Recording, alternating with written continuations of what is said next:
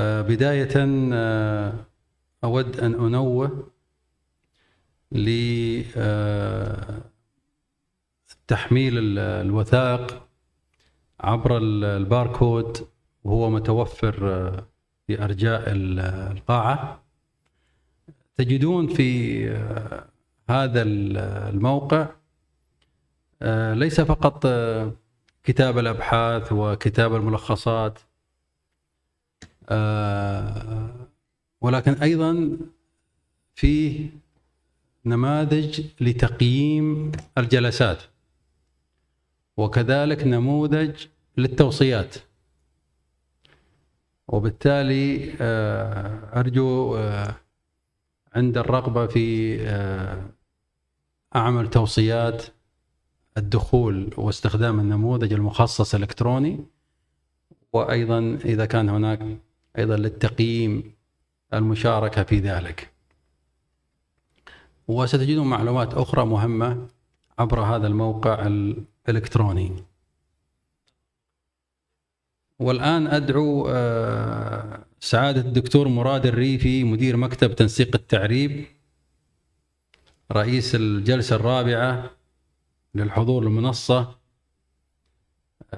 محور هذه الجلسة الرابعة هو الترجمة الأمنية وتحديات التطور الرقمي. وأدعو المتحدثين الأستاذ الدكتور وليد العمري، والأستاذ الدكتور عاصم علي أشرف، والدكتور محمد كومو، والدكتورة محاسن العيساوي. دكتورنا الحبيب، أهلا وسهلا، كيف الأحوال؟ خير، طيبون، الله يخليك.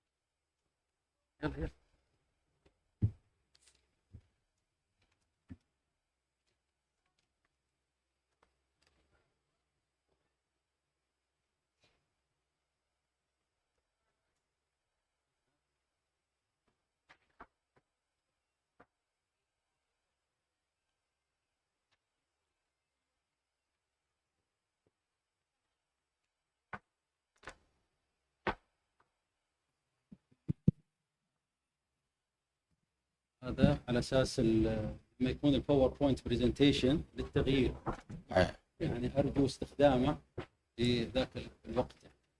يعني عندك أنت أول واحد، أيوة، أبد وأنت تغيرين يتغير. هذا لا هنا وأنت جالسة تغير.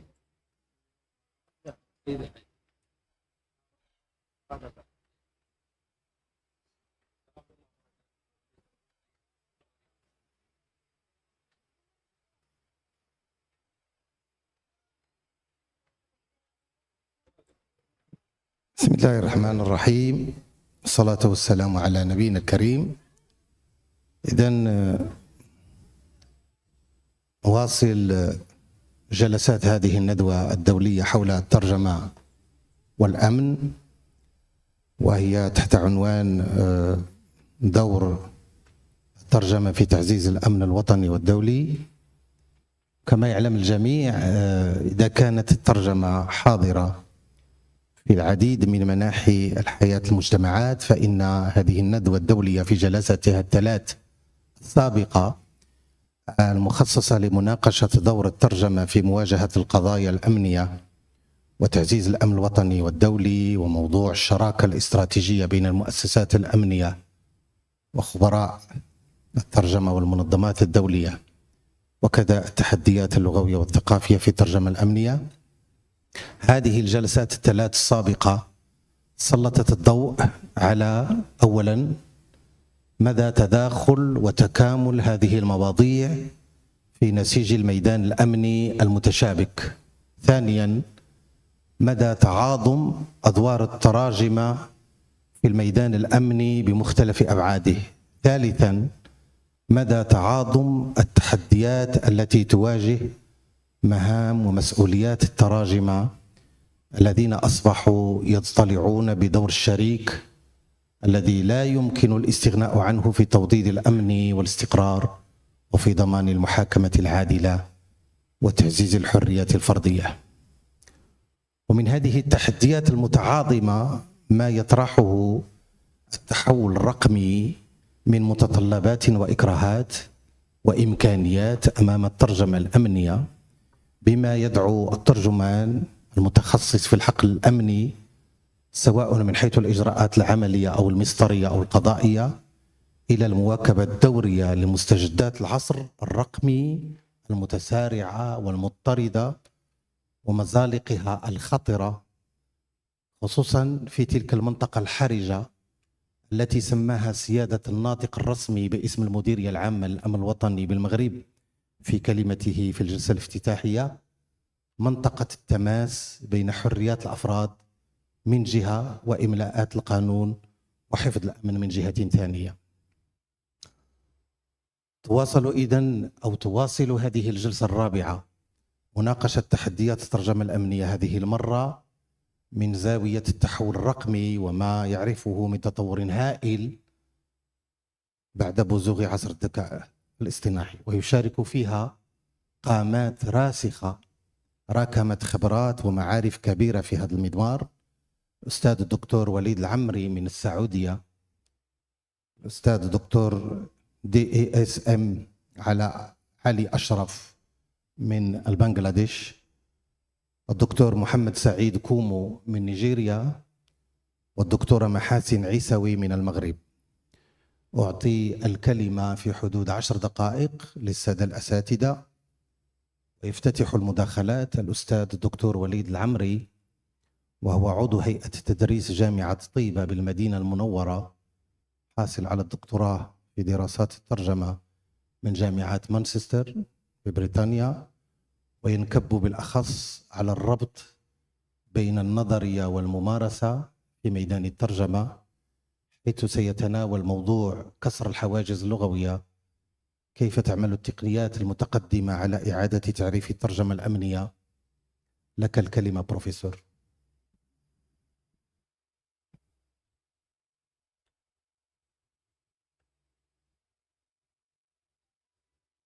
بسم الله، الحمد لله، والصلاة والسلام على رسول الله وعلى آله وصحبه ومن والاه. أشكر حقيقة لكم سيادة الرئيس هذا التقديم، وأشكر للآيسيسكو هذه الندوة المهمة في بابها، وأنا سعيد بوجودي بين هذه القامات السامقة.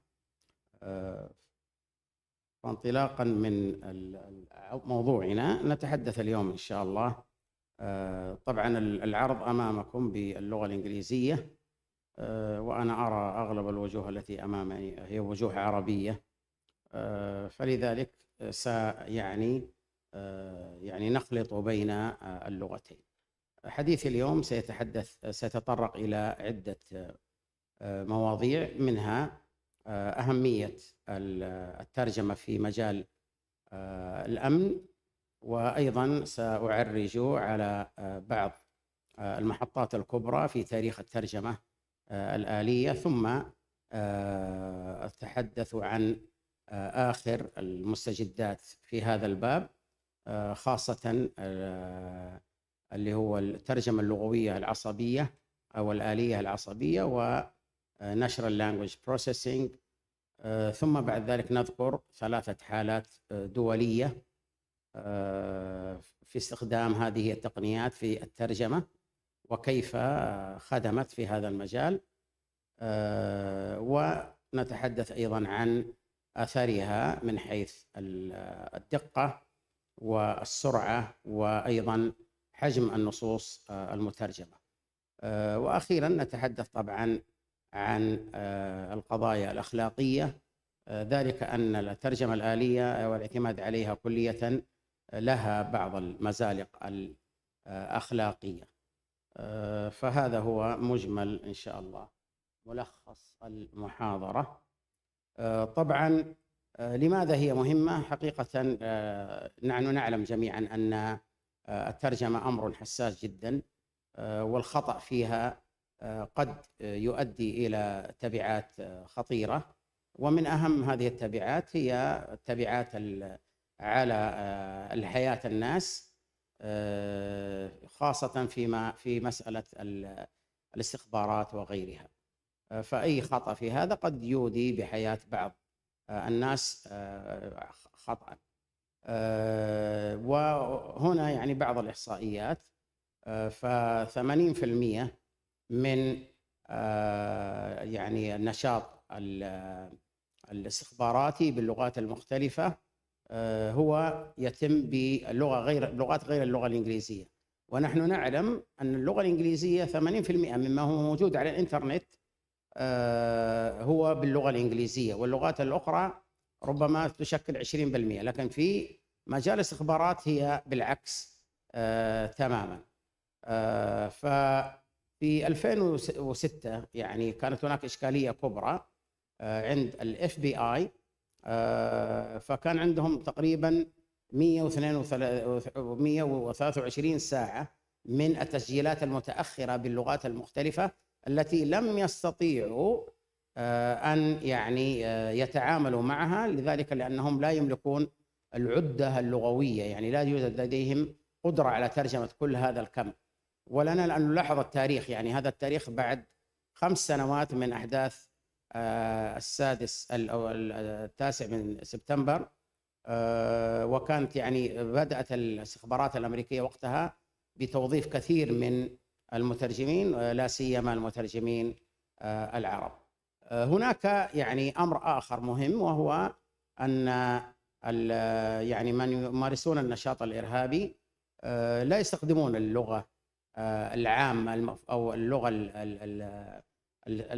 المقياسية والمعيارية المفهومة، ولكن يستخدمون اللهجات ويستخدمون اليوفيميزمز اللي هو العبارات التلطيفية التي قد تكون تدل على عكس المعنى المراد، وذلك من أجل يعني إخفاء الرسالة. فهذا يعني يؤدي إلى ضرورة أن تكون الترجمة يعني في الوقت المطلوب تماما. فإذا ما انتقلنا إلى الشريحة التي تليها، نجد أن يعني في الستينات بدأت يعني الترجمة الآلية تستخدم منذ الخمسينات إلى الثمانينات، وكان ما يسمى الترجمة المبنية على القواعد، استخدمت في الحرب الباردة بين اللغتين الروسية والإنجليزية، طبعا أمريكا والاتحاد السوفيتي وقتها. من المشكلات التي يعني كانت تعاني منها أنها كانت يعني جامدة ومبنية على القواعد. في التسعينات وحتى عام 2010 بدأت الترجمة الآلية الإحصائية،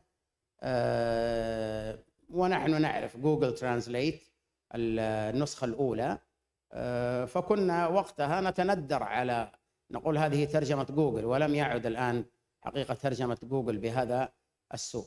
ومن إشكالياتها الأهم أنها لم تكن واعية بسياقها. أما الآن من 2016 بدأنا ما يسمى الترجمة الآلية العصبية، ومنها نماذج كبرى حقيقة، حتى جوجل بدأت يعني تستخدمها، وديبل وGNMT، وهي حقيقة طلقة ولها يعني وعي بسياقها.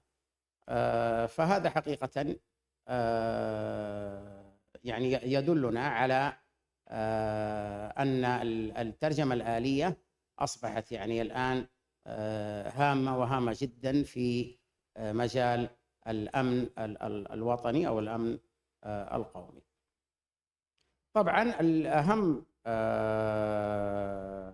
يعني التقنيات الحديثة في هذا المجال هي النيورال ماشين ترانزليشن أو الترجمة اللغوية أو الترجمة الآلية العصبية، وناشرال لانجويج بروسيسنج اللي هي معالجة اللغات الحية، والتعرف على اللغة على الحديث.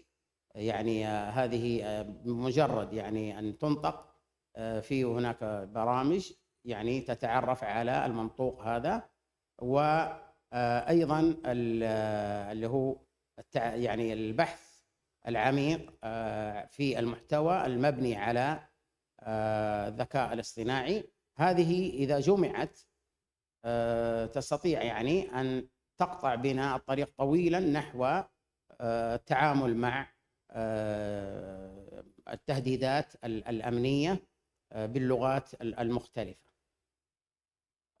طبعا فهذه بدأت تستخدم في العمليات الميدانية ومراقبة منصات التواصل الاجتماعي، وأيضا في التعامل بين الأقسام والجهات الأمنية عبر الحدود. طيب هذه الماشين نيورال ماشين ترانزليشن اللي هي الترجمة اللغوية أو الترجمة الآلية العصبية،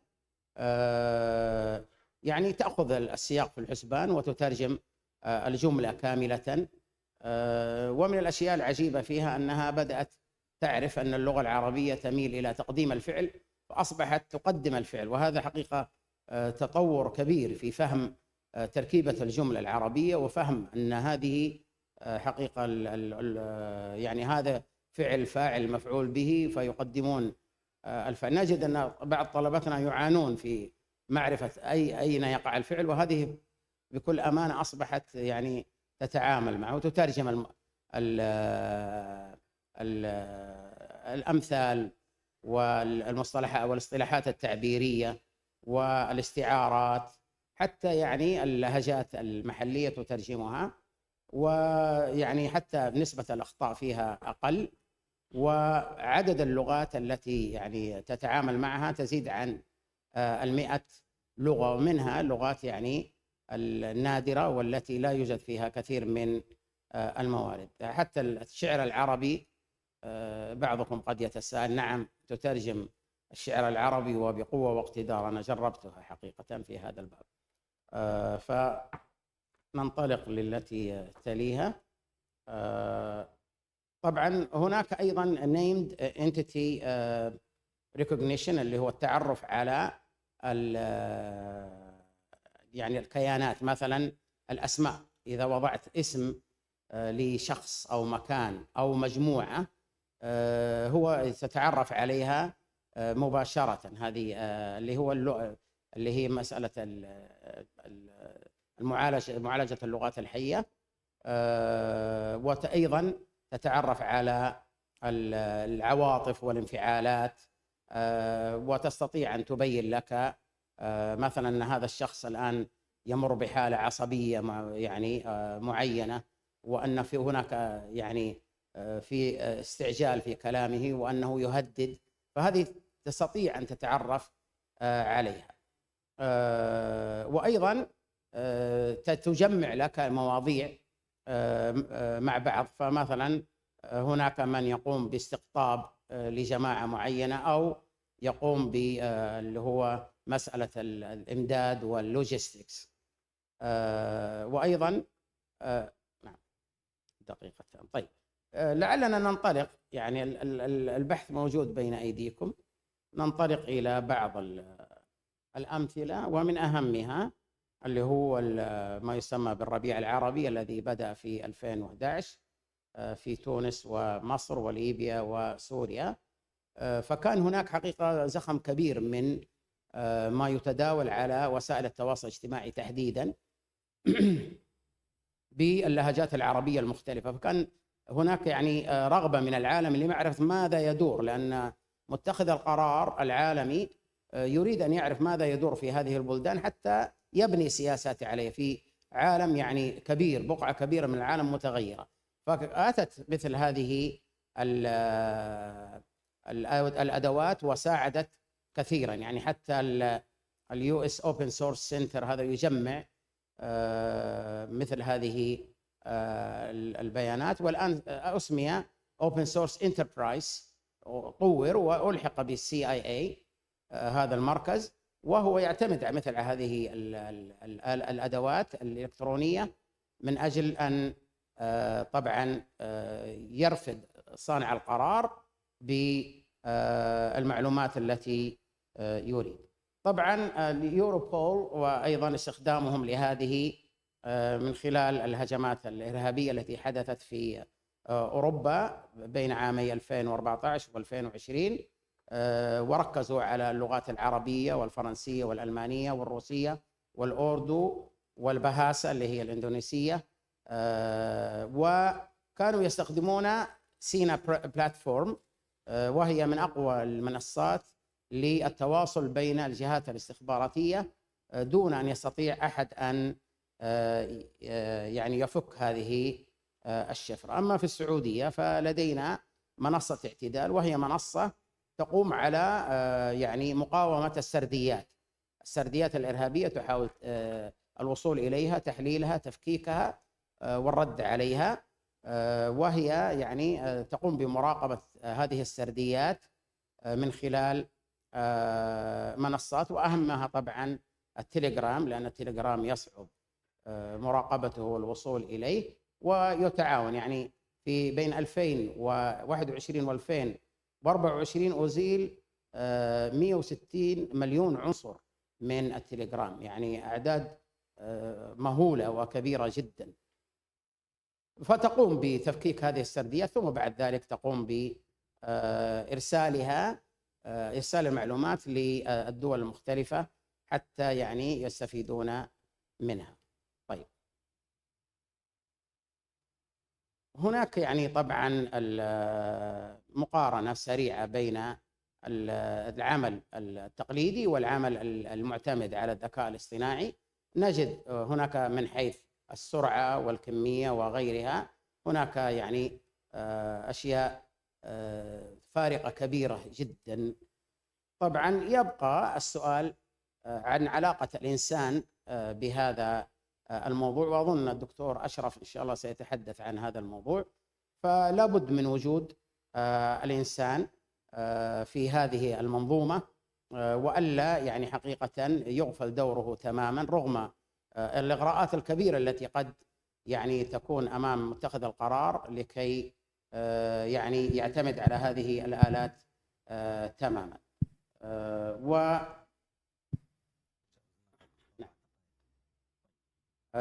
إذن تجاوزنا ب4. طيب خلاص أنا أنهي حقيقة. نقفز إلى الخاتمة. طبعا نعرف أن الذكاء الاصطناعي قد نتجاوز به كل هذه العوائق، ولكن علينا أن يعني نكون مقيدين بالعمل البشري،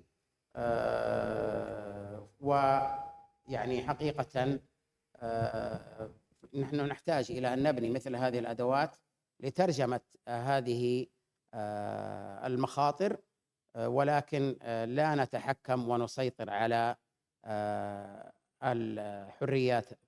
وهذه هي الخاتمة، وشكرا.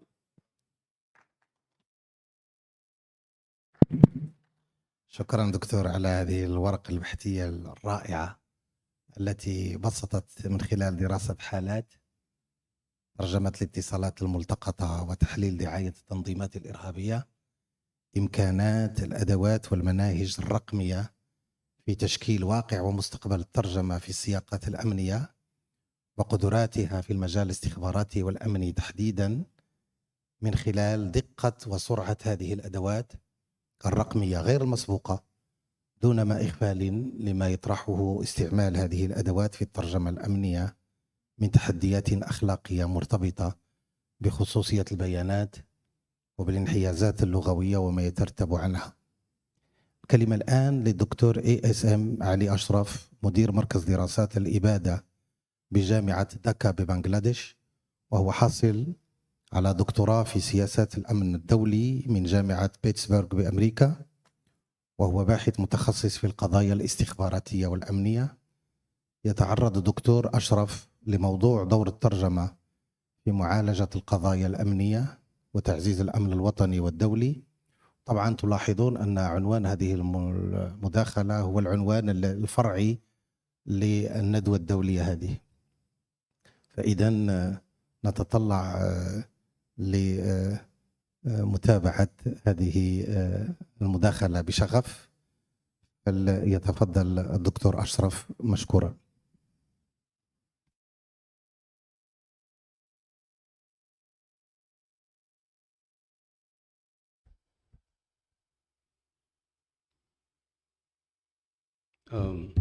Good morning, everyone. It's an honor and privilege to be here and speak before such an informed audience.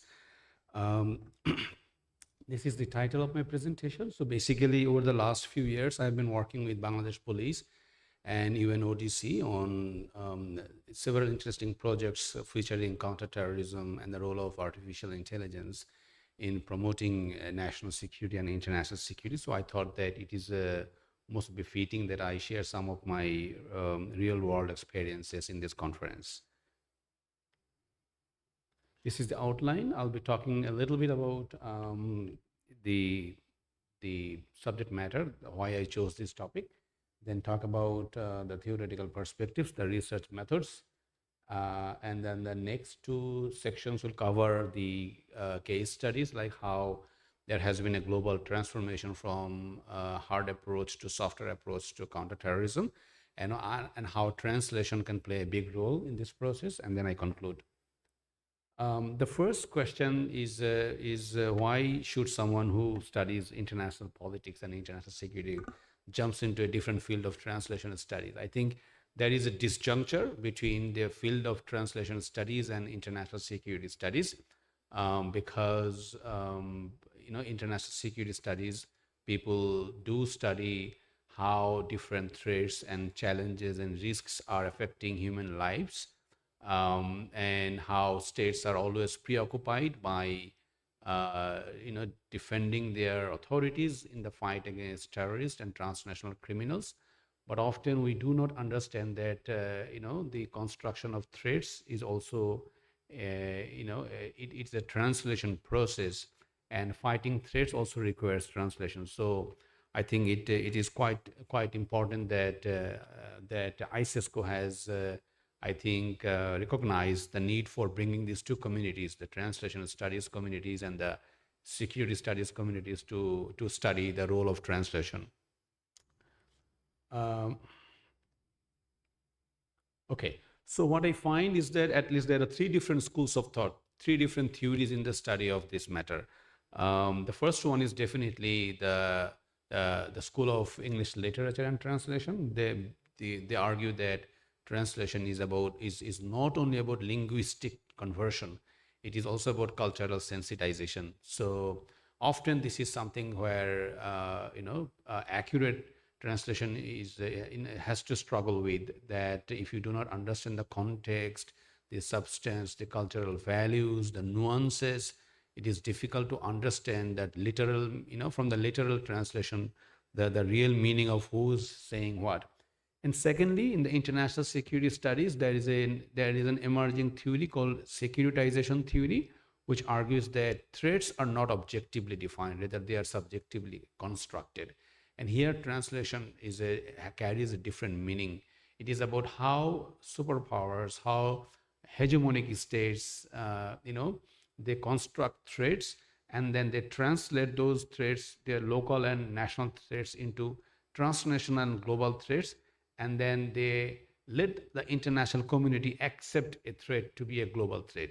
So this is basically a translation process of how a local threat is globalized and translated. The third school of thought, the third theory in the field of translation and security, looks at the emerging technologies like artificial intelligence. And here the argument is that AI can be an efficient tool for a faster and more objective way of translating contents. But there are debates between the optimists and pessimists. Optimists are happy that artificial intelligence with the natural language processing and large language modeling practices can do faster translation of a huge volume of text. But there are skeptics like colleagues yesterday and today who argue that AI has problems in translating the inner substance of a text, and they cannot reduce biases. So there's a need for blending human intelligence with the artificial intelligence for producing better and high quality translation. So what I did in my paper is that I did 12 key informant interviews with the translators, language experts, and security practitioners, and did extensive review of the literature. And also I borrowed from half a dozen case, evidence-based research I have been conducting in the last 5 years on counterterrorism, countering and preventing violent extremism, de-radicalization, and the role of artificial intelligence in security and intelligence analysis for both national government customers and as well as the UN agencies. And as a lead researcher who writes the report, I also have to translate the report from English to Bengali. And here myself and my research team has to struggle, because initially we start with Google and AI because it's a huge report. And then we read line by line, and then we see the challenges of AI in doing a accurate translation, because there are lots of challenges with technical terms. Like think about crypto analysis, or think about the encrypted messaging apps, which are now increasingly used by terrorists and criminals. But we do not find any very good translation in Bengali or in even from English to other non-English languages that can capture the real meaning of those terms. So what I argue here is that the international community has seen a massive paradigm shift from the Cold War to the post-Cold War era. During the Cold War era, national security was the defining paradigm, where the emphasis was on protection of the territorial integrity of a state from external aggression. And then we found that in the post-Cold War era, the new notion of human security came into being. And here the emphasis is not on protecting boundaries, rather protecting individuals. Protection of individuals from both violent threats and non-violent threats matters most. But in this human security school of thought, the United Nations Development Program, or UNDP, made a huge contribution by articulating 7 different threats, like economic security, health security, food security, environmental security, individual security, community security, and political security. Basically, then it basically argued that we can broadly define threats into 2 types, 2 categories: freedom from fear and freedom from hunger, freedom from want. So basically, this UNDP's conceptualization of security became translated as a new paradigm for the study of international security. But again, the United States successfully securitized the global war on terrorism in the post-9/11 era, when a new notion came into being that we have to militarize the fight against terrorism. Why? Because terrorism is not only just a crime, it is a national security threat.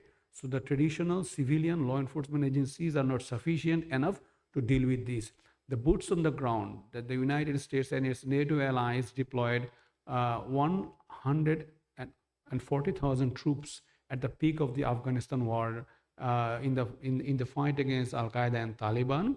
And this many people tend to define it as an American war, as a Western war. But there was a big difference between America's European allies, because United States was more focused on combating militias and terrorists on the ground, but the European allies were skeptic. They didn't agree with the idea that the terrorists can be physically removed from the Afghanistan territory. So what happened 2021, the Taliban came back, and the taking over of power by the Taliban 20 years after the US and NATO forces mission in Afghanistan revealed the fact that the hard approach to counterterrorism has failed, and a softer approach is needed, because you can arrest hardcore extremists, but you cannot take away the ideas from their brain. Here, translation play a big role in de-radicalization and rehabilitation of extremist offenders. So here we see a softer approach is needed. And interestingly, Bangladesh is one of the fewest countries which has been vulnerable to terrorist groups, terrorism and extremism. Primarily, we are affected by homegrown terrorism, but there are a few cases where homegrown terrorist groups have shown their fascination for and sympathizing with the transnational terrorist group like Al-Qaeda and the Daesh. So here, the biggest challenge is that the terrorists themselves are translating Arabic discourses into Bengali. They are in that process. They are presenting the victimization of Muslims in Kashmir, in Chechnya, in Palestine, and then to create a narrative that serves their purpose of radicalizing young Muslims. But in that process, they are misinterpreting Quran and Hadith, and this is broadly defined as a toxic narrative. So how can we detox it? The best way to detox is to provide counter messaging and producing counter narratives. And here the production of the counter narratives requires good translators. But good translators can only be good translators if they have the subject matter expertise in international security, in the field of terrorism, and in the field of counterterrorism. Here we see a huge disjuncture that good translators do not have the expertise in security studies, and good security studies scholars often they can translate, but they are not in the business of translation. So I think there's a big disjuncture. I think here lies the merit of ICESCO and its leadership, because we think that this conference can provide a venue for these two communities, translation communities and the security studies scholars and practitioners community, to come together and do what they can do. So now what I'm trying to say here is that the process of de-radicalization, we found that there are two types of scholarly communities that need to come forward. One is the religious experts who can give a tolerant interpretation of Islam to the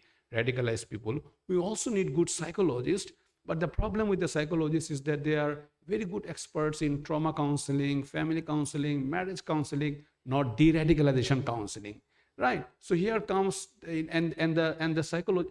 Look, I'm giving you my personal experience. I had hard time convincing a few colleagues that why don't you come and join a group of experts who is involved in de-radicalization of violent extremist offenders, and they don't feel secure to come into this new area of a specialty. So I think the role of Arabic linguists, scholars, and translators, as well as the role of Islamic scholars and psychologists are crucial in the process of de-radicalization, because we're trying to disengage and disengage people both physically and cognitively. Physically disengaging people is important because we want them not to join terrorist groups. Cognitively, we want to deprogram them, to remove their toxic ideas, and that requires a very lengthy process. But in the lengthy process, a peaceful and tolerant interpretation of Islam is the first step, and we have a huge lack of good Arabic translators. And finally, there is a lack of quality of translation. I can give you one example. Over the last 10 plus years, Bangladesh Police has conducted 138 studies, evidence-based studies on crime and terrorism. And for each study, Bangladesh Police Headquarters requires the research team to translate those from English to Bengali. And then why? Because 3 minutes. In 1 minute, I'm finished. Here, the biggest challenge is that the large majority of the police practitioners are lower ranking officials who cannot read English. So the translation from English to Bengali is a very important thing. I think I have the last slide. So basically what I'm trying to argue is that there's a need for South-South and triangular collaboration. Here, ICESCO can take the lead. It can partner with the UN ODC and UN agencies to engage translation communities, law enforcement practitioners, and academic scholars like us to come to find good solutions. Maybe on a pilot basis, ICESCO can partner with the NAUS. I definitely thank Naif Arab University for Security Sciences for such a wonderful initiative. I think let us take a pilot project and see how we can take 5 or 10 countries in the beginning and 5 or 10 scientific studies and translate them and create a best practice model for them. With that, I conclude here. Thank you so much.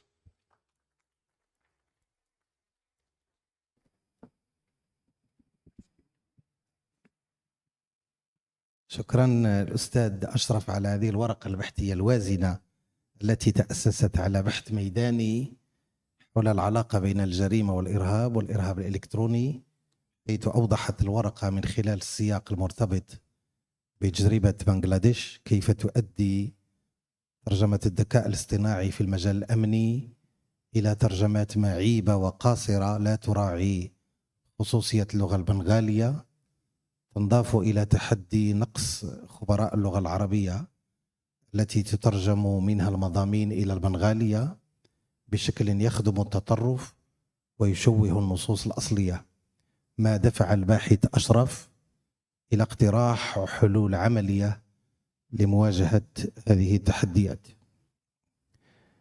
الكلمة الآن للدكتور محمد سعيد كومو، مدير إدارة البحث والتطوير بوكالة نيجيريا الوطنية لتطوير تكنولوجيا المعلومات، وهو حاصل على الدكتوراه في هندسة أنظمة الطاقة الكهربائية من جامعة بوترا بماليزيا، ويتخصص مجاله البحثي في الطاقات المتجددة والتقنيات الناشئة وتطبيقات الذكاء الاصطناعي. يتعرض الدكتور محمد لموضوع توظيف الذكاء الاصطناعي والترجمة الآلية في تعزيز الأمن في نيجيريا، فليتفضل. الله. Hello. Okay, and a very good morning, everyone. So it is a great pleasure to have this opportunity to present my paper on this auspicious gathering, ICESCO 2025, and also to represent Nigeria. So the title of my paper is Leveraging Artificial Intelligence and Machine Translation for Enhanced Security in Nigeria, Qualitative Insights and Preliminary Quantitative Insight and Preliminary Qualitative Pilot. Yeah, so in Nigeria, we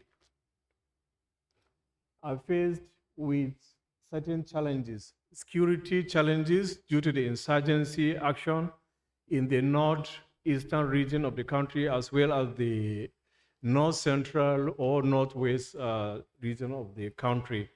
And also, we have three things. First, the insurgency security challenge. Second is humanitarian services deployment. And thirdly is low resource language in the region, which is not captured in digital tools and AI systems. So it creates language barriers. The insurgents use the local languages for their own communication and recruitment. So it is important to have an avenue of translating the intercepted communications the insurgencies do, and also their ways of recruitment to improve the security challenges. So this study is to see how artificial intelligence and machine translation can be used to enhance the security and translation of the low resource languages in northern Nigeria. So the objectives of this study are in threefold. The first one is to evaluate the effectiveness of the AI-based machine translation tools on the three local languages, the Hausa, the Fulfulde, and the Kanuri, that are predominantly used in the region. Secondly, is to understand the stakeholders' opinions on AI tools and their need for deployment. And finally, to develop an ethical and secure field-friendly framework for the translation deployment.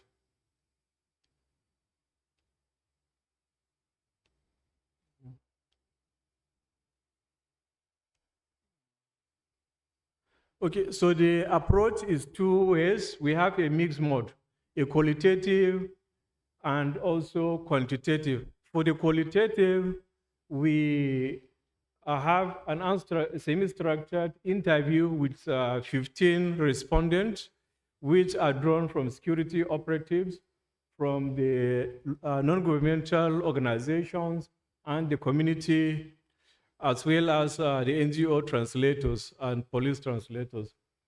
So, and finally, to do thematic analysis of what has been gathered from the engagement, from the interaction. And the quantitative, we have 3 languages that are low resource. So we are basing our studies on the META's NLLB 200 model, which encompasses translated languages covering the 3 languages in questions, Hausa, Fulfulde, and Kanuri. But we have challenge of having low resource. So we don't have much data, much information, much translation corpora for the languages. So we gathered 180,000 parallel sentences for Hausa, English, and then 10,500 corpora sentences for Kanuri, and 9,800 corpora sentences for Kanuri. So we set aside 100 corpora sentences for testing the model. So from the qualitative perspectives, we have some findings. The first one is that people unanimously agree that the use of machine translation is quite imperative and important, but due to the low resource and translation misalignments, so there should be a human in the loop before the translation of security critical issues can be taken. And also we discovered that there's a dialectal variance between the dialects in the northeastern region as well as the dialect of the same language in the north central region. So there's literal meaning attributed to all the context of translation. So one language translated in one locality can be different or can be perceived differently from the one that is translated in the other regions. So that's dialectal difference. And also some of the respondents complaint are having concerns on privacy of the information, because sometimes some of the data collected, the respondents are not aware of how it is going to be processed, to be used, and then how is it going to be decommissioned.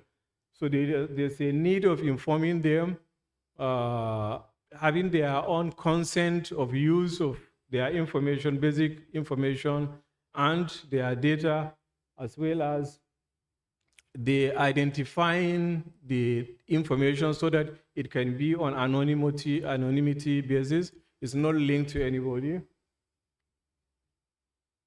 So from the quantitative, we use, based on the fine-tuned model, we have metrics, the BLEO, that's bilingual evaluation under study, which depicts how well a translated sentence is in alignment with how it is being translated by a human translator.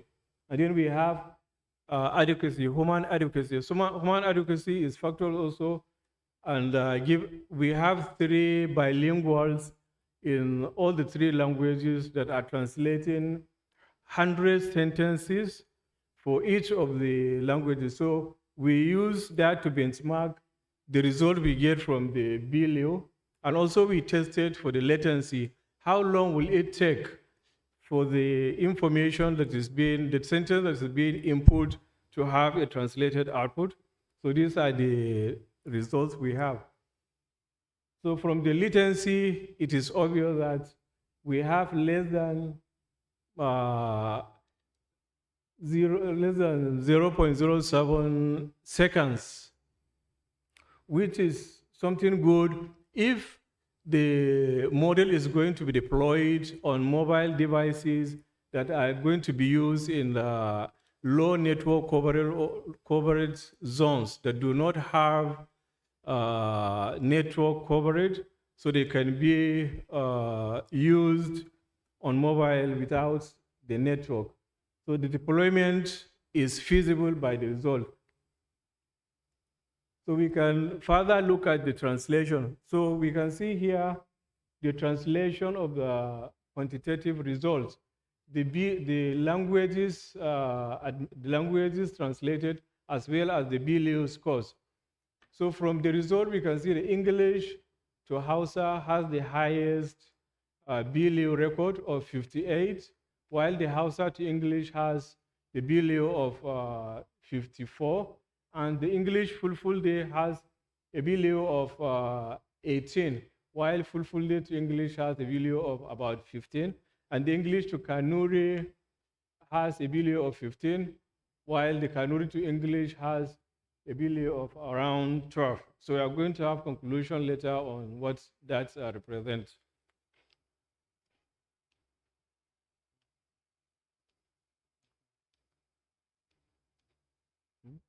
Okay. Okay. So it's not changing.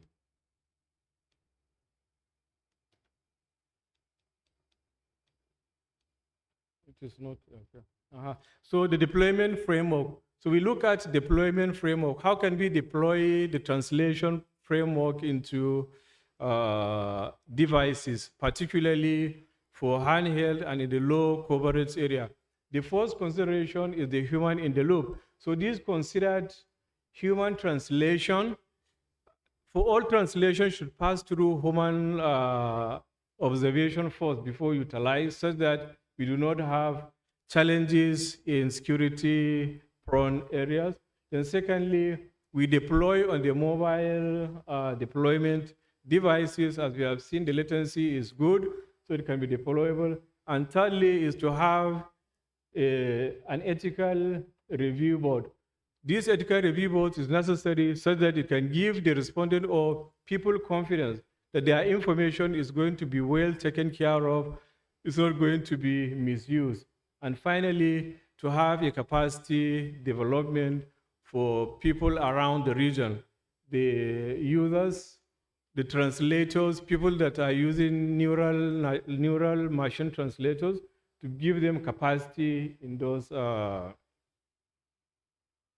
the recommendations proffered by this study is, since we have low corpora of translated parallel data of English to Hausa, English to Kanuri, English to Fulfulde, is to expand the Kanuri and Fulfulde corpora to improve the machine translation quality, and also implement speech and glossary-based post-edition as a RAG, so that languages can be translated with better alignment with dialectal and other challenges. Then finally is to align the deployment with the Nigerian Data Protection Act, which is an act that is safeguarding the usage of subject data by data processors. So for future works, we have, that's what was explained, we expand the corpora and then have assisted speech translators that can be used for field trials. So we can have enough data to see that if our model, after being fine-tuned with the vast data that is being generated, how close is it to reality? So in conclusion, it is said that AI-enabled machine translation can revolutionize multilingual crisis response in Nigeria, and Hausa models demonstrate readiness.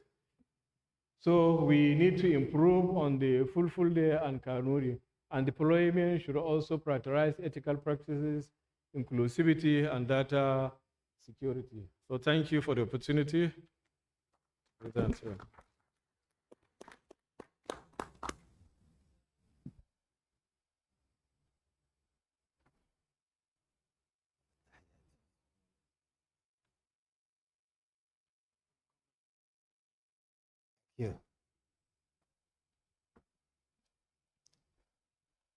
شكرا دكتور محمد على هذه الورقة البحثية المفيدة جدا، حيث جمعت بين المقاربتين النوعية والكمية في تحليل أدوات الترجمة المدعومة بالذكاء الاصطناعي، والتي تهم 3 لغات محلية في سياق اجتماعي يعرف ظروفا صعبة تؤدي إلى اضطرابات وأزمات، حيث أبانت الدراسة فوائد ومخاطر الاستعانة بتلك الأدوات الرقمية الذكية، وأبانت أهمية البعد التشاركي في تدبير الجانب الأمني وفي أخذ قضايا حوكمة البيانات وأخلاقياتها بعين الاعتبار، وخصوصا أهمية إشراك العنصر البشري في التحقق من هفوات الترجمة الآلية.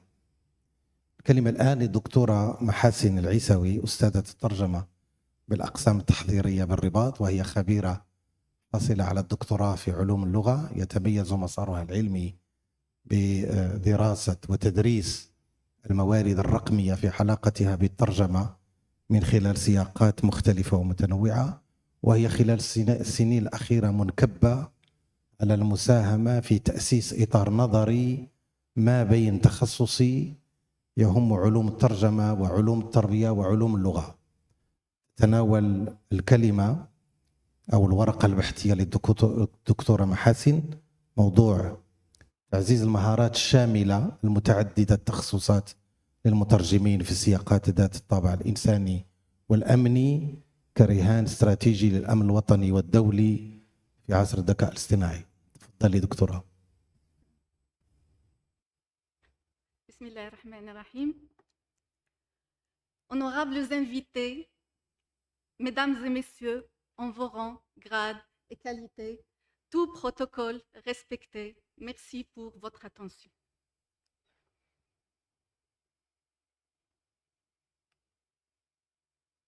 Notre intervention s'intitule « Renforcer les compétences transversales des traducteurs en milieu humanitaire et sécuritaire, un enjeu stratégique majeur pour la sécurité nationale et internationale à l'ère de l'intelligence artificielle ».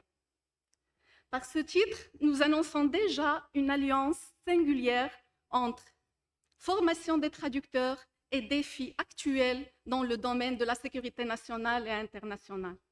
Dans quel sens?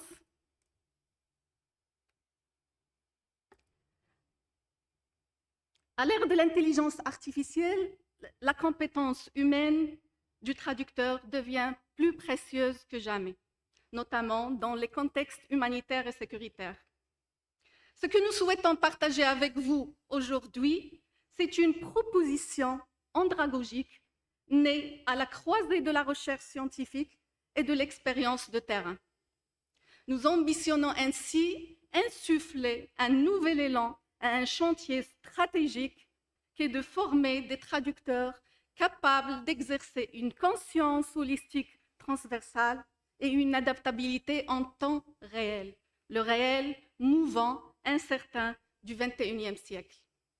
Effectivement, nous évoluons désormais dans un réel instable, imprévisible, où l'IA générative transforme de nombreux secteurs, y compris celui de la traduction automatique. Mais l'IA montre encore ses limites dans des situations sensibles. L'étude de Zhao et collaborateurs menée en 2025 le confirme bien dans le contexte de la communication en situation de préparation aux catastrophes. L'IA ne décode pas le non-dit culturel, du moins pas encore.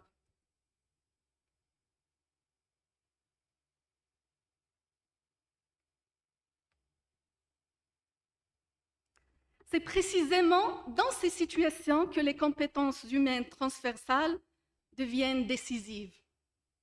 Parmi ces compétences figurent les compétences de réflexion d'ordre supérieur qui sont à la base de l'ensemble des compétences du XXIe siècle telles que définies dans le P21 Framework for 21st Century Learning.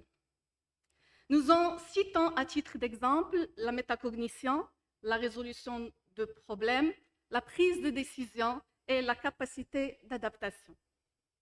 La question fondamentale qui s'impose alors comment approcher la formation initiale et continue des traducteurs pour mieux répondre aux défis de la traduction humanitaire et sécuritaire à l'ère de l'IA. C'est précisément à cette question que nous vous invitons à réfléchir à travers la lentille particulière de notre approche andragogique innovante Stimulus Mobile. Cette approche est pensée, testée et théorisée a posteriori dans le cadre d'une étude de cas exploratoire menée dans le contexte des classes préparatoires aux grandes écoles et de l'université au Maroc. Il s'agit d'une esquisse éducative 4.0 avec l'esprit 5.0.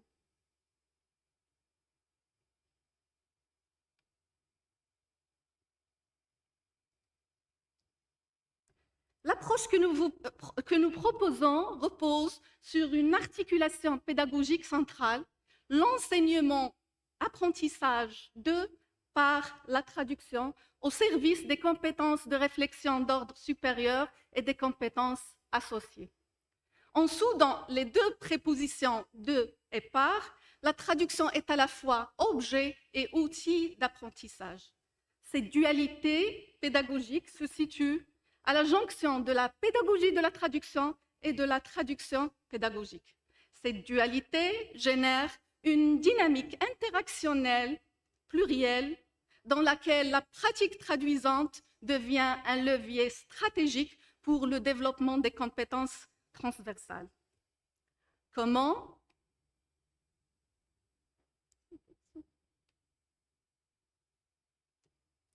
En revisitant des aspects clés comme le rôle de l'enseignant, le stimulus mobile marque un tournant paradigmatique à la fois en traductologie et en sciences de l'éducation. Sur le plan traductologique, le stimulus mobile redéfinit la traduction comme action raisonnée, située, réalisée par un acteur social d'esprit non vierge. Sur le plan éducatif, le stimulus mobile redéfinit l'opération d'enseignement-apprentissage à partir de la position de l'apprenant adulte comme action d'auto-apprentissage stimulé mobile. Dans quel sens ?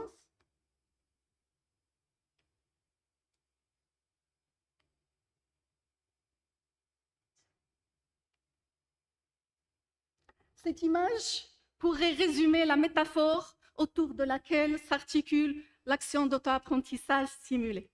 L'analogie porte de manière globale sur le comportement, le rôle bidimensionnel de l'abeille et sur la valeur symbolique du miel qu'elle produit. Nous vous laissons imaginer l'analogie, elle va s'éclaircir peu à peu au cours de la communication. Non. En résumé, c'est principalement... Non.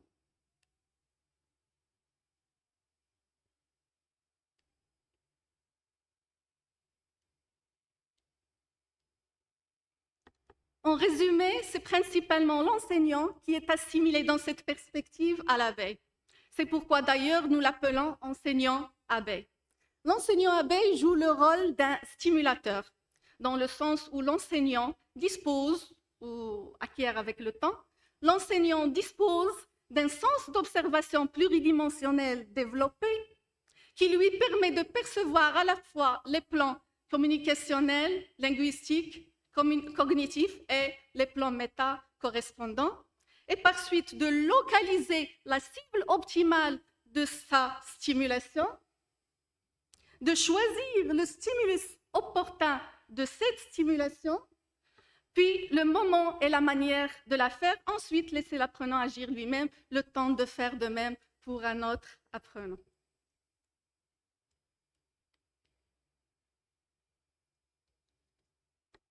L'apprentissage perçu de l'angle d'un apprenant adulte s'opère entre deux pôles uniquement, soi et l'autre, qui englobe tout ce qui n'est pas soi, y compris l'enseignant, l'IA générative et tout ce qui est virtuel.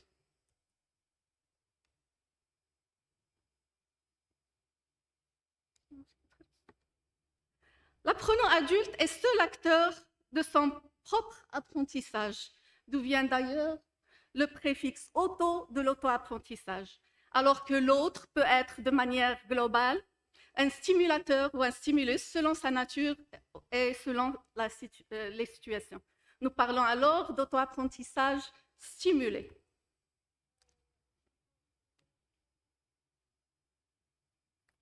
D'où vient alors le qualificatif mobile de l'action d'auto-apprentissage stimulé? En fait, de l'aspect mouvant qu'elle acquiert lorsque l'apprenant dispose de la technologie mobile connectée et en use au cours et au service de l'action d'auto-apprentissage stimulé. Cette reconfiguration métaphorique, au cœur de notre paradigme émergent, opère une rupture épistémologique avec les modèles éducatifs antérieurs. Par ailleurs, le stimulus mobile soutient que le dispositif traductionnel pourrait assurer la fonction de stimulation d'apprentissage transversal. Opérationnellement, cette fonction repose principalement sur deux éléments importants: la faculté de transposabilité des problèmes de traduction et leur caractère révélateur de faux réflexes cognitifs. Dans quel sens? Le dispositif traductionnel est par essence un générateur de problèmes composites intrinsèques à la compréhension, à la réexpression et au processus de traduction lui-même dans sa globalité. Donc, le dispositif traductionnel s'apprête à servir de stimulus majeur d'interaction multidimensionnelle. Toutefois, sa fonction stimulatrice dépend d'une perception pertinente de savoir enseignable dans un ordre interculturel, méta-interlinguistique et métacognitif. C'est principalement dans cet ordre qu'intervient l'enseignant-abeille en tant que stimulateur, par une forme singulière d'interaction qui engage dans une transposition didactique imprévisible et évolutive tout au long de l'expérience andragogique. Et c'est dans cette dynamique stimulatrice que le dispositif traductionnel devient un outil puissant de révélation de faux réflexes cognitifs. Nous illustrons cette dynamique par un exemple concret de transposition didactique.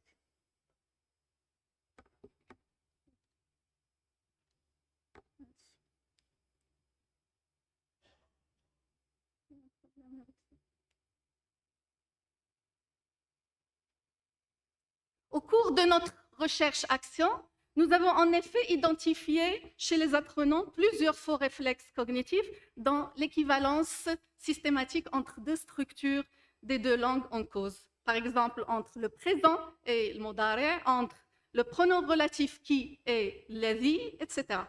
Si nous admettons que ce sont des associations mentales qui existent chez les apprenants avant même l'acte de traduire, alors la pratique traduisante ne fait qu'en révéler l'existence quand elles existent. Cette perception particulière change complètement le principe de remédiation des erreurs. Au lieu de corriger chaque erreur isolément en tant qu'entité figée, statique, figée sur le plan linguistique, le stimulus mobile transcende ce plan linguistique pour développer progressivement chez les apprenants une conscience holistique, à la fois interlinguistique, métalinguistique, méta-interlinguistique et métacognitive. Une conscience capable de les appréhender de manière autonome dans leur perspective dynamique et en temps réel. Cet extrait de notre manuel de traduction illustre le contraste entre un faux et un bon réflexe cognitif. Autour de cette opposition entre un automatisme mental qui se déclenche inconsciemment et une stratégie méthodologique construite consciemment, s'articule un savoir enseignable qui transcende la dimension linguistique. Le premier réflexe, le faux, consiste dans l'association de deux formes linguistiques et le remplacement systématique de l'une par l'autre, alors que le second réflexe, le bon, consiste dans l'explicitation stratégique de l'implicite. Il s'agit donc de prendre conscience du premier, puis acquérir le second, passant par une démarche consciente et structurée. Cet apprentissage qui s'inscrit dans l'apprentissage de la méthodologie de la traduction proprement dite engendre une dynamique stimulatrice conscientielle, holistique et synergique.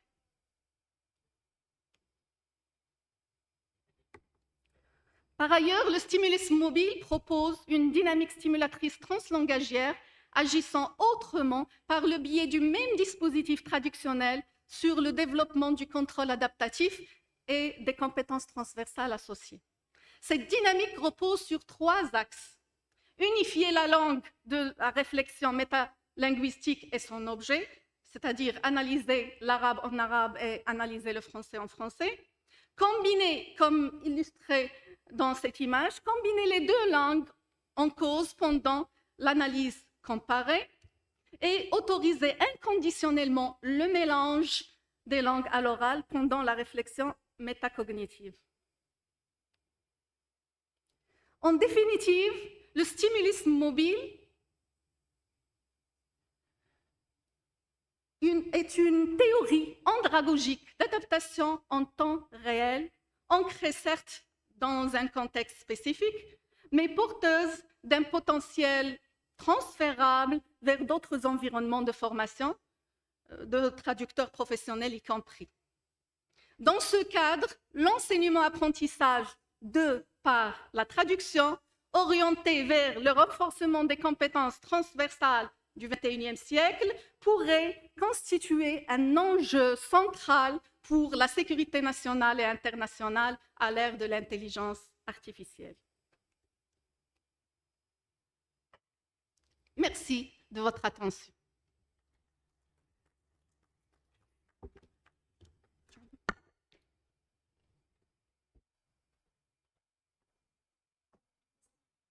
شكرا دكتورة محاسن العيساوي على هذه الورقة المفيدة والمحكمة والتي أحاطت بزاوية غاية في الأهمية انطلاقا من دراسة حالة الأقسام التحضيرية والترجمة الجامعية، وهي زاوية اعتماد التفكير والتحليل المتعدد التخصصات حول ممارسات الهجينة في تدريب المترجمين خصوصا منهم العاملين في السياقات ذات الطابع الإنساني والأمني. قد شكلت الدراسة فرصة لتقديم منهج دكتوراه المبتكر والذي أسمته ستيمولوس موبيل، التحفيز المتنقل، ولبسط استراتيجيات هذا المنهج وإمكانية توظيفه من لدن تراجمة العاملين في سياقات مختلفة وفي بيئة لغوية تعددية. أجدد الشكر للمشاركين في هذه الجلسة العلمية الرفيعة وسعادتي برئاستها وبالمشاركة في هذه الندوة الدولية المتخصصة. كل الشكر للإيسيسكو ولجامعة نايف العربية للعلوم الأمنية على تنظيمهما لهذا الحدث العلمي والخبرات المميز، وأخص بالشكر الدكتور أحمد مدير مركز الترجمة والنشر واللجنة المنظمة على تنظيمهم المحكم والرائع لهذه الندوة. شكرا. هناك استراحة ربما دكتور أحمد 15 دقيقة إن شاء الله.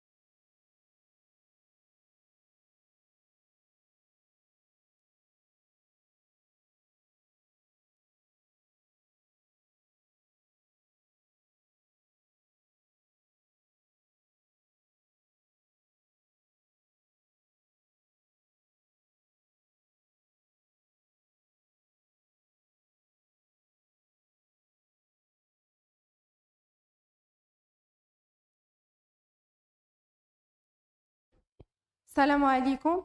ندعوكم الآن إلى استراحة شاي والعودة إلى الجلسة مع الساعة 11:10 إن شاء الله. شكرا.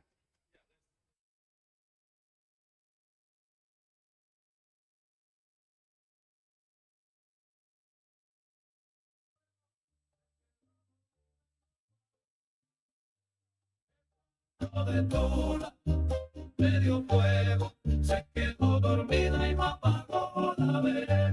Que no infeliz, que no volver, que tú lo que quieres, señores, es que apaguen el...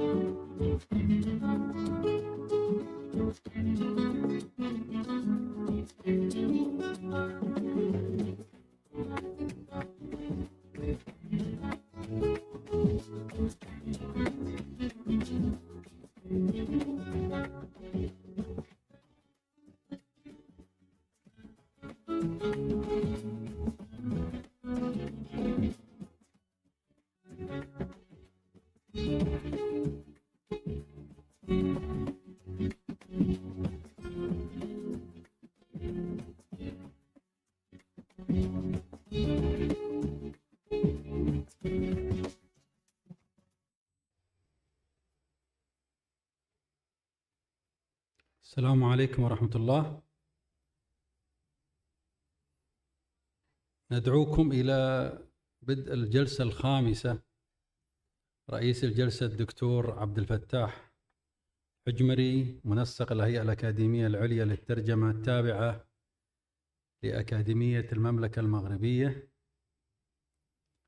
وندعو كل من النقيب جاسم البلوشي والدكتور خالد دبور والدكتور سعيد الكيتاني والدكتور فؤاد الكرنيشي والدكتورة شيرين جابر. مرجو بالتفضل في المنصة لبدء أعمال وأشغال الجلسة الخامسة. كما أدعو الحضور خارج القاعة للدخول للمشاركة في الجلسة. شكرا.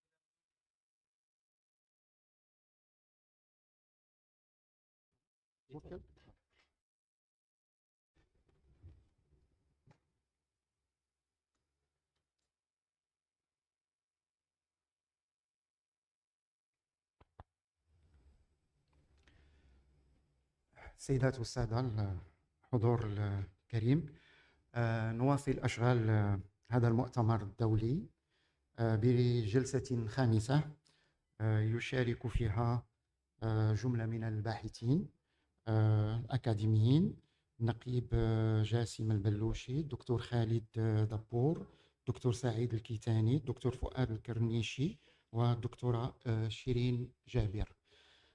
طبعا كما سبق في الجلسات السابقة هناك 10 دقائق لكل متدخل. فهذه الجلسة طبعا لها أهمية خاصة ولها قيمة مميزة لأنها تناقش موضوع الترجمة والأمن السيبراني، هو المحور العام إذا شئنا لهذه الجلسة. ولا شك أنها ستثير مجموعة من الأسئلة المتعلق في شق منها بالترجمة والشق الثاني بالجانب الأمني، ولكن السيبراني الذي يطرح العديد من الإشكاليات. دكتور جاسم البلوشي سيتناول الكلمة في بداية هذه الجلسة. دكتور جاسم هو من يشغل منصبه الحالي الآن، هو رئيس قسم إعداد الخطة السنوية للتدريب بالإدارة العامة للتدريب بوزارة الداخلية بدولة الكويت. طبعا مساره العلمي متميز وحافل بالعديد من الإنجازات والأبحاث والدراسات تجدونها في كتيب هذه الندوة ولا حاجة لذكرها الآن.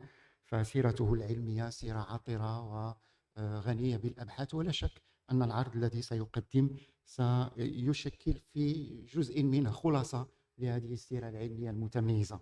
دكتور جاسم، إلى أي حد يمكن اعتبار توظيف الذكاء الاصطناعي في المجال الأمني أداة لتعزيز الأمن العمومي دون المساس بالحرية الفردية؟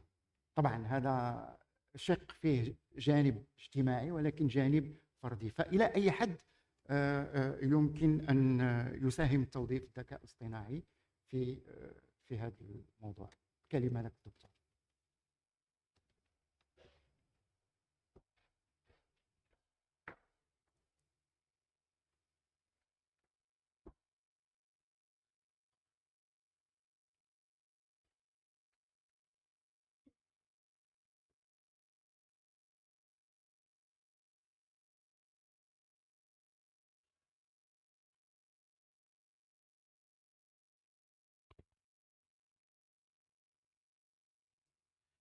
بسم الله الرحمن الرحيم. اللهم اشرح لي صدري ويسر لي أمري واحلل عقدة من لساني يفقه قولي. Ladies and gentlemen, brothers and sisters, my colleagues, أحييكم تحية الإسلام. السلام عليكم ورحمة الله وبركاته.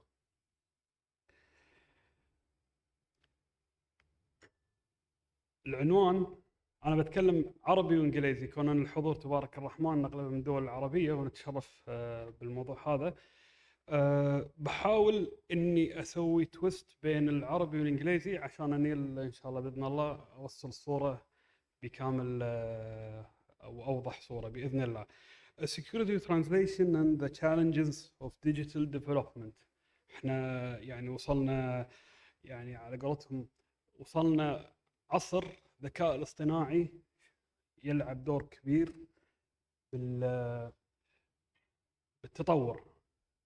دخل الذكاء الاصطناعي من على قولتهم من البيبان الى البيوت، صار search engines instead of Google, Yahoo or so more or much more. I'm doing a twist. I would like to twist the table into several key points which are putting security translation into real life. First of all, I would like to talk about what is AI, artificial intelligence. Then I'll move throughout the procedure one by one. Security languages are very important, especially if you are trying to translating these languages into real life. You can translate it throughout programming your devices, throughout your implementing AI-generated tools and machines to achieve your goals.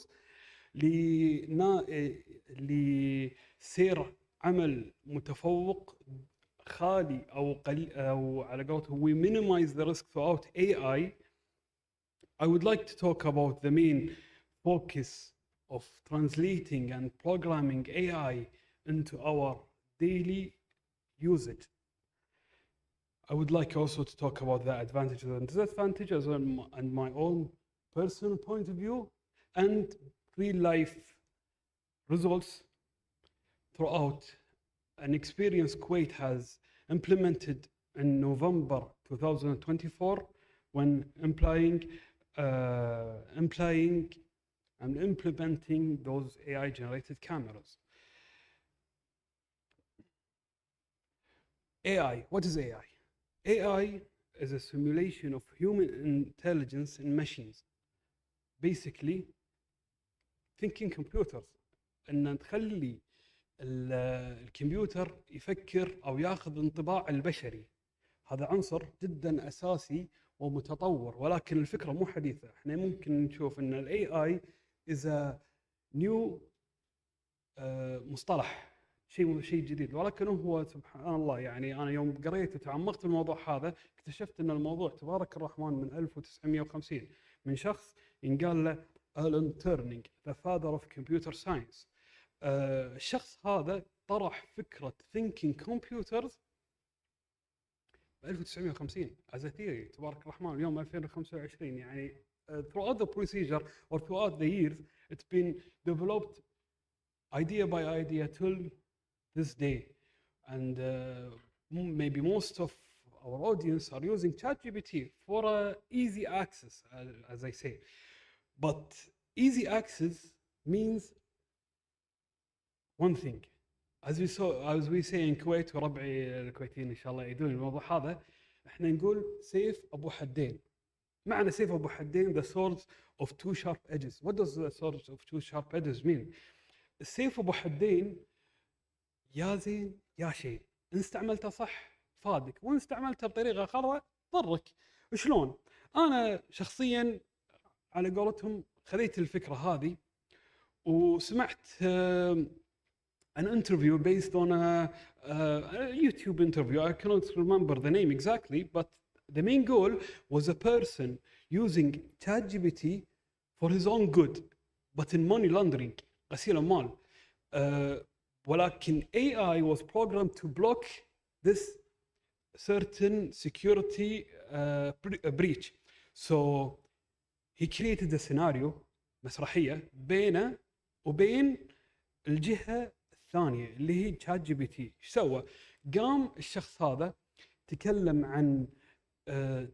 عن مع AI او مع شات جي بي تي انه create me a scenario. I'm a police officer, you are a criminal. show me the procedures of money laundering with minimizing the risks. Unfortunately, as I said before, sort of two sharp edges. The worst edge or the bad edge showed him the right task, or should I say the right procedure without getting caught, unfortunately. AI in Kuwait. Kuwait has implemented AI-generated cameras in November 2024. It was an idea, as I say, it was a ice ball. It was rolling throughout the years. Alhamdulillah, in November 2024, we implemented 225 AI-generated cameras. This came with good and bad things. شيء نفس ما قلت أنا السيف أبو حدين. هذا المصطلح يمكن راح أرد عليه أكثر من مرة، ولكن مصطلح جدا هام مع ال AI. The results was impressive. We enhanced our security rapidly، يعني بطريقة جدا ملحوظة، وإن شاء الله بإذن الله راح أوريكم بالسلايد اللي بعده الإنجازات اللي حصلت خلال أسبوع فقط، طبعا مع المساعدة increasing ticket violations prices, which increased the which would decrease the violations as an end result. Kuwait future vision of AI. Yes, they implemented those cameras in traffic main roads, or should I say ring roads in Kuwait, and main roads in Kuwait. But the main goal was to shift this vision into increasing AI-generated cameras in facilities like airports, malls, things that you can rely on. These are the results based on a week. Only 1 week difference. You can see not wearing a seat belt decreases 71%. يعني انتم مستوعبين ان 71% decrease من الناس قامت تلبس حزامها. هذا يعني 71% لا قدر الله حادث بعيد الشر عنا وعنكم ان شاء الله وعن جميع المسلمين، 71% chance ان الشخص اللي قام بالحادث هذا يكون بعد الله سبحانه وتعالى انه يمنع الخطر. الشغله الثانيه usage of cell phones while driving 86% decrease. 86% decrease يعني شيء يعني جدا جدا خرافي احنا نتكلم عنه. 86% chance of car accidents، هذا كله based on real life experience or real life results within a week implementing AI cameras and increasing the violation ticket prices. AI tools and ideas. Yes, AI is important, but my point of view, or my personal point of view, I say AI drones are the whole target. AI drones can have several points أو أشياء جدا مفيدة أو انطباع جدا مفيد تعطيك results جدا جميل based on these results. Surveillance, exploring, negotiating، يعني بالعربي متهم أو عنده رهينة، شلون تقدر تناقش معه؟ تقدر تناقش معه through AI drones. خلاص we're in 2025. We're rolling with I got them flowing with the sea, with the waves. So in my personal view, I see that there are several advantages and disadvantages. I won't go deep in this slide, but I'll try my best to pick the main points that I believe can impact as an advantage or a disadvantage in our country. Yes, I'm talking about Kuwait, but this can be implemented in several countries. We have the similar guidance, as I say, or following the similar goals. I won't talk deep, but I believe effectiveness, as you saw the results in the previous slide, تبارك الرحمن 72 decrease as our overall difference within a week. يعني شيء جدا جميل ولله الحمد. يعني as we say thinking computers cannot make mistakes, so efficient.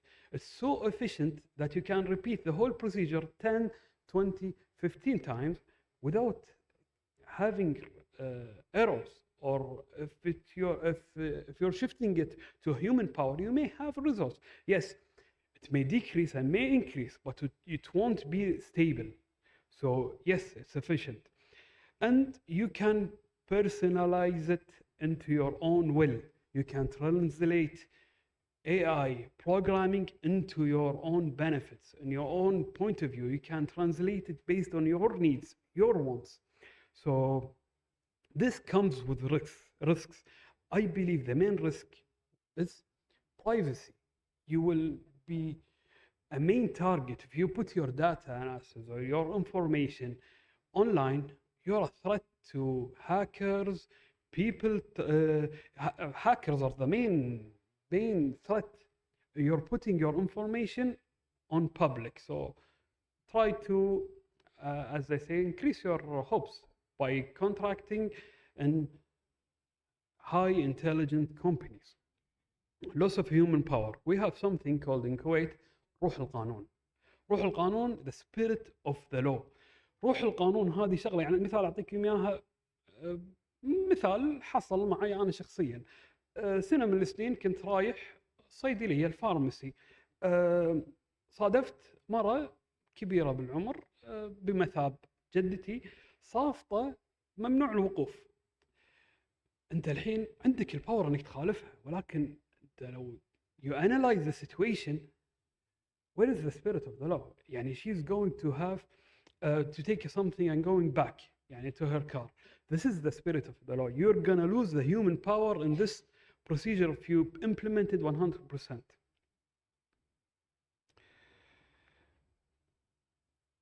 My point of view, conclusion. Last but not least, I would like to conclude my presentation. Yes, I believe in technology. Technology is important. يعني we cannot live without technology. Technology nowadays became a big part of our daily lives and our works. Computers, phones, earphones, AirPods, everything. So we say in Kuwait, امسك العصا من النص. Hold the stick in the middle. If you hold it in the middle, you'll have balance. If you have balance, it's good to have AI-generated cameras, but also having police officers in the field. This will have a balance, and human power versus computer power cannot work separately. It will work together. My last advice, up your security, raise your awareness, have backups, hire hackers, and hire high-tech security system. شكرا جزيلا لكل من استمع لهذا البرزنتيشن. أشكر أخواني وزارة الداخلية ووزارة الخارجية أستاذ بركات على تواجدهم هنا. السلام عليكم ورحمة الله وبركاته.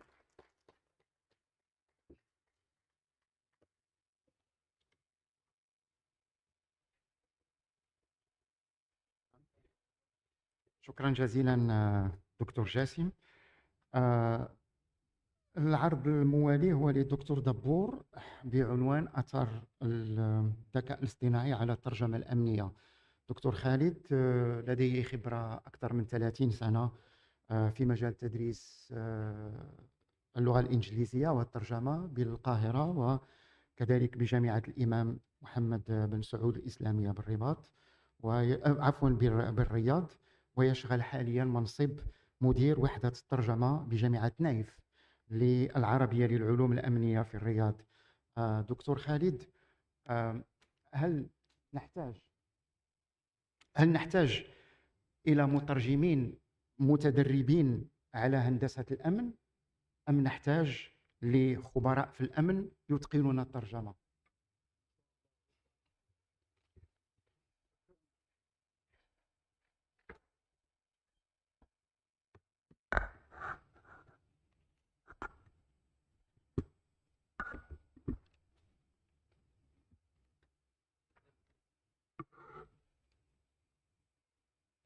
السلام عليكم ورحمة الله وبركاته.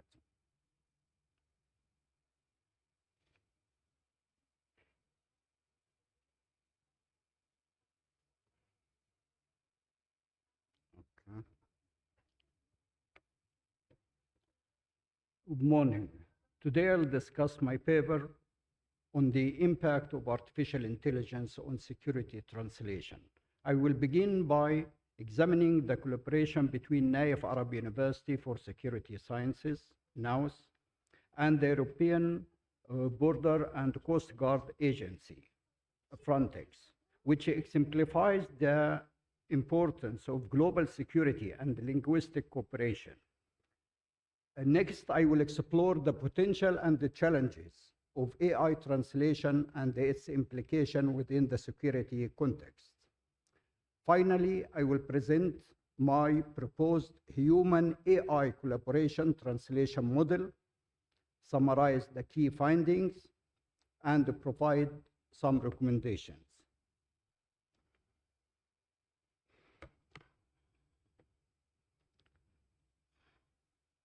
The collaboration between Naif Arab University for Security Sciences and the European Border and Coast Guard Agency, Frontex, represent a pioneering model of international partnership that has emphasized the crucial role of language and translation in operational success.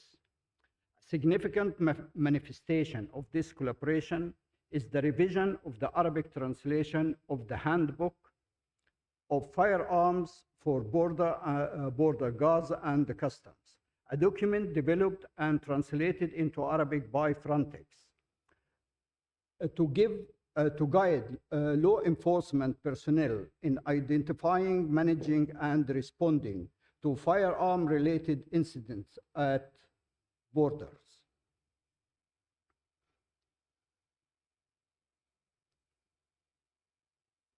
Despite its benefit, the revision process of the Arabic translation revealed a complex set of linguistic, dialectical, and editorial challenges that underscored the difficulties of translating high-risk security documents.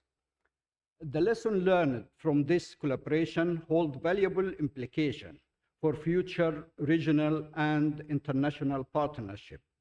Most importantly, the experience underscored the need for a standardized English-Arabic security terminology framework that can serve as a reference for similar projects. This would involve the joint efforts of linguists, security scholars, and subject matter experts to define, validate, and disseminate preferred terms across Arabic-speaking jurisdictions. In addition, the project highlighted the importance of incorporating multi-stage revision protocol, including peer review and institutional feedback loops to ensure terminological consistency and linguistic accuracy.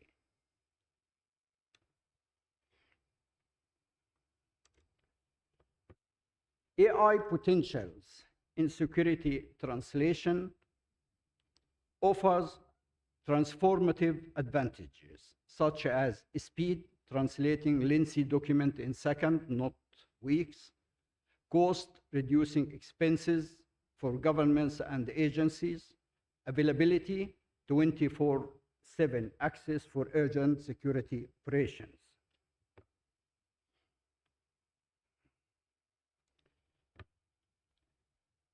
Key challenges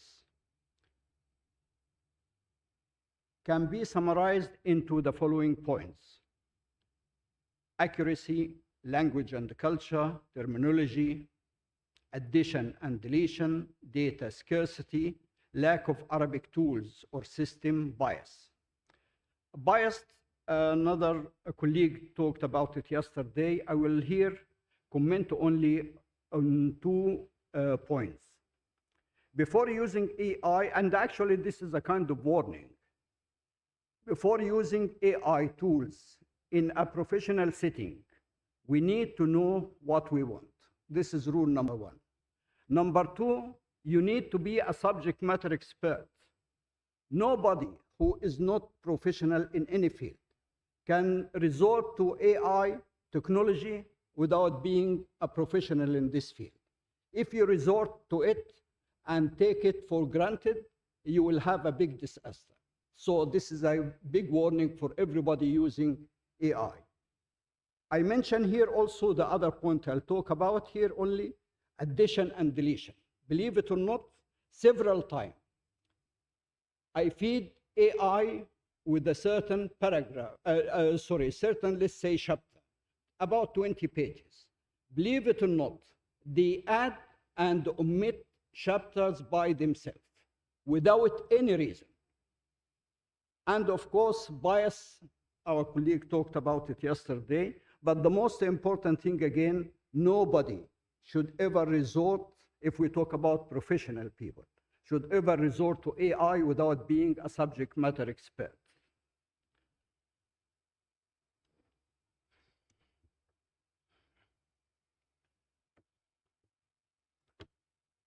Security text types. The lack of identifying different types of security-related text complicate translation processes, risking contextual inaccuracy in high-stake domains like law enforcement and security in general. These texts are crucial for understanding, managing, and mitigating security risks across the different domains. Texts are broadly classified, and I think most of you know this, according to purpose, form, genre, medium, and specialization. The field of security is actually not one single field. It encompasses a broad range of subdomains, including policing, border control, law, security, cybersecurity, forensic crime or forensic science, crime prevention, drug control, etc. Despite the diversity of genres, the dominant communicative function across the most security texts, and this is based on my research actually, and analyzing more than 20 translated English-Arabic book, of course, security books. So most of these books or these texts, I can say they are informative. Therefore, while the security domain includes multiple subfields and the specialized text type, its overarching discourse is characterized by an emphasis on informative communication, often tailored to professional and institutional audiences. So security books are not made for the public, general public, mainly for professional people in this field.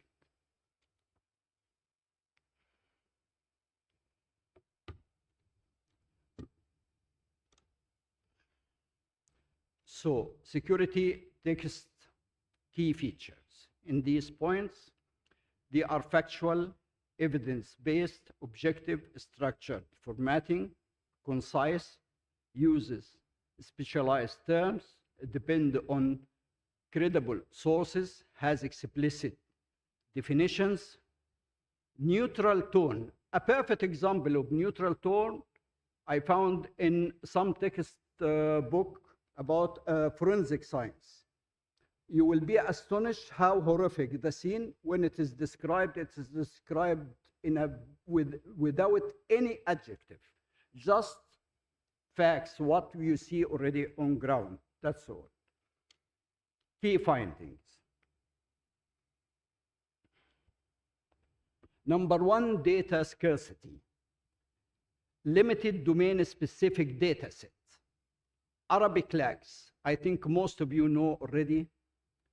Arabic, not the language itself, but the tools to use Arabic.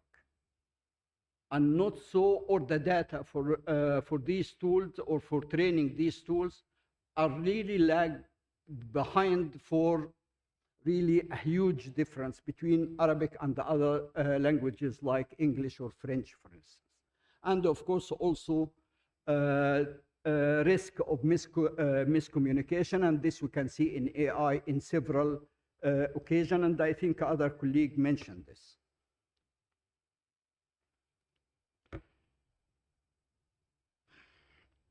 It is essential to acknowledge that the success of AI translation in Arabic is hindered by the scarcity of high-quality specialized training data sets. This limitation affects Arabic translation across most language pairs, posing a significant challenges to the development and the implementation of effective AI translation application. As you see already in this model here, I start with human initiate translation. By human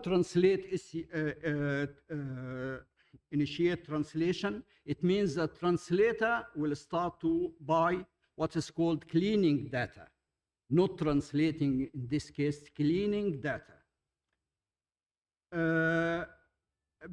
To avoid, actually, to avoid by cleaning data, to avoid sometimes peculiar text written security text. I'll give you an example I saw in different books of this that I reviewed. Some sentences are more than 10 lines. So no AI will translate it in a proper way. This is what I mean by cleaning data. We have to make sure that the data supplied to the AI tools are adequate to this tool. Then, after this, human need, of course, to make input parameters, add translation memory, glossary, and a style guide. And on this respect, also, I need to highlight the importance of writing proper prompts for AI. Then the translator will supply or feed the AI tool like ChatGPT or DeepSeek, for example, to make a draft translation. And remember, again, I said draft translation. Never depend on this translation at all. It is a draft. Then we need the next step, a human review. When the human, a person, a real translator will review this text, sometimes you feel it's easier to be translated, this kind of text to be translated by human, not machine. Then you have to do it from zero again. Or if it is okay for me now, the standard for me, at least 90% correct translation. In this case, the next step, if it is acceptable to this level, we need a human post editor. And this is also another skill that most of us who are in the education field, who educate our students, we need to put post-editing as a major skill for the new translator. Then we'll have the feedback from post-editors and finalize and release the document.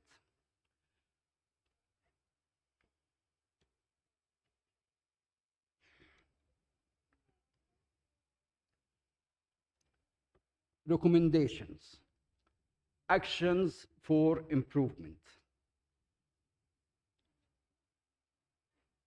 Sorry. Okay. Develop domain-specific data set for Arabic. That's for example, is the Unified Security Lexicon and translation memory. Second, promote human AI hybrid. Nothing called only AI translation. It has to be both human and the AI hybrid. Integrate cultural sensitivity into AI algorithm through collaborative research. Conclusion and the future direction.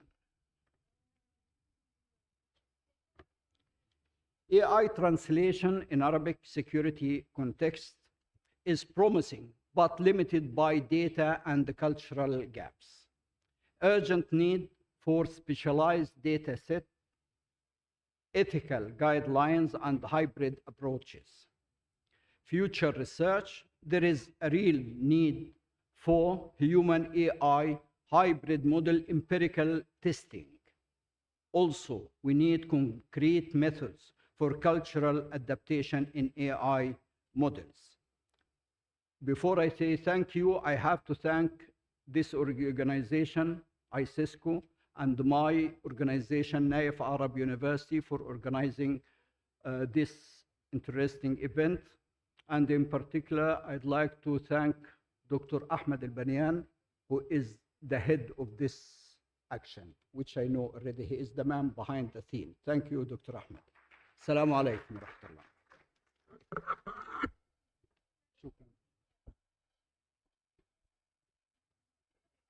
شكرا دكتور خالد.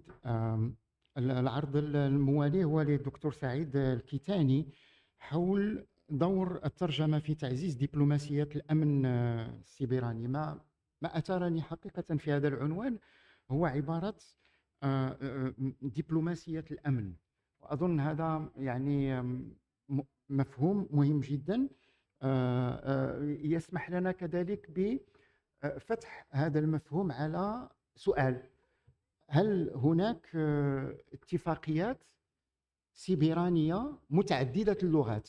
وإذا ما وجدت هذه الاتفاقيات السيبرانية متعددة اللغات لأنها تمس الجانب الدبلوماسي، فكيف تتم صياغة هذه الاتفاقيات لأن لها علاقة بالدبلوماسية بشكل عام؟ دكتور سعيد، لك الكلمة في حدود 10 دقائق.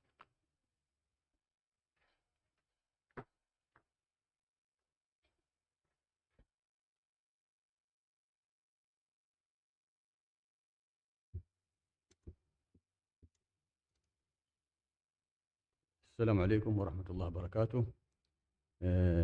يشرفني بداية أن أضم صوتي إلى صوت الإخوة والأخوات الذين سبقوني في هذا المؤتمر بتقديم الشكر والتقدير لهذه المنظمة المباركة ولكل من ساهم في تنظيم هذه الندوة حقيقة المهمة والتي تأتي في توقيتها.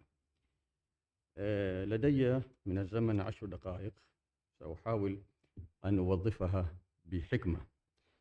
الموضوع حتى من عنوانه طويل إلى حد ما، فدور الترجمة في تعزيز دبلوماسية الأمن السيبراني لسد الفجوات الأمنية بين الدول. العنوان يحتاج إلى نفس.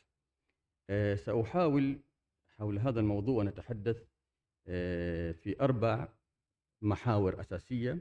أولاً موضوع المصطلحات كما أشار رئيس الجلسة، موضوع مهم جداً. هناك بعض المعطيات التاريخية التي أود أن نذكر بعضنا بعضاً بها نظراً لارتباطها بهذا الموضوع. كذلك الترجمة كظاهرة اجتماعية على المستويات الاجتماعي والأكاديمي والسياسي. وأيضاً في النهاية سأتحدث عن التحديات والفرص. أنا سأحاول أن أطرح عليكم الإشكالية التي طرح الدكتور خالد دبور حلها قبل لحظات، وهذا وجه من أوجه الجمال لهذا المؤتمر، لأن المحاور والأوراق تتكامل بشكل يعني جميل جداً حقيقة. يعني فلنبدأ معاً. المصطلحات التي لدينا حقيقة حول هذا العنوان 4 مصطلحات رئيسة، وهي موضوع الترجمة، وهذه طبعا مسألة تم طرح العديد من الأوراق والكثير من الكلام حول الترجمة، وبشكل يعني مبسط جدا هو نقل الكلام أو النص من لغة إلى أخرى مع الحفاظ على معناه والسياق الأصلي لهذا الكلام. هذا بشكل مبسط جدا. عندنا كذلك موضوع الدبلوماسية، وهو علم وفن إدارة العلاقات بالطرق السلمية بهدف تحقيق مصالح مشتركة، وهذه أيضا من المصطلحات الشائعة اليوم والتي يعرفها معظمنا. الأمن السيبراني، وأتحدث عن الأمن السيبراني في هذه الورقة بشكل يعني عام، فهو حماية للبيئة الإلكترونية وحماية المجتمعات كذلك من الهجمات الرقمية ومن كل ما يهدد هذه المجتمعات من حيث يعني هويتها وثقافتها وثوابتها إلى آخر ذلك. إذا نأتي بعد ذلك إلى دبلوماسية الأمن السيبراني، وهو فن إدارة العلاقات باستخدام الأدوات والمنصات الرقمية. هذه تعريفات يعني عامة وهي مبسطة جدا حقيقة. كثير مما قيل سابقا يشرح هذه المصطلحات بشكل يعني أعمق، لذلك لن ندخل فيها بعمق. السؤال هو كيف تساهم هذه المفاهيم في سد الفجوات الأمنية بين الدول؟ هذا هو السؤال الرئيسي للورقة. وأود فقط أن نتذكر 3 معطيات أو 3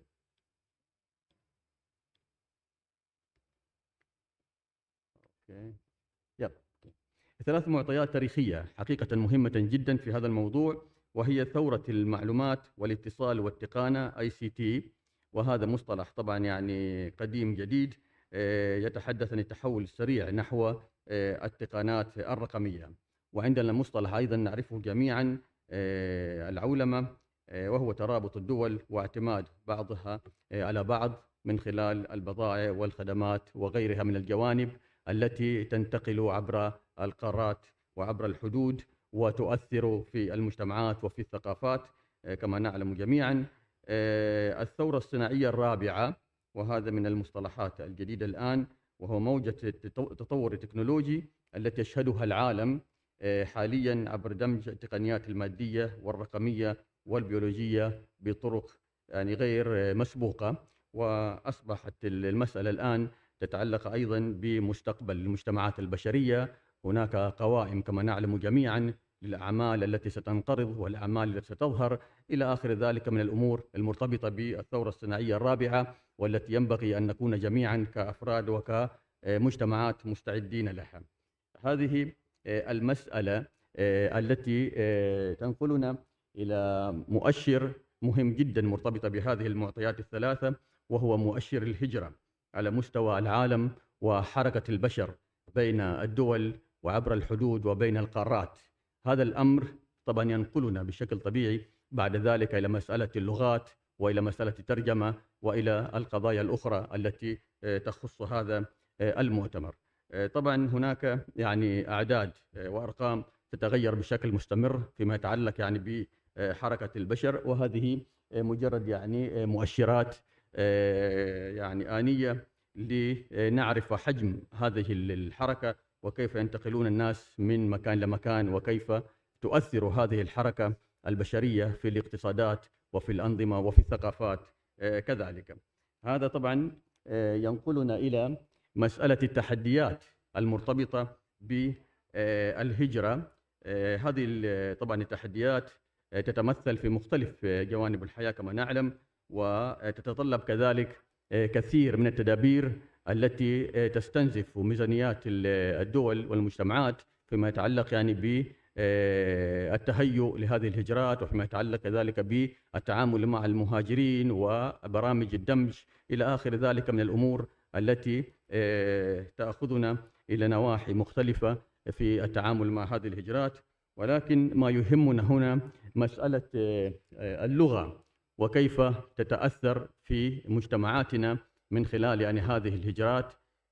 هذه بعض النماذج فقط التي نراها في الشوارع كما ترون إن شاء الله تعالى، مكتوبة إن شاء يعني بدمج إن وشاء، والمفروض هو إن شاء، وهناك الافتتاح عن قريب كما ترون. هناك عبث وهناك يعني تلاعب باللغة، وهذه مسألة طبعا تمس ثوابت المجتمعات، ونحن يعني مجتمعات عربية. ومع الأسف بعض هذه اللوحات التي نراها هنا هي يعني تم إصدارها تحت إشراف الحكومات والمؤسسات الحكومية، وهذه فقط نماذج، ولكن يعني ما خفي كان أعظم، ونحتاج إلى مسألة. طبعا هذا جانب متعلق أيضا بالترجمة، ليس فقط مسألة يعني أخطاء نحوية أو لغوية، ولكن من يقف وراء هذه المسألة.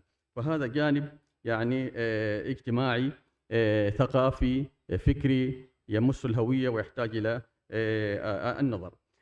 إذن الترجمة ظاهرة اجتماعية معاصرة أصبحت الآن، وهي تمارس من قبل الجميع. يعني قبل قليل ونحن قادمون إلى هذا المؤتمر كنا نتحدث عن موضوع متعلق بالطب، وهناك من يتحدثون عن الدين والثقافة. أصبح الجميع يتحدث يعني في كل الأمور وكأنه متخصص وكأنه يعني فاهم لهذه الأمور، وهذه إشكالية كبيرة، وبالتالي علينا أن نقف عندها. على المستوى الأكاديمي، طبعا أنا من مؤسسة أكاديمية، ويعني أريد فقط أن أقف عند هذه النقطة اللي هي أيضا لها علاقة بمسألة الترجمة والأمن. هناك أنظمة الاعتماد الأكاديمي المحلية والدولية، وأنظمة تقييم وتصنيف المؤسسات، من ضمن مؤشراتها التعاون الدولي، وهذا التعاون الدولي يتطلب كذلك يعني التعامل مع الثقافات الأخرى، مع اللغات الأخرى. هناك يعني مؤشر استقطاب الطلبة الدوليين، وأصبح من الأمور التي يحكم على مؤسسة إذا كانت المؤسسة يعني ناجحة أو فاشلة مدى قدرتها لاستقطاب الطلبة الدوليين وعدم الاكتفاء بالطلبة المحليين، وهؤلاء الطلبة يتكلمون لغات متعددة. مطلوب كذلك في المؤسسات هذه أنها تنوع جنسيات أعضاء هيئة التدريس، وأيضا نتكلم نحن عن لغات يعني مختلفة، والترجمة تدخل بقوة في هذه المسألة. يعني شئنا ما بين حضور المؤسسة أو visibility لهذه المؤسسات يعني محليا ودوليا، وأيضا هذه المسألة تدخل فيها مواقع على شبكة المعلومات الدولية والمعارض وغيرها من الأنشطة التي يتم تنظيمها من أجل إبراز المؤسسة، وتحتاج أيضا إلى ترجمة وإلى لغات أخرى. على المستوى الدبلوماسي هناك طبعا العديد من الأخطاء التي وثقت وأشار إليها يمكن أمس الدكتور إسماعيل في ورقته، وأيضا الأخ زميلي من الأردن. هناك أشياء كثيرة جدا، وهذه بعض الأمثلة لتعبير يعني روسي، وهو يعني سنشهد نهايتكم، تم ترجمتها سندفنكم، وأدى ذلك إلى يعني إشكالية دبلوماسية. وهناك كلمة أخرى وهي separation، وهذه الكلمة يمكن مشهورة في اللغة الإنجليزية في الإدارة العامة، وهي تتحدث عن الفصل بين السلطات الثلاثة.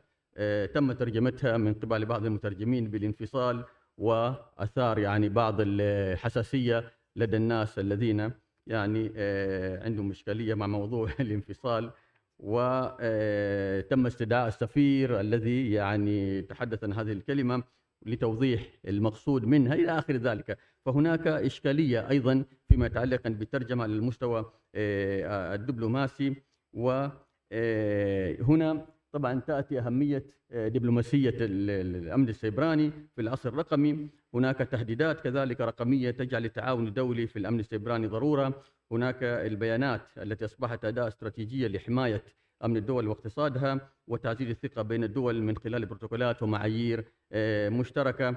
كل هذه الأمور يعني أدت إلى إيجاد بعض الأدوات، وهذا يمكن رد للدكتور يعني رئيس الجلسة. هناك اتفاقية صدرت يعني العام الماضي من الأمم المتحدة طبعا الأمن السيبراني في العصر الرقمي، وهذه طبعا الاتفاقية يعني تدعو إلى تعزيز التعاون الدولي لمكافحة جرائم معينة مرتكبة بواسطة نظم التكنولوجيا المعلومات والاتصالات ولتبادل الأدلة في شكل إلكتروني على الجرائم الخطيرة. هذه طبعا الوثيقة منتجة من قبل منظمة الأمم المتحدة وباللغات يعني الأمم المتحدة، ومن ضمنها اللغة العربية. هناك طبعا ضرورة أيضا للنظر إلى الترجمة ك يعني حل للتواصل بين الدول رغم اختلاف اللغات والثقافات، وأيضا أن تسهم هذه الترجمة في تعزيز التفاهم بشأن التهديدات السيبرانية التي تهدد الدول، وتسهل صياغة اتفاقيات وسياسات دقيقة قابلة للتنفيذ، وأيضا هي تؤد يعني أداة لدعم المفاوضات وتقلل من سوء فهم في القضايا السيبرانية. وأخيرا أود فقط أن أطرح يعني هذه التحديات والفرص في الأمن السيبراني الدولي بالنسبة للتقنيات الناشئة. تخلق طبعا فرص ومخاطر، سيف ذو حدين كما قال الزميل يعني المتحدث السابق. هناك حاجة كذلك إلى دبلوماسية استباقية تتنبأ التهديدات وتوجه التقنية نحو الاستقرار وضرورة وضع أطر عمل موحدة وأدوات تقنية مشتركة خصوصا لصالح الدول النامية، وغياب اتفاقيات دولية ملزمة يضعف فعالية الدبلوماسية السيبرانية، والتوترات السياسية تؤثر سلبا على جهود التعاون السيبراني. وهذه الأمور كلها تحتاج إلى النظر حقيقة لتفعيل دور الترجمة ولتأكد من تحقيق الأهداف التي نتوخاها من خلال يعني دبلوماسية الأمن السيبراني وسد الفجوات الأمنية بين الدول. وشكرا جزيلا على الاستماع، والسلام عليكم ورحمة الله وبركاته.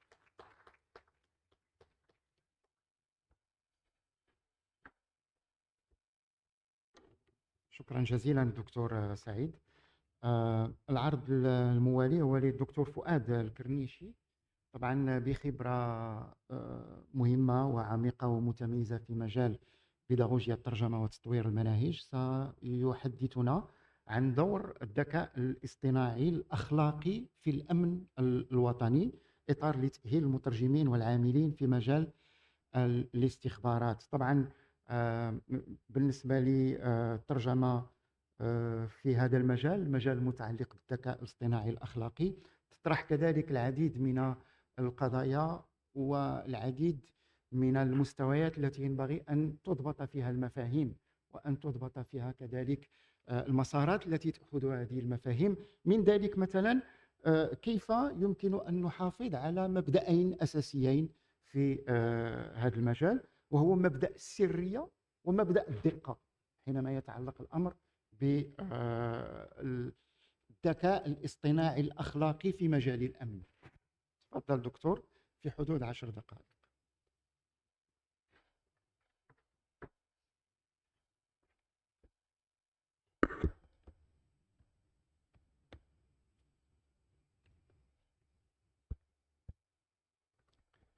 شكرا رئيس على التقديم.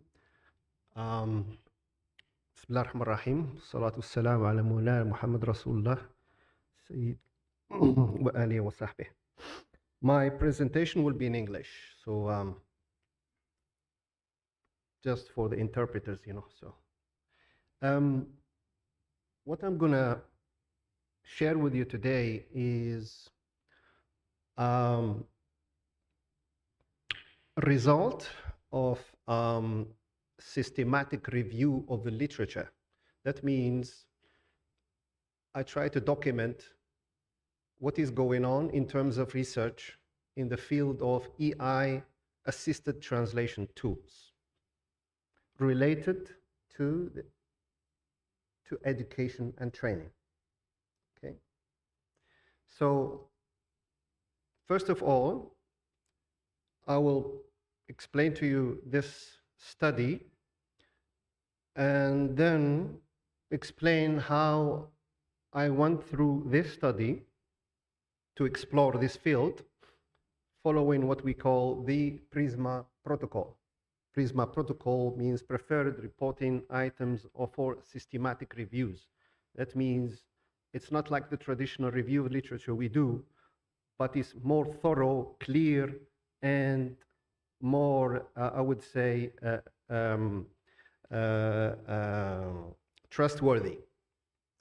Then what is the implication of this in terms of research and training, the findings and the recommendations? So,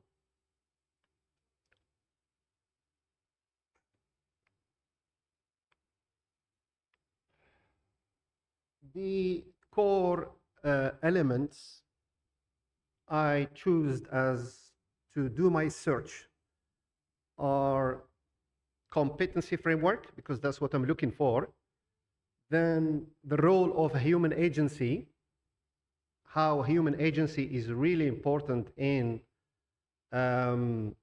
training of personnel working in the translation arena within the field of security and intelligence. What are those frameworks we need? Are there any frameworks?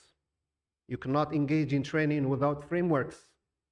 So I searched for them, and because the field is very narrow, I could not find a lot, since generative AI and AI just started about not AI, but generative AI about 3 years ago. So my documentation was, sorry, I went fast. Oh, sorry.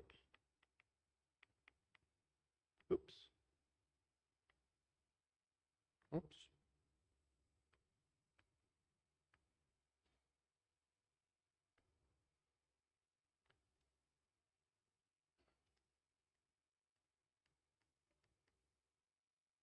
I'll go back again, sorry. Yeah. So we came from here and we get here. Yeah, this is the systematic review of literature.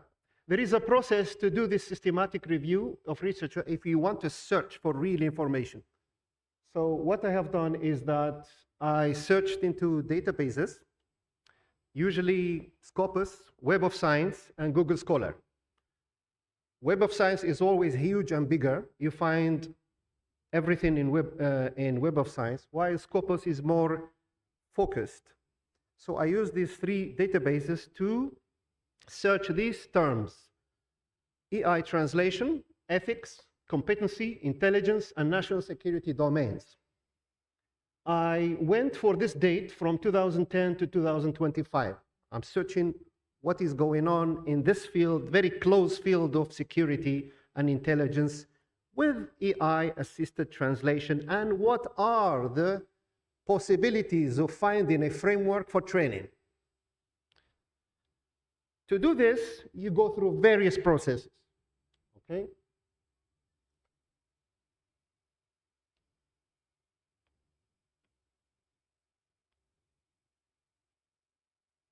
The protocol to do this is called Prisma workflow. What does it mean? Prisma workflow is a process whereby you search for real information, exact information, without any bias that you really want by giving the keywords and the key information. So the records I found by integrating the terms I showed you are these. In Scopus, I found 31 core references, Web of Science 19, Google Scholar 32. Then after that, this is what we call the identification phase. I found duplicates. So you need to eliminate the duplicates and remove some other things. I don't see them relevant for this study I am doing. After that, we move to the screening phase. For the screening phase, out of the 81, I had 61 left. So I need to exclude, for example, I have references in Spanish or in Russian. I don't need them. I am focusing, for example, on references or data in English, and data that dates from 2010 to 2025. Then, after that, excluding all this data, you report the eligible ones. What are the eligible references I'm looking for? So I found 37. And within 37, there is more exclusion as well. You need to exclude data, for example, it's difficult to find data AI-assisted translation tools. No, I'm looking for generative AI-assisted translation research papers. So, or you find, for example, research on neural machine translation that is not exactly applying to the security and intelligence field. At the end of the day, I was left with only 17. And these are the 17 ones. So these are my reference to start with. This is my reference to start with a framework for training translators within the field of security. However, those 17 frameworks have, some of the frameworks are for social media. How you handle social media in the field of intelligence and in the field of security. Others, they are for for example, if we take Al-Jarf, one of them here is Al-Jarf. She is in Saudi Arabia. She worked on corpus of how you call them, not military terms, but she works on the corpus of the terms used by Israelis and Palestinians within Gaza, like terms like kind of related to the war and everything. And she used the Copilot, and on the other side, she used ChatGPT. She used both of them to see what is the amount of bias in both of them. And there was degrees of bias in both of them, of course. Others used, for example, other frameworks. For example, this guy, what's his name? Al-Shukri, used the way we call AI for national security. Oh, sorry. Yeah, Al-Shukri, the one at the bottom, suitable letters, this one at the bottom there. AI for national security. This one, for example, it's a framework for training translators within the intelligence sector if your data is social media. Let's say social media used in terrorist context or social media used in a stage of crisis. So how can you, what are the ethical dimension to integrate within training in order that this kind of training is responsible and non-biased. So as I said, as you can see, the field is very new. 17 in terms of systematic review. When we talk systematic review of literature, especially if there is meta-analysis, I did not do meta-analysis because meta-analysis, I need at least 450, 500 references. So as I can do the meta-analysis, means the juice of the result of the research. But because our field, what we have now here, is very new. It's just the last 3 years. 4 years we start talking about generative AI within the field of security or generative AI within the field of translation, sorry. So we don't have a lot of reference. So it's good time to work on that. It's good time. This is maybe a starting point. I found some of my colleagues yesterday in Africa, for example, giving us some really core data about issues in translation within the crisis zone. This research, if it's published by the outcome of this symposium, that will be great data for the next, to do a systematic review next time. Okay? So now, what are the extracted information? What did we extract from that? The extracted information showed, out of those 17 I showed you right now, most of them are empirical research. Okay? What type of study? They are either empirical research or policy research. In terms of domain, what kind of domain I found is that most of them predominantly they are about governance or national security defense. These are the type of research I found, or cybersecurity. These are the 3 core domains. How many time do I have? So, okay. So, findings. I think my findings correlate with many of your findings here predominantly, which is a good thing. Number 1, human supervision. The frameworks I found, they incite on integrating into training how we can design training practices. I wouldn't say actually training. I would say education and training practices, because in this field of security and things, it's not about training. It's more, especially if we have the ethical dimension. So we have to say we educate at the same time we train in parallel. My colleague mentioned the andragogy, for example. With the principles of andragogy, plus training, plus education, those 3 poles, you get them into within the framework you want to design for training, then you will get some really. Yesterday as well, some of my colleagues from Africa and the colleague from Kuwait mentioned the I think many of my colleagues mentioned the need for مترجمين مجتمعين ولا اجتماعيين ولا we call them community translators. Community translation is a huge field. Yes, we don't have PhDs and masters in community translation, but we have diplomas and certificates. And the best model for my colleagues now, you refer please to the Australian model, you refer to the Canadian model, you refer to the UK model or the US model because they have them systematized, okay? If you want a name, Mustafa Taibi, he's a Moroccan, is in Australia, I think is one of the top names doing research in this field. I think in Saudi Arabia, they used his references to organize the translation in Al-Hajj, okay? They used his reference as well. So human supervision, yes, what do we mean by that? We use human supervision in order to mitigate bias. LLM outputs, AI outputs, I'm referring to generative AI outputs, they contain bias, of course. Of course, we will have people specialize the translation to do that, but at the same time, as my colleague referred and many of my colleagues referred, specialization in the domain. So my question here now, can we find a translator who is comprehensive? That means can gather all these kind of competences. Or can we go for a collaborative work between translators? Because translation is an art. It's not only about transfers and all that. No, there's a lot of things involved in it.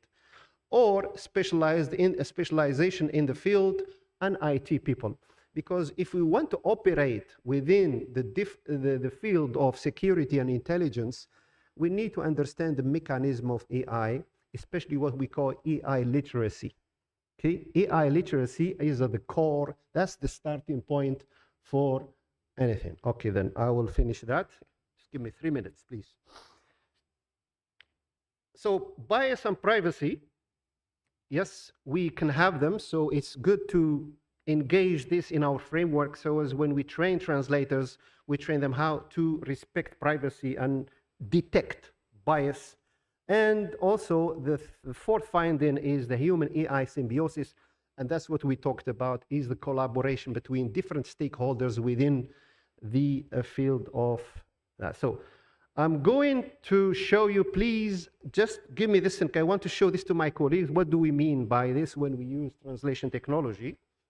Just this one picture, please. It's very important. Give you an idea. Oh my God. Oh.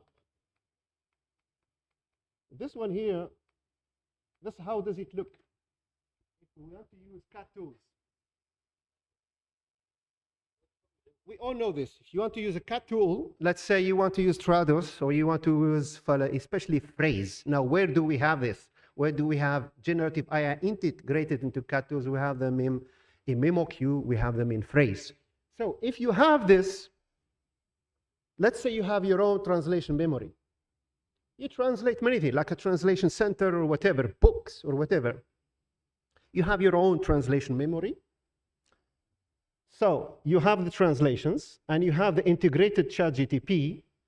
I would love for my colleagues to show you the video so as you see exactly how does it look.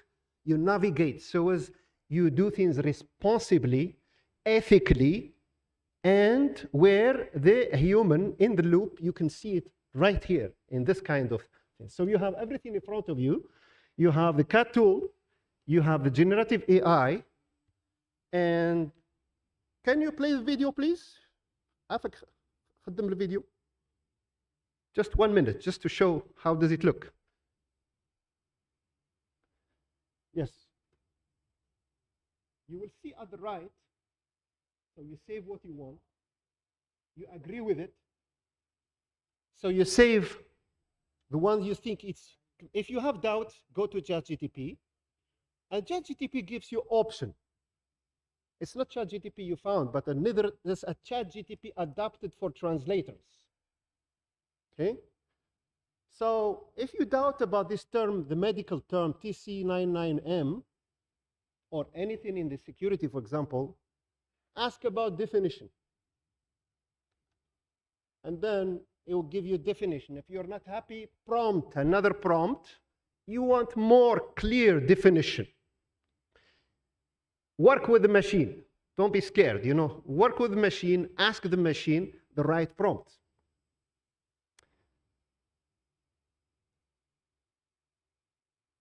What is the difference? For example, you're talking to a machine, you're not happy, you're not convinced, so ask more. It's not about like Google Translate this and this. No, you are interacted with the thing. And when you do this, by the way, if you work in an institution, you could ask for a key PI from OpenAI. That means whatever you do here, ChatGPT doesn't know about it. It's secure enough. Okay? There are keys. You are a freelancer, or even if you are an institution, you ask for key from OpenAI or you buy it if you have enough resources. This way you can operate freely. Thank you. Shukran.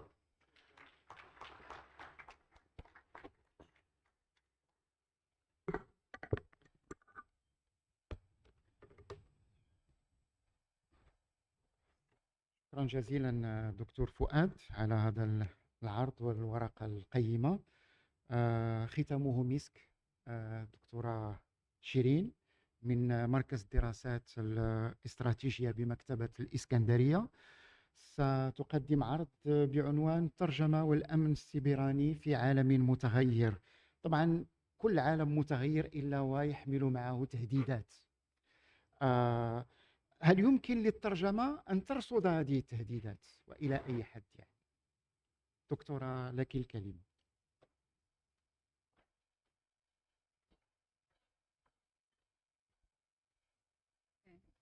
مساء الخير عليكم. شكرا سيدي الرئيس. يعني هحاول أكون ختامه مسك، مش هطول على حضراتكم عشان عارفة إحنا يعني أثقلنا عليكم، يعني هحاول أكون أعرض في سلاسة وبسرعة. الدراسة بتاعتي بعنوان الترجمة والأمن السيبراني في عالم متغير.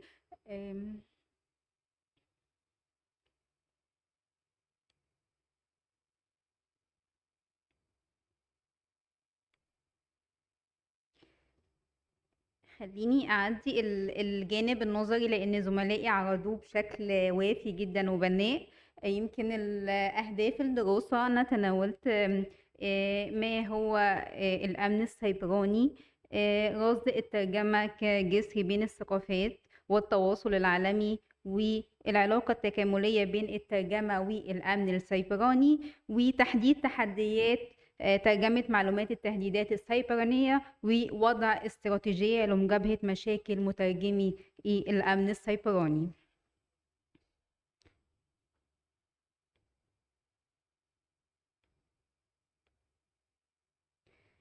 يمكن حابة أبدأ بالعلاقة التكاملية ما بين الترجمة والأمن السيبراني، ويمكن ده اللي زملائي اتكلموا عنه، وخليني أضيف عليه إن ثبت إن الترجمة الفعالة لمعلومات تهديدات الأمن السيبراني تحتاج لاستراتيجية كبيرة لإدارة المخاطر، ويمكن بتتجلى النقطة دي في الدراسات الحديثة اللي أثبتت إن المؤسسات اللي عندها استراتيجية كبيرة لإدارة المخاطر بتكون عندها قدرة أكبر على حماية معلوماتها بمرتين عن المؤسسات التي لا تملك ذلك. ويمكن كمان الترجمة والتحليل المتطور للمعلومات يمكن بيساعد في فهم المخاطر والتخفيف عنها، كما سمعنا مؤخرا عن فيروسات الفدية، وده بيكون هجوم إلكتروني فيروسي بيستخدم لابتزاز اليوزرز وتحريضه على دفع المال. ومن هذا المنطلق يمكن بتعتبر تقنيات الاستجابة الفعالة والفهم الجماعي بين المنظمات والمستخدمين النهائيين للتهديدات الأكثر صلة والإدارة الاستباقية أمورا حيويا في المشهد التكنولوجي، وسيؤدي هذا النهج إلى تطوير مستقبل رقمي أكثر أمانا، حيث يمكن تحقيق الفوائد الاجتماعية والاقتصادية للتكنولوجيا المتقدمة. خلينا ننتقل لفكرة يعني التحديات والفرص. يمكن خليني أعرض الأول التحديات ترجمة معلومات التهديدات السيبرانية، ويمكن إحنا بنلمس ده كلنا في الوقت الحاضر. أول حاجة اللغة وسوء الفهم كتحد للأمن السيبراني، ودي إشكالية كبيرة جدا وبتواجهنا كلنا، لأن بيوجد لمعلومات التهديدات السيبرانية لغة تقنية متخصصة جدا، وغالبا ما تحتوي على الكثير من المصطلحات الفنية اللي بيصعب حتى على المتخصصين فهمها ومواكبتها، لأنها بتتطور بصورة كبيرة جدا. والأمر بس مش بيتعلق بمجرد فهم المصطلحات، ولكن لازم نفهم المعنى والسياق اللي هو الكونتكست الصحيح للمصطلحات من أجل ترجمتها بكل دقة. وفي بعض الأحيان يمكن المترجمين بيلجأوا للترجمة الحرفية، وده بيبعد كثيرا عن المعنى الحقيقي ويمكن بيخرج الكلام من سياقه الفعلي. دي برضو إشكالية بتواجهنا أيضا، اختلاف الثقافات والعادات. يمكن يعني البيئات الثقافية، كل بيئة ثقافية فيها مصطلحات خاصة بيها، ويمكن ده يعني حتى في التعامل اليومي ما بيننا أو حتى وإحنا داخل القاعة نفسها بيكون أحيانا في مصطلحات إحنا مش بنقدر نواكبها، مع إن ممكن نكون عرب، ولكن بيكون في إشكالية في ما يتعلق بالتواصل. فما بالكم بقى إذا كان الأمر متعلق بتهديد للأمن القومي، فأنا محتاجة إن أنا آخد رياكشن يكون سريع جدا، ولازم أفهم الأمر بسرعة كبيرة جدا. كمان عندي تحدي عدم المعيارية في تنظيم المعلومات الاستخباراتية. يمكن غياب تعريف وتطبيق واضح ومتسق للمصطلحات، ده بيجعل من الصعب على المترجمين اختيار الترجمة المناسبة في السياقات المختلفة. كمان ممكن بتتم ترجمة المصطلح نفسه إلى لغات مختلفة باستخدام تعبيرات مكافئة من قبل مترجمين بينتمون لخلفيات لغوية مختلفة، وده بينقلني إني بقول إن عدم وجود قاموس معياري واحد وموثوق في هذا المجال ده بيطرح إشكالية كبيرة جدا فيما يتعلق بضمان جودة الترجمة واتساقها. أيضا تحدي آخر هو تسارع وتيرة الهجمات الإلكترونية وتطورها. الأمر فعلا يعني يكاد يكون مفجع فيما يتعلق بالسرعة، وده بيخلينا إن احنا مش قادرين إن احنا نواكب التطور الكبير دوت، وده بيفرض علينا إن احنا لازم نكون أسرع في اتخاذ القرارات عشان يتم معالجة التهديدات الإلكترونية بشكل فعال. ننتقل بقى يعني إلى الدواء. يعني بحاول أضع معاكم كده يعني خطة استراتيجية لمواجهة مشاكل مترجمي الأمن السيبراني.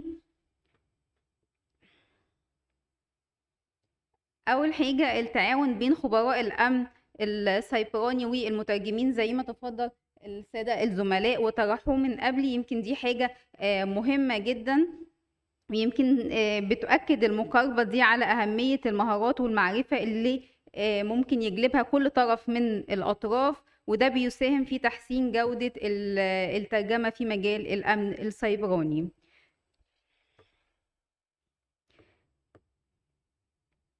حاجة كمان تفعيل دور ال AI في الأمن السيبراني. طبعا يعني هفعل دوره، ولازم يحصل integration ما بين العنصر البشري والذكاء الاصطناعي، لا غنى عن وجود العنصر البشري، ومراعاة التوازن ما بين أنظمة الذكاء الاصطناعي والعنصر البشري. ده أمر هام جدا، ولازم أحاول إن أنا أتلافى العيوب الخاصة فيما يتعلق باستخدام الذكاء الاصطناعي فيما يتعلق بالسايبر سيكيورتي.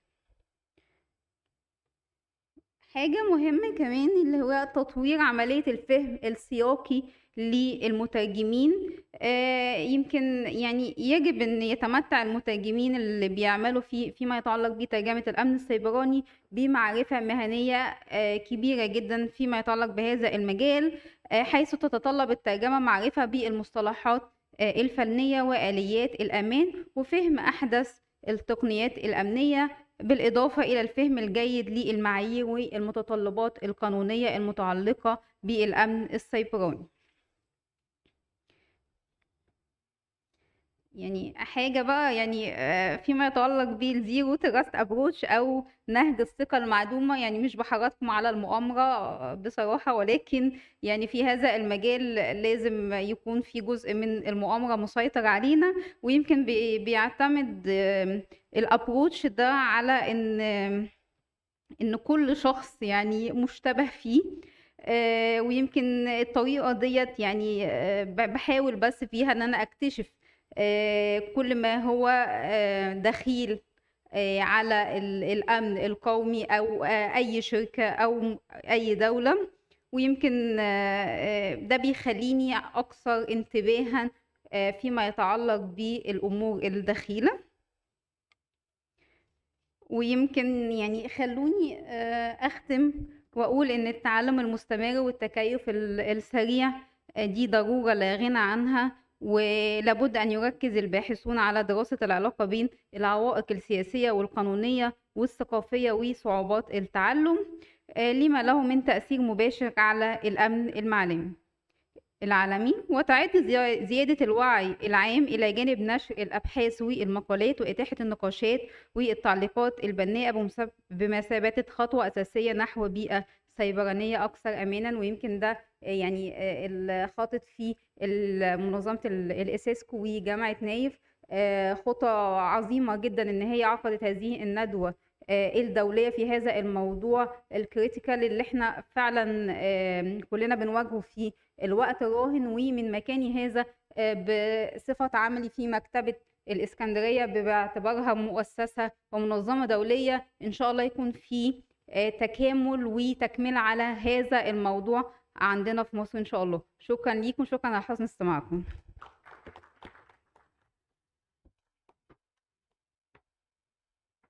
شكرا دكتورة شيرين. طبعا بما أننا تأخرنا بعض الشيء واللجنة المنظمة أخبرتني بأنه هناك كذلك جلسة حوارية بعد هذا اللقاء. أحب فقط أن أشكر السادة الأساتذة الأفاضل على هذه العروض القيمة. أشكركم كذلك على متابعتكم وإنصاتكم. نهنئ منظمة الإيسيسكو وجامعة نايف العربية للعلوم الأمنية وكذلك مركز الترجمة والنشر بإدارة أخي وصديقي الدكتور أحمد على هذا المؤتمر الدولي، وأقول لكم من أصغى فقد تكلم. شكرا جزيلا على حضوركم.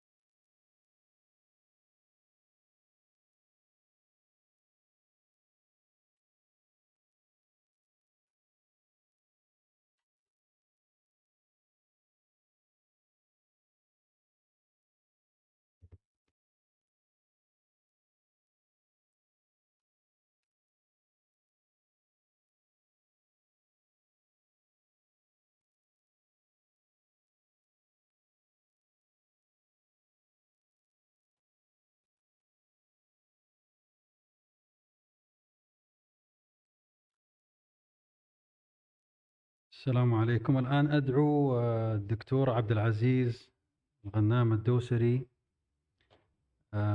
مدير ورشة العمل التي ستقدم الآن بعنوان استخدام التقنيات الحديثة في الترجمة الأمنية. بيانات الورشة للتسجيل فيها من خلال الباركود الموزع، وأيضا موجود فيما يتعلق بالتسجيل، وأيضا فيما يتعلق بالتوصيات والتقييم. والدكتور عبد العزيز أستاذ الترجمة في جامعة الإمام محمد بن سعود الإسلامية، وعمل وكيلا لمعهد الملك عبد الله للترجمة والتعريب، وله العديد من المشاركات والأبحاث والدراسات في مجال الترجمة، فليتفضل مشكورا.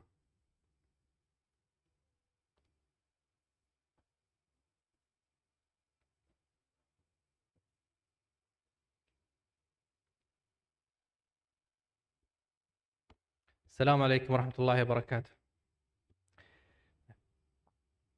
بسم الله الرحمن الرحيم، والصلاة والسلام على سيد الأنبياء والمرسلين نبينا محمد عليه وعلى آله أفضل الصلاة وأتم التسليم. بداية أتقدم بالشكر الجزيل لإيسيسكو وجامعة نايف العربية للعلوم الأمنية، وللجنة المنظمة ولجميع الزملاء الأخوان العاملين والقائمين على هذا التنظيم الرائع، ولإتاحة هذه الفرصة الرائعة للالتقاء بنخبة من الخبراء والأكاديميين في المجال الأمني وكذلك في مجال الترجمة. وسعيد جدا بوجود الحضور الكريم، وأشكرهم جزيل الشكر لتواجدهم في هذه الورشة. أتمنى إن شاء الله أن تكون ورشة خفيفة ومفيدة للجميع. طيب. عنوان الورشة Modern Technologies and Security in Translation. Enhancing efficiency while ensuring data protection. This is the workshop timetable. We'll basically start with a very quick overview of the translation technologies that are available nowadays. Maybe very quick exploration with what they are and what they mean, especially for those who are not familiar with them. Then we'll move on to the data protection risks or challenges. We'll also display or discuss some of the, let's say, very common regulations that are related to data protection and data privacy. Then after the introduction, which should take no more than 30 minutes, we'll start our activities to make sure that everything is clear, or at least to have some hand-on experience. Before we start, I would like to ask you please to fill in the form. I will see on your table there's a barcode. Please scan it with your phone and try to fill in the pre-assessment survey, in which we'll use throughout the workshop, and later on at the end of the workshop to let's say see how the participant or how the workshop was useful to the participants.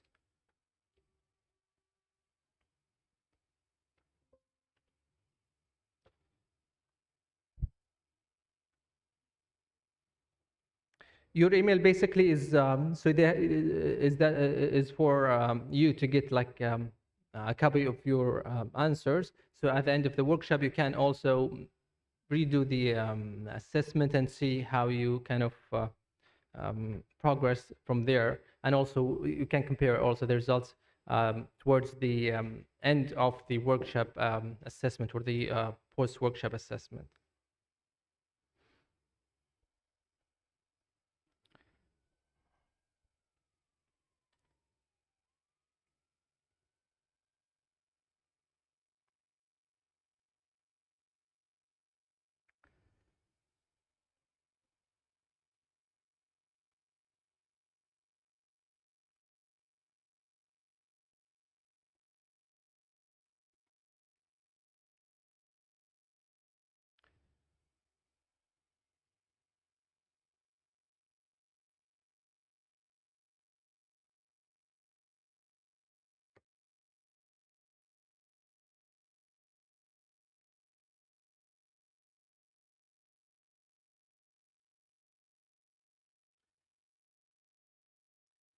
The survey is in English, but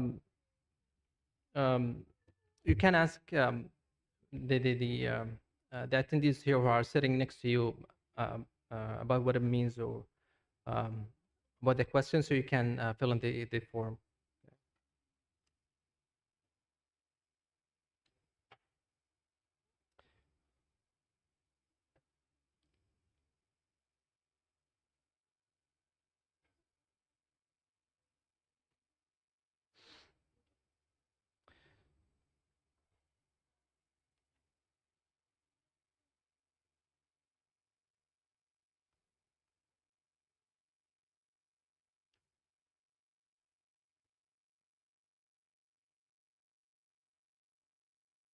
If you have finished, please raise your hand so we can start the workshop.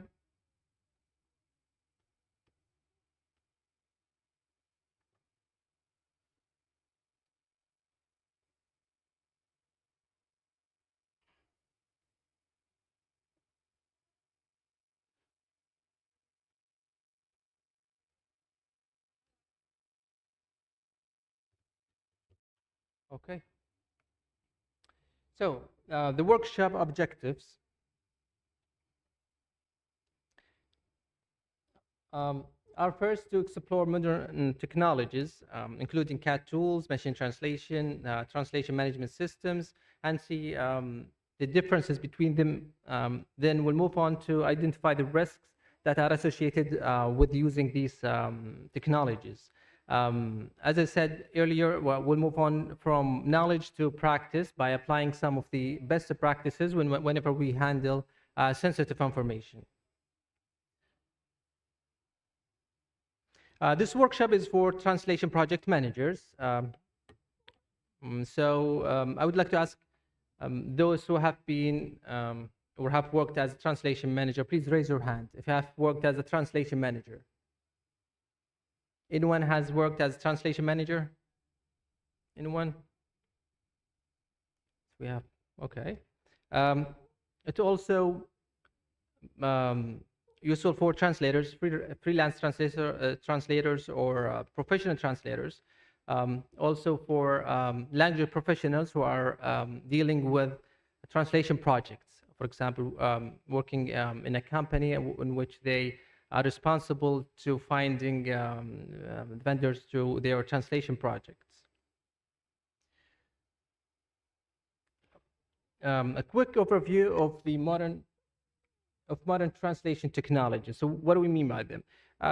The first thing that comes to mind, of course, is translation or machine translation. Everyone, I think, has used Google Translate, Bing, DeepL. These are widely available translation tools or machine translation. They're very cost-effective, yet they, let's say, have lots of security risk that will be talked about later on. CAD tools, such as, or what we short for computer-assisted translation, such as Trados, Mimikyu, other tools like SmartCats that are available online. These are kind of more, let's say, specialized for professional translators, in which you manage the translation memories and reuse those memories to your or on your translation projects. Allow me please to ask you a question here. Have you used Trados, Mimikyu, or any other CAD tools besides machine translation? Please raise your hand if you have used any of those tools. Okay. I don't see lots of hands, so let me just show you a screenshot here of what a CAD tool look like. This is a screenshot from Trados. As you see, this is a screenshot from a translation project. On the left, you see the source text. On the right, you see the target text. Usually in the translation memory, the machine uses the software uses your memories that you have put into the system. So it looks for matching, or let's say identical translations. Now it's the role of the project manager or the translator to accept those suggestions, as you see in the right, okay? Maybe you see in the middle between the 100%, 98%, 83%, that's the match percentage. So if it's less than 100%, it's usually recommended to review the translation. So it's not a machine translation which you have put a text and get the final version. Of course, that requires some editing, but it requires lots of human intervention here. Yet it is more suitable for translators because you make sure that you are using the right terms, the right phrases or translations that you have used before. So you kind of use your own translation, especially if the translation memory that you have used is what you have made before. It's your own work. Some translators, of course, collaborate with each other, so they share translation memories they put in the system, and the software, of course, will suggest some translations, and you have to approve them or not. Based on the quality of the translation memory and based on the size of the translation memory, you will get, let's say, better results, of course, okay?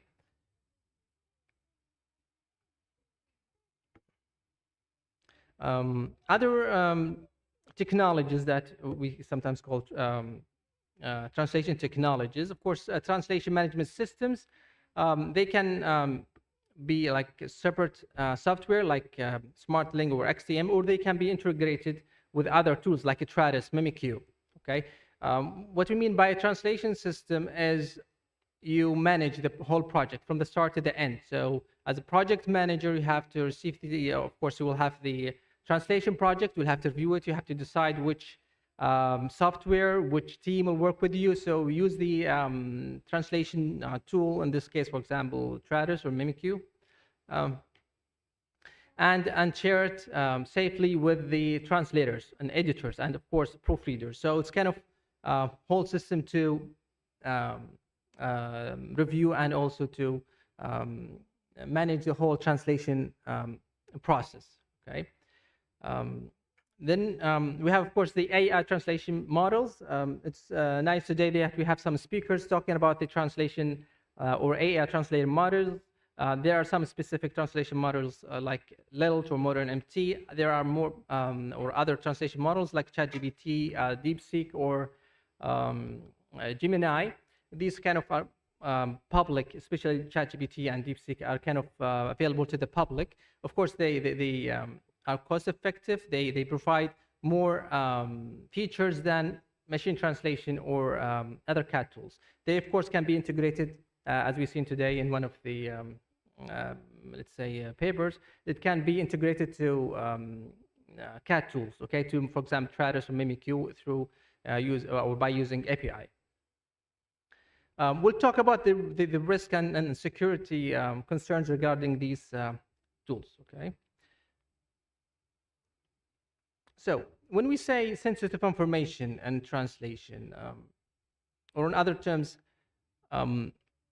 whenever we use translation technologies, we always think about the risk that we have handling the data, okay? So, and the risk becomes bigger whenever we handle kind of, or what we call sensitive information, okay? So what do we mean by sensitive information? There are plenty of types.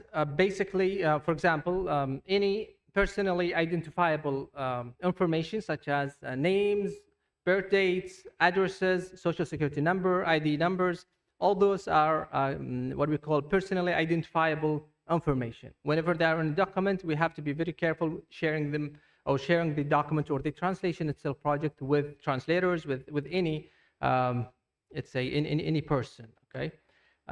Financial statements can include lots of personal or very sensitive information, medical results or medical or health reports. Also in the legal domain, we have plenty of documents that include very highly sensitive information like contracts, affidavits, binding agreements, whatever. And the most let's say, sensitive data or even classified information, like business strategy, like military documents. These are very sensitive, if actually not classified. So we have actually to be more careful with such documents, okay? We'll discuss in a bit how to, or what are the risks associated with these things, or with these sensitive information types.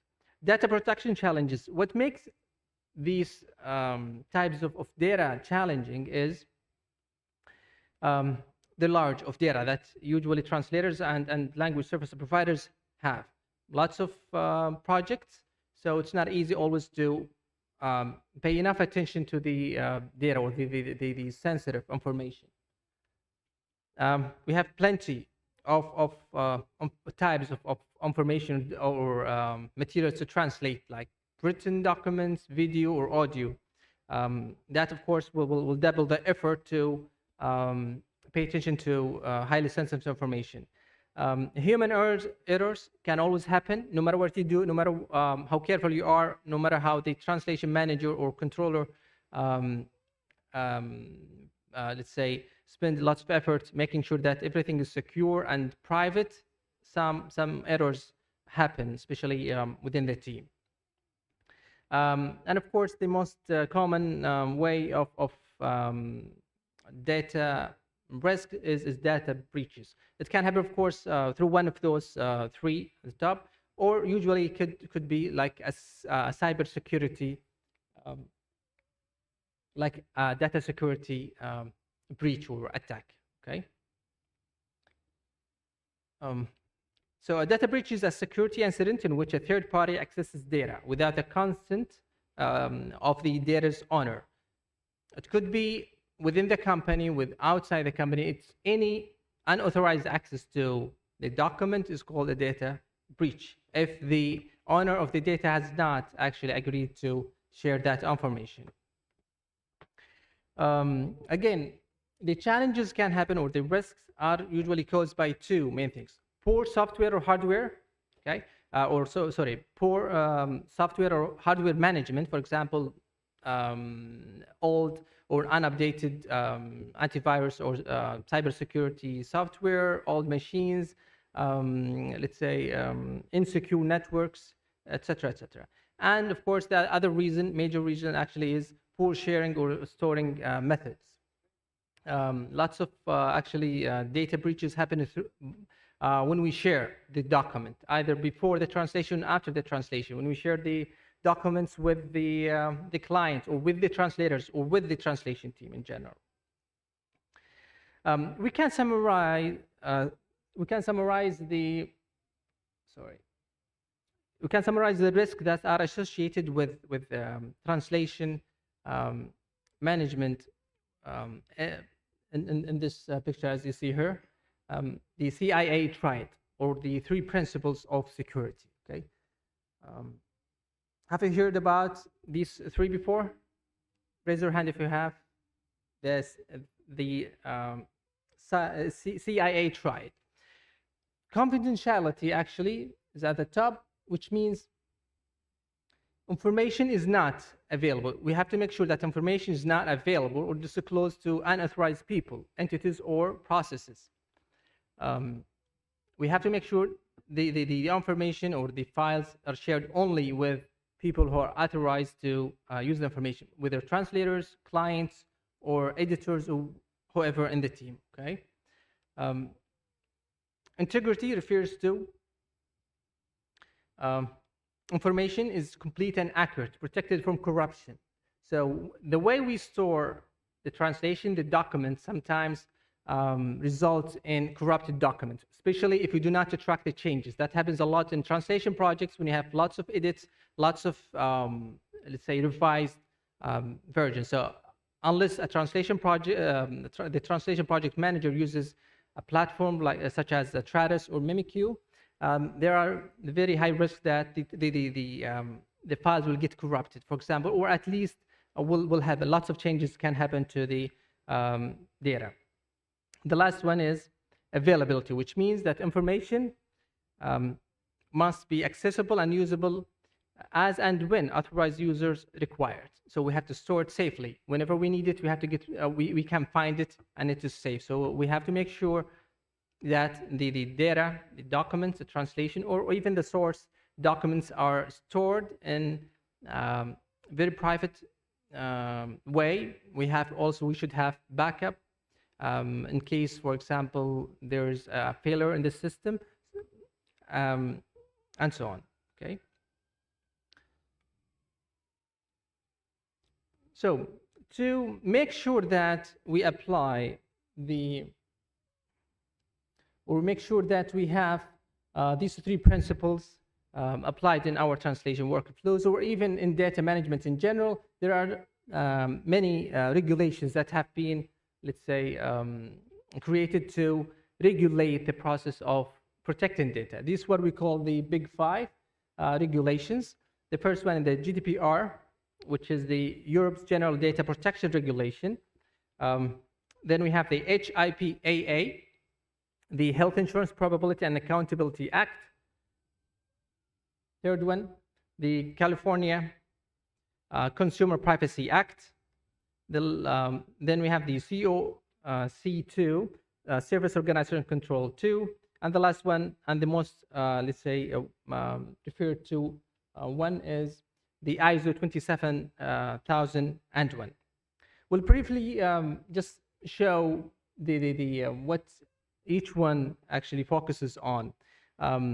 In brief, they all kind of, in a way or other, deal with the what we call the CIA triad: confidentiality, integrity, and availability. The GDPR, for example, is concerned with the principles. For example, lawfulness or fairness, which means that data must be processed legally and transparently. Also, it has a principle of the purpose limitation. We use the data for a specific purpose. Of course, these principles are not only specific for translation, but are kind of applicable also whenever we have a translation project. Accuracy, storing limitation, integrity, and confidentiality, as we said before. So this is very important, especially if we have clients who are based in Europe. The next one, so we'll talk about only three of the major ones. The HIPAA, the Health Insurance Probability and Accountability Act, is a US federal law that's enacted in 1996. It has basically three rules: the privacy rule, security rule, and breach notification rule. And the privacy rule, it focuses on how we control, or we have to control the access to PHI, which is the patient health information, and defines how it can be shared. Okay. The security rule sets the standards for protecting PHI stored and transmitted electronically. So again, we're talking about the means of sharing information. And then we have the breach notification rule, which means whenever there's a data breach, we have to notify the data's owner. Okay. The third one, actually the most widely used or referred to, especially in translation management environments, is the ISO 27001. Many actually now language service providers seek the certification from ISO and on this certificate, because kind of provides specifications on how to handle data security. Again, it addresses the three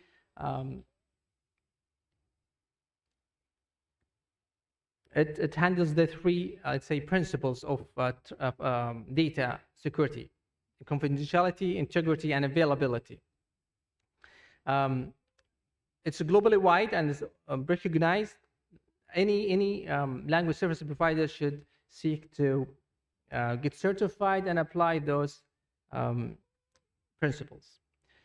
In summary, again, all of these regulations and standards deal with how data is confidential, it's stored in a right place, and it is safe. That's integrity. It is, let's say, correct, accurate. We have always the right version when when we use it. And also the last one, availability. It is available. It cannot be lost. We have to have standards that we cannot lose the data, or at least have backup plans. We'll quickly review the translation technology in terms of security very briefly, and see now how the translation or the widely used translation technologies are safe in the translation environments. Google Translate, DeepL, or other public machine translation, of course, are not safe because they log data. No matter what we use, it's actually not safe, simply because, and it's even stated if you go to the privacy policy of Google Translate or any other public machine translation, they log the data. It means they store it. They encrypt, of course, the data, but to some extent, they use the same data that you use to train the system, or to, let's say, to be used in the machine translation improvements.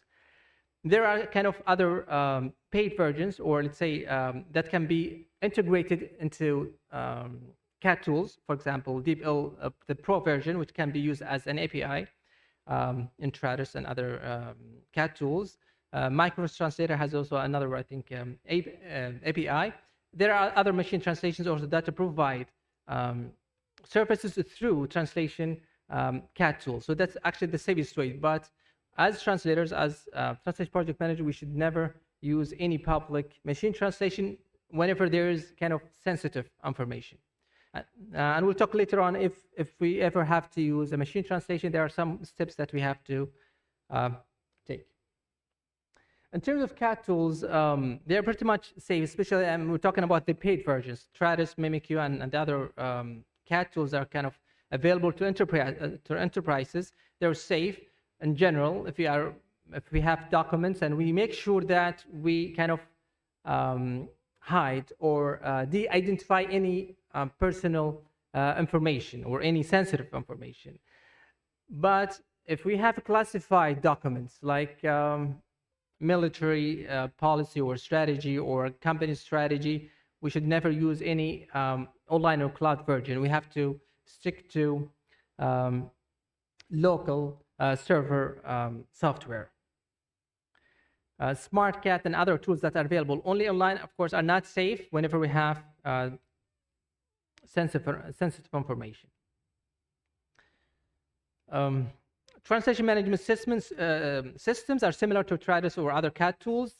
If they are local or used in local servers and offline, they are very safe to be used. Or if we have, or if we kind of de-identify the personal information.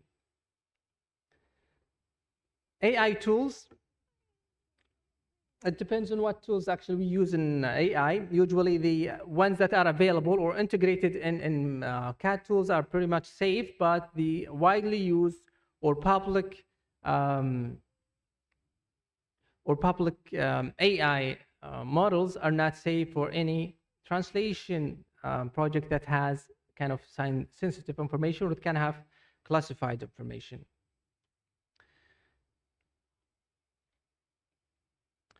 We'll skip that too. So the best practice whenever we use translation technologies, always use API-based or enterprise version. So avoid any public version whenever we handle security information. And if we ever have to use a machine translation, or at least the public one, never paste PII or personally identifiable information or any other legal or client files directly to the public or sorry, to the machine translation. Okay, we'll move now to a very, let's say, important practice whenever we use machine translation or the public machine translation providers, which is called anonymization and pseudonymization. Have you heard of it? Raise your hand if you have, please. Anonymization and pseudonymization. Okay, so anonymization basically is hiding any identifiable information in the text. So we have to hide any information that can identify the person or the owner of the document, okay, or at least who it is about. Pseudonymization is kind of another step, especially if we have to retrieve the document later on. So we hide the information using some kind of coding or encrypting, okay? As you see here, for example, in the picture, on the left, we see a person's name, Jane Doe, for example. In the middle, or let's go to the right, anonymous data. So we hide the name, replace it, for example, with a female, or just put name, for example.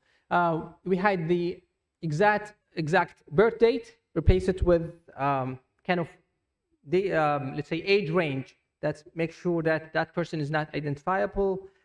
You can put age sometimes, depending on your kind of method of anonymizing the data.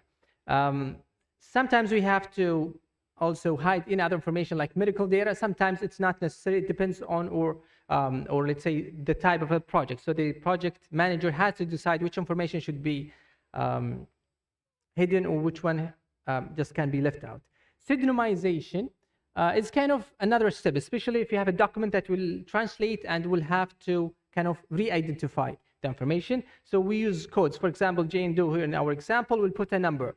So later on when we have to, or before we submit the final version, we will put the names back or put the codes back, put the information back to the final version of the text, then submit it to the to client. Again, another code, for example, for the birth date, we can put sometimes like any type of codes. We'll see now how to do it, okay?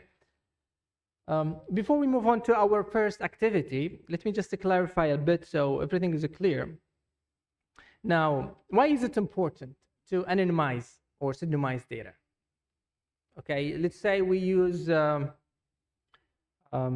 tools like Traris and Mimikyu. This is actually from Mimikyu, and in their website they state clearly that they can use any data that the client uses, but of course they will anonymize the data. So I think it's always a good practice for the translation project manager, whenever there's a set of information, is to take the step actually himself or herself and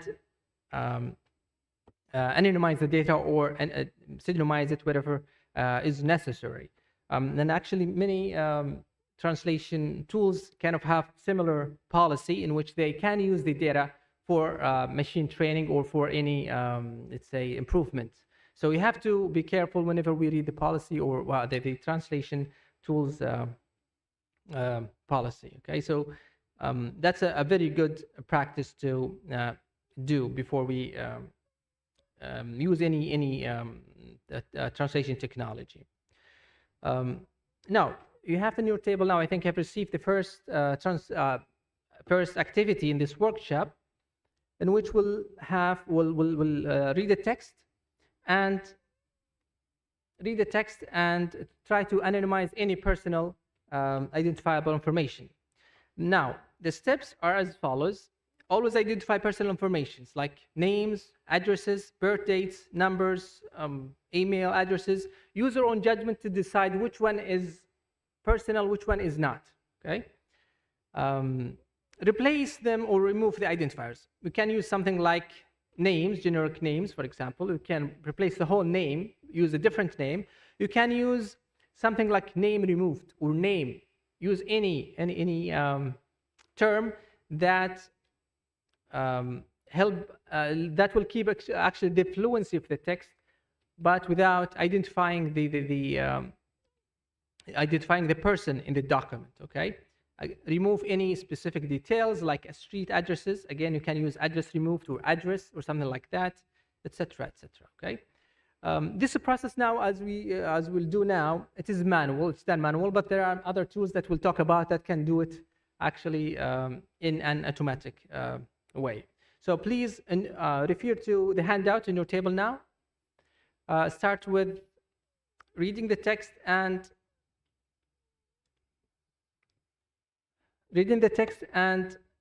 de-identifying the personal or personally identifiable information. Okay. Please always work in a group, especially those who do not speak English.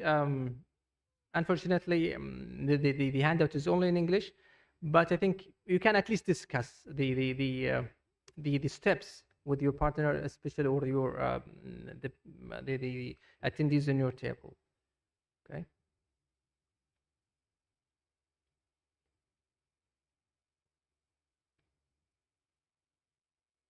If you have a question, please raise your hand. Any questions? Are the instructions clear?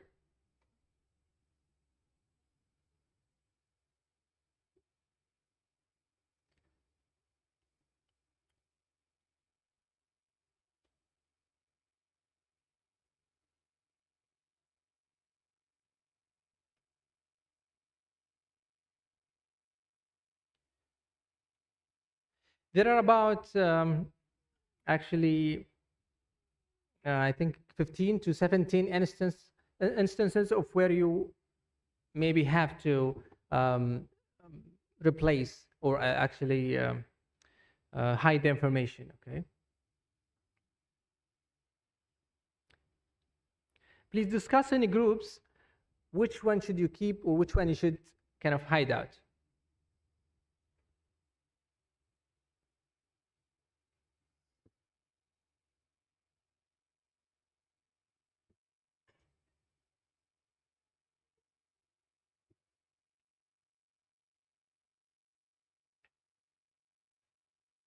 ممكن اشرح التعليمات باللغه العربيه لبعض الزملاء.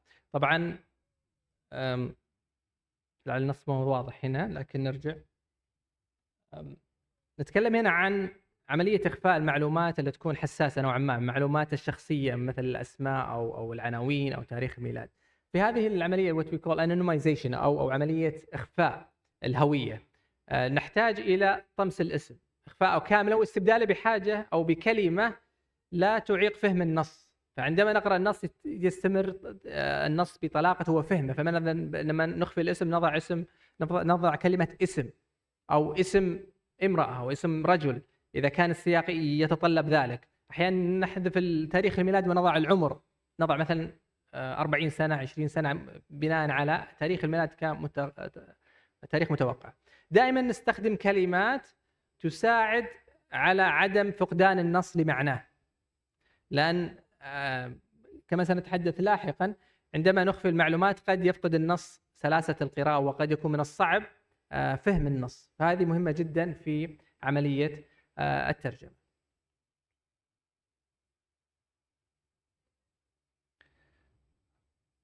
تفضلي.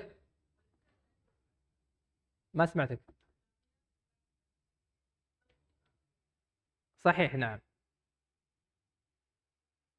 إذا في أي سؤال من الزملاء ممكن الأخوان المنظمين يضعون عندهم المايك إذا كان عندهم سؤال أو استفسار حتى نستطيع سماعهم. راح أطلب من بعض المجموعات إذا سمحتوا، يعني some of the groups I will ask about what do you think, what challenge or say what do you think of the process, if there were any instance in where you were not sure to hide it or not, or what do you think of the whole let's say activity, or at least this a practice whenever we translate sensitive information.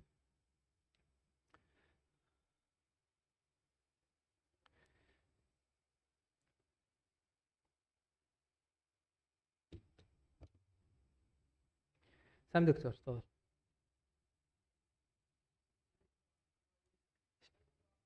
Sure.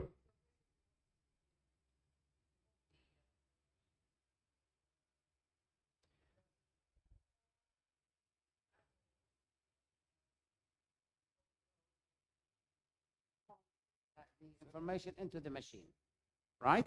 Yes, correct. The memory, system.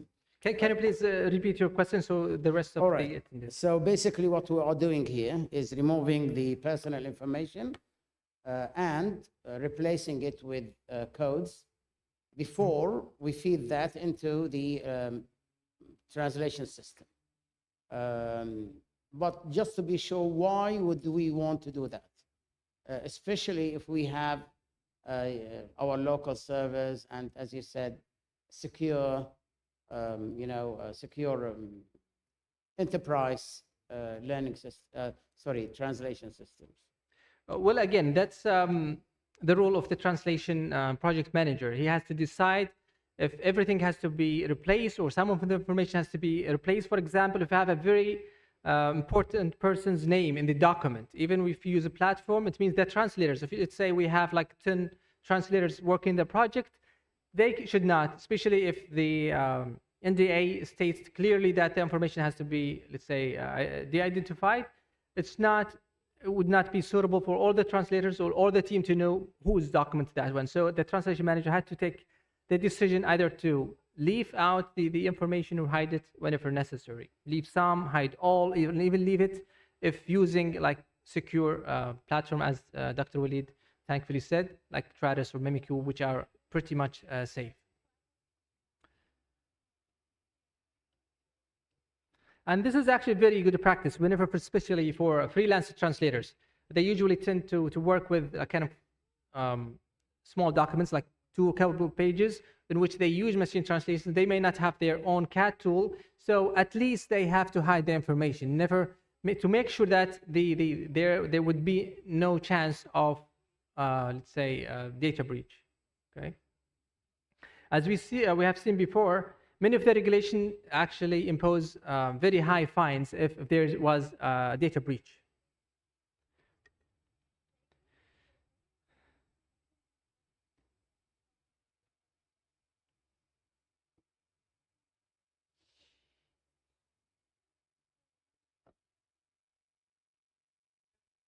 Yes.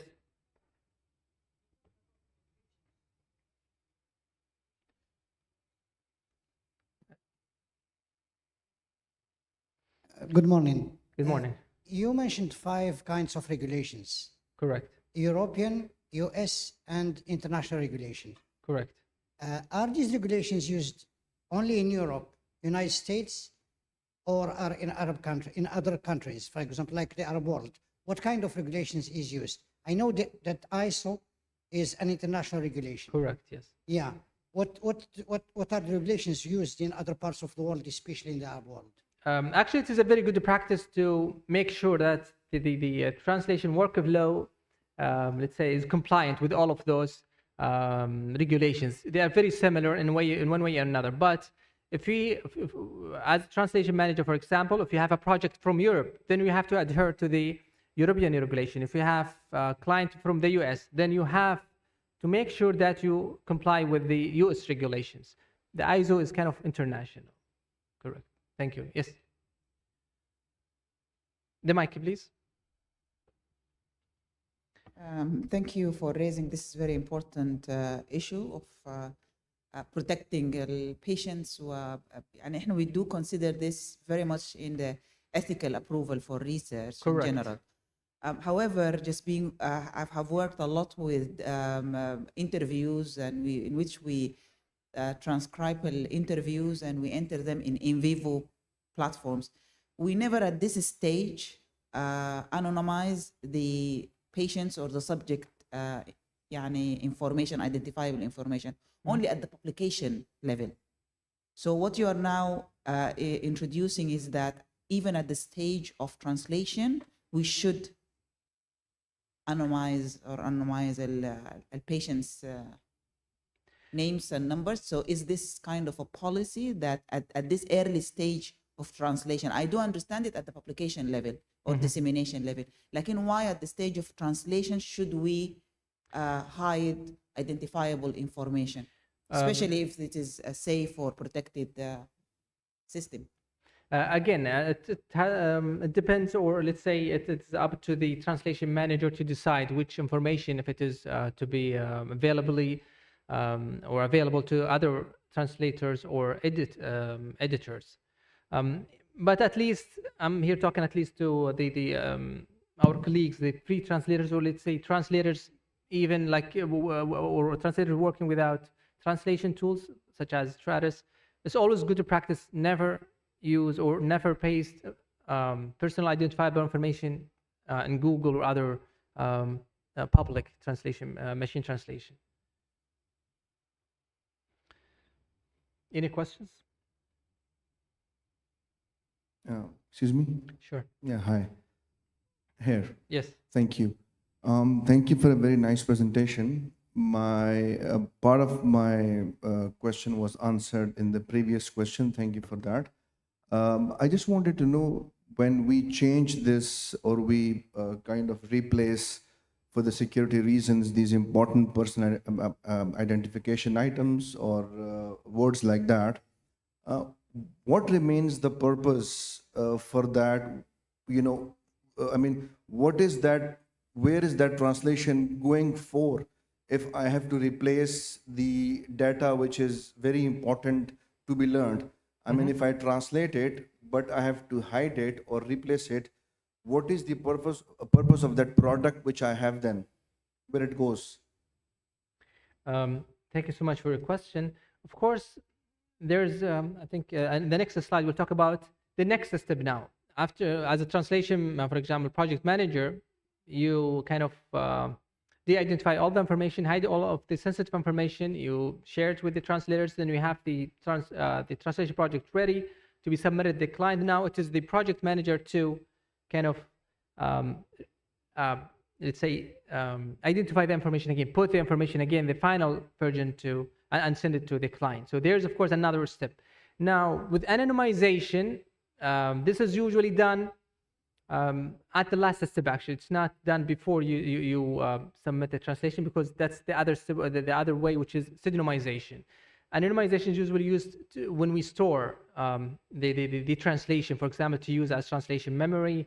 Of course, if the client allows that, because usually it's a regulation or a policy that we destroy any translation project right after it is done, unless we anonymize information. So it's a very good strategy to use whenever we want to reuse that document. Right. I think now, or before we move to the next activity, here are some of the identifiable information that we can hide. For example, in the document that you have, for example, the physician's name could be replaced with name. We have the age, for example, as you see here. We can put age, just the word age, for example, أو العمر, كلمة العمر هنا, or maybe put like approximate age. We see, as we see here, we have locations. We have a name of the hospital. It can be, again, it depends. You use your own judgment as a translator or a translation manager to hide whichever information is kind of very important to hide. Lots of information. Again, you can leave some of them, or you can just hide all of them based on your best judgment. Okay. The next activity now we'll see the handout. I think it's available now, or if not, please the organizer distribute the second one. Yes, if you have any question before we move on, that's okay. Tafadhal, Dr. Walid. It's there? Okay. Now, in this activity, basically, it is the same text, but in this time, or at this time, use codes, okay? Use codes. Let me... The slide is not here, I guess. Okay, here we go.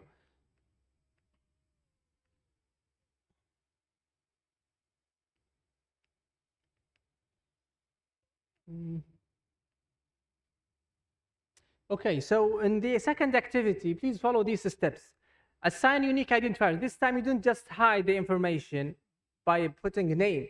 Now remember, for example, as our colleague here thankfully asked about, or mentioned, as researchers, we usually tend to replace the participant's name. So this time use codes. This is very important if we are protecting the data at the very first step before we start the translation, because later on we'll take the next step in which we have to re-identify the information. So use codes. For example, for a name, you can put, for example, name 1, 2, 3, 4. Put a name, a specific name. For a place, put a name. Remember, you should have a kind of like a key list to make sure that you can re-identify the information later on before the final submission. You can use the same handout that you done first, or now you can use a new handout. Okay, in about 10 minutes. Again, we'll ask you questions and see if you have any questions regarding this process.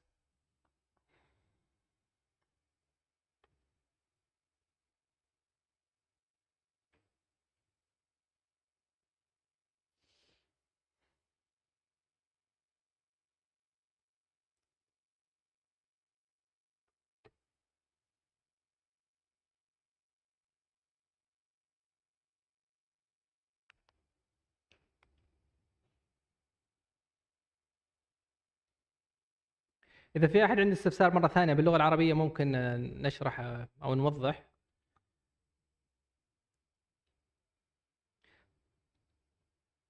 طبعا هذه العملية ممكن نسميها عملية التكويد أو وضع أكواد أو أرقام خاصة لكل معلومة هنا في النص، بحيث أن نستطيع استعادة هذه المعلومات في المرحلة الأخيرة من الترجمة، لما نسلم أو عندما يقوم مدير مشروع الترجمة باستلام النسخة النهائية من المترجمين، يكون دور المدير المشروع أو الشخص المسؤول عن هذه العملية بإعادة وضع المعلومات خلينا نقول السرية أو المعلومات الخاصة في النص. فبهذه الحالة لما يكون عندنا رموز خاصة، مثلا المشارك الأول خلينا نقول المريض أو الطبيب رقم 1، فيكون عندنا قائمة ولستة سنستعرض بعد قليل ممكن هذه القائمة بعملية إعادة المعلومات بحيث أن يكون النص النهائي جاهز للتسليم.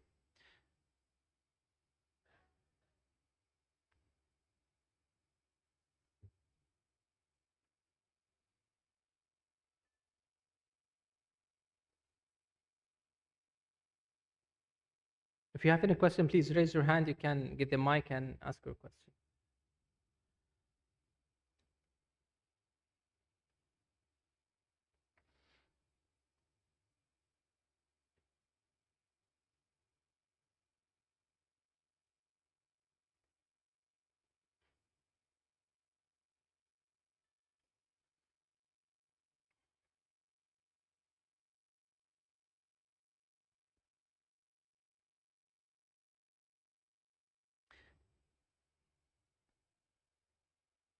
Now remember, in pseudonymization, whenever we use a code for a specific phrase or name, we'll have to use the same code whenever that name or phrase is used.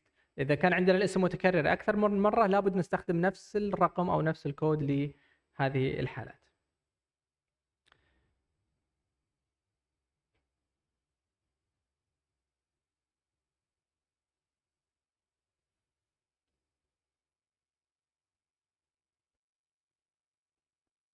So far so good? Any questions?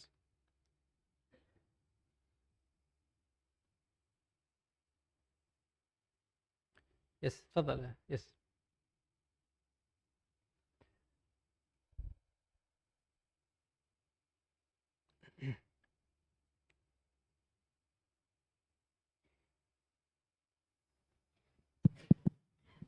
يعني سأطرح سؤال بالعربي يعني. تفضل حياك الله. كيف يمكن للترجمة أن تلعب دورا هاما في تعزيز الأمن القومي خاصة في ظل التحديات الأمنية المتزايدة في العالم يعني؟ حياك الله. طبعا الوركشوب هذه نفسها أو هذه الورشة هي بشكل عام هي تتعامل مع عملية حفظ المعلومات فقط. فنتكلم عن الأمن القومي هنا لما يكون عندنا ملفات سرية خاصة مثلا بجهاز الأمن أو مثلا وزارة الداخلية أو لجهة مسؤولة بالأمن، فهنا عملية استخدام الأدوات الترجمة خلينا نقول المفتوحة المشاحة للجميع قد تسبب خطر قومي على الأمن في البلد. فلذلك صممت هذه الورشة للتسليط على هذه النقطة بعملية حماية المعلومات والتأكد من عدم استخدام أي أدوات للترجمة في حال كون أو خلينا نقول عدم استخدام أدوات الترجمة المفتوحة أو المشاعة البابليك بروفايدرز متى ما كان عندنا معلومات خاصة، وخاصة لما تكون معلومات سرية. وهذه دائما تكون من ضمن متطلبات الجهات الأمنية. مثلا لما نتكلم عن وزارة الداخلية أو الجيش أو أي جهة عسكرية، دائما عندما تتعاقد مع جهة مقدمة لخدمة الترجمة فهي تكون من ضمن الشروط دائما ما يذكرونه هو سرية المعلومات، عدم الاطلاع على هذه المعلومات لأنها في الأخير قد تكون خطة عسكرية وقد تكون أجهزة عسكرية مثلا وقد تكون إلى آخره، وقد تكون حتى في شركة أو معينة فقد تكون تسبب مشاكل أمنية. طبعا شكرا على السؤال.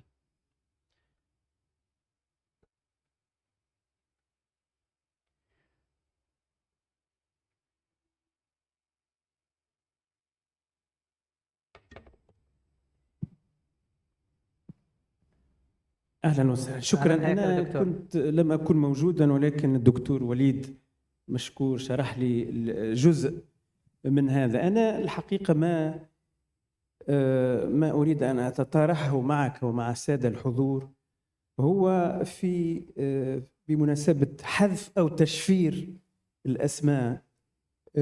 هناك مسألة مهمة وراء كل ذلك، من يحدد خطورة المعلومات؟ هذه مسألة مهمة، لأن بالنسبة إلى النص اللي ذكرته صحيح أنه معلومات شخصية والتكتم أو حذف أو تشفير المعلومات هذا مهم، ولكن المسألة الأساسية فيما يتعلق بهذا العمل من الذي يحدد ذلك؟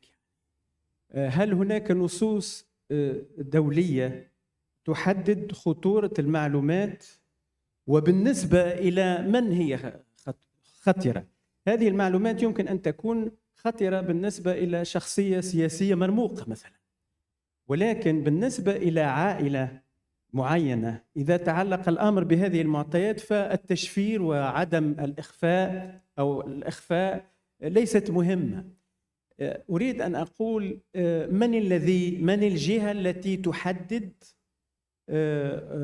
أهمية المعلومات حتى نسعى إلى إخفائها، ثم أن نترك في المستقبل الدهر أن نترك للآلة أنها تفعل ما تريد. هذا خطر على فلسفة الإنسان وعلى قيمة وجود الإنسان وعلى المعلومات التي تكون متاحة للجميع أو عدم كونها متاحة لهم أيضا. يعني سؤال آخر، إلى أي مدى يمكن أن نترك للآلة أنها تسير لنا هذه الاختيارات وهذا التشفير ونحن فرحون بما لدينا من هذه المعطيات؟ يعني أنا أحيي حضرتك لهذا وأحييك لأنك تريد أن تعلمنا ما هي المعطيات التي ينبغي أن نتركها أو نحذفها وما هي التقنيات، ولكن أيضا البشر لا بد أن يكون فاعلا في السؤالات الفلسفية العميقة. من الذي يحدد الأمن البشري؟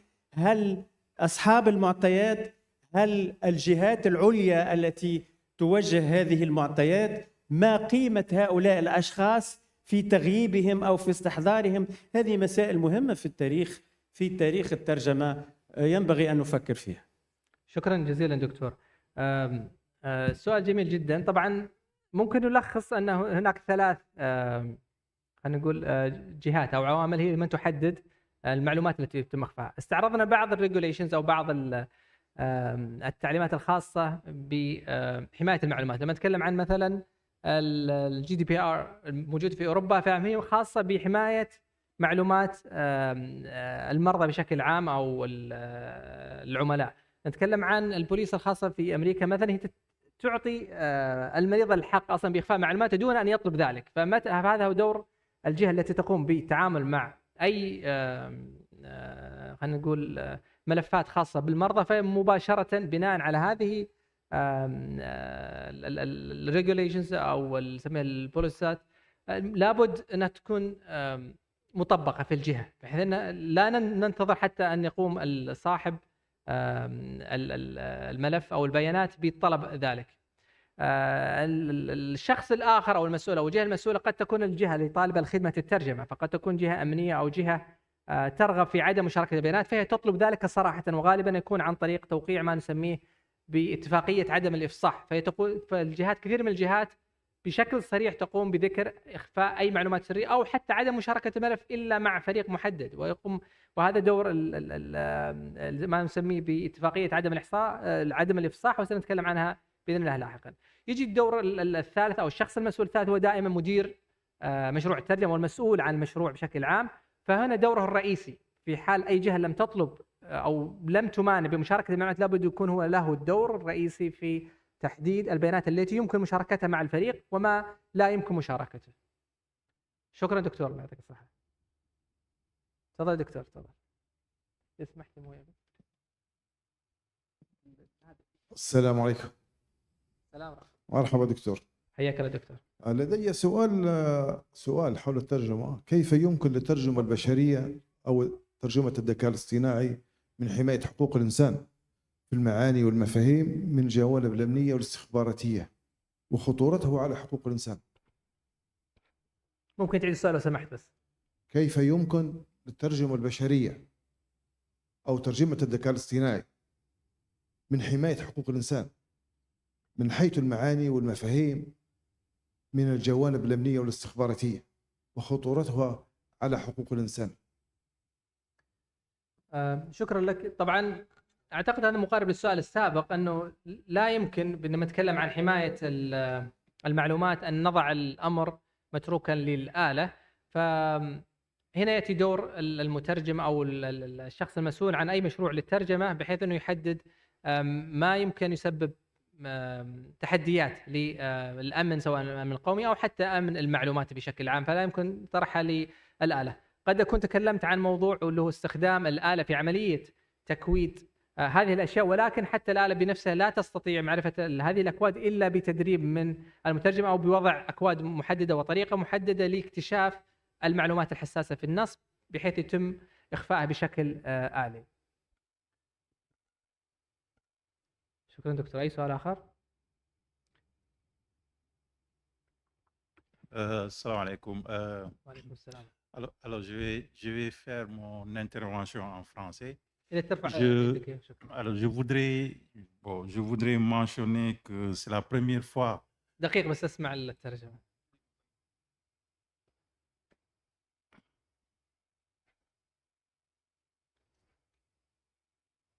Oui, je disais que c'est la première fois que j'entends, disons, les concepts d'anonymisation et de pseudonymisation.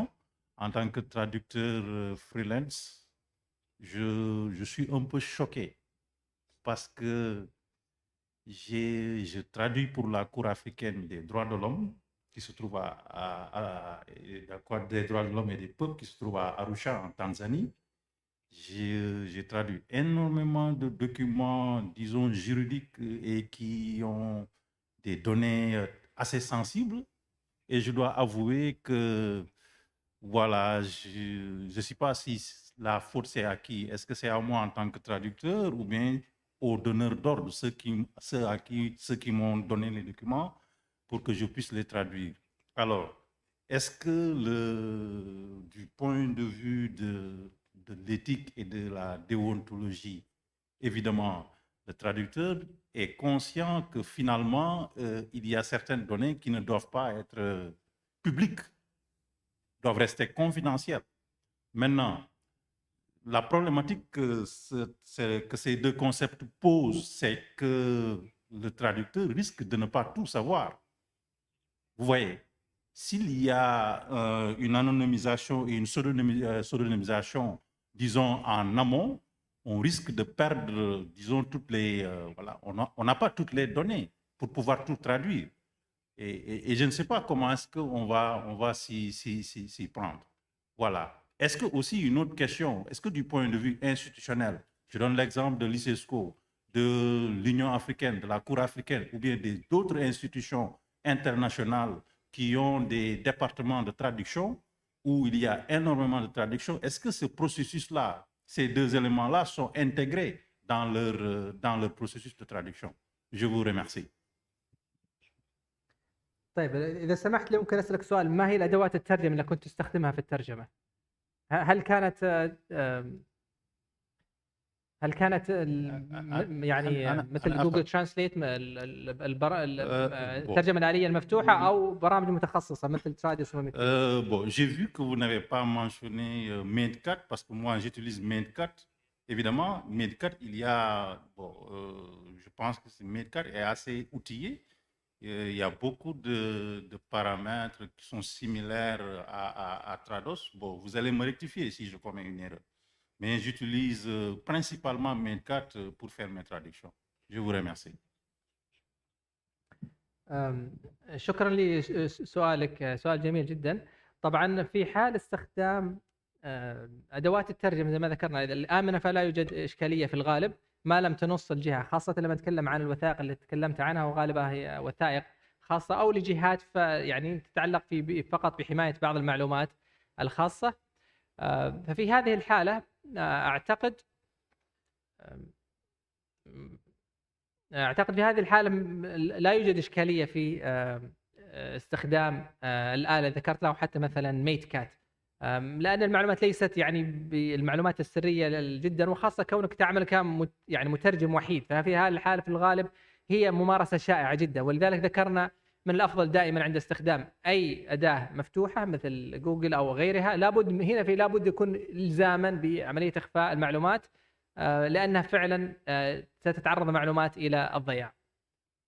السؤال الآخر أعتقد تكلمت عن دور الجهة أو منظمات في تبني سياسات تقوم بحفظ أو تتبنى مثل هذه الخطوات. أعتقد أنها لابد يكون لأي جهة مهتمة بالترجمة أو متخصصة بالترجمة يكون لها سياسات فيما يتعلق في أمن المعلومات ومشاركة المعلومات الخاصة.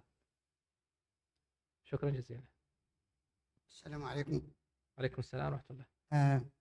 لدي تعقيب. تعقيبا في الحقيقة. التعقيب الأول هو بشأن الخصوصية والسرية.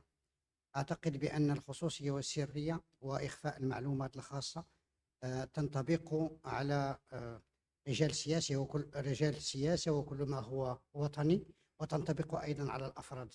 صحيح. تبعاتها تختلف. نعم. في الحالة الأولى تبعاتها وطنية سياسية دبلوماسية، ولكن تبعاتها بالنسبة للحالة الثانية وهي الفردية قد تنتج عن الابتزاز، سرقة الهوية، الدخول إلى المعلومات البنكية والمصرفية، وربما سرقة الأموال. وبالتالي يجب على المترجم دائما أن يتوخى الحفاظ على الخصوصية والسرية إذا كان يعمل في إطار غير مغلق، يعني خارج مؤسسة. بالنسبة للتعقيب الثاني، أنا عملت بالأمم المتحدة 31 سنة ما شاء الله. في 3 مراكز مختلفة، ولم طبعا لم نطبق أبدا هذه الإجراءات، لأن المؤسسة هي التي تضمن لك الحماية الإلكترونية، وبالتالي لديها من الأجهزة والتطبيقات ما يكفي لعدم تسرب هذه المعلومات إلى الخارج. وبالتالي فنحن نعمل في مجال مريح لا نخشى فيه على الإفصاح عن الهوية والخصوصية. شكرا. شكرا مداخلة دكتور، فعلا أتفق معك بكل ما ذكرت. عندما تتبنى الجهة إجراءات لحفظ المعلومات يكون دور المترجم وحتى المسؤول عن الترجمة أقل مسؤولية، وسنتكلم عنها إن شاء الله في الأشياء التي يتم لابد من التأكد من فعلها، وهي بعض الأدوار التي تتعلق بالجهة نفسها. طيب إذا سمحتوا لي ننتقل فقط إلى النقاط الأخرى.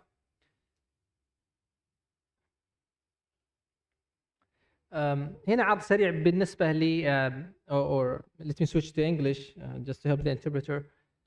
Here are some of the let's say instances where we have to pseudonymize them. Okay, for example, again, basically the same instances or examples that were referred in the previous activity, but this time we have to use what we call codes. So we can get back, or let's say we can de-identify the information before the final submission of the translation project. Now we have done this process manually, but of course there are so many tools actually that can do it in a kind of automatic way. Of course, the translator or the project manager has to put the, let's say, the instructions or the means to do it. For example, Trados and Cat tools provide this one or this surface, as we'll see. For example, an SDLTM translation management anonymizer. For example, this is a screenshot. Let me see here. This is a screenshot from Trados. Here is, for example, the source text before pseudonymization. In the next screenshot, you will see the machine has kind of encrypted all of the personal identifiable information in a way that after the project is finalized, translated, now the translation project manager can re-identify the information just by one click. Other, let's say, kind of less automatic ways to do it is kind of using, for example, find and replace. There are kind of other features in Microsoft Word So if you're interested and you would like to, let's say, apply such practices, you can always look for tools such as these, or at least find the best way to do it that you are familiar with. Okay.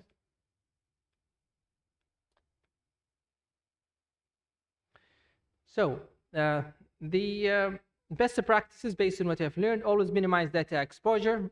Only those people who are who have access or can access information get the access. Always have clear guidelines for translators or editors or whoever works in your team. You always use secure communication channels.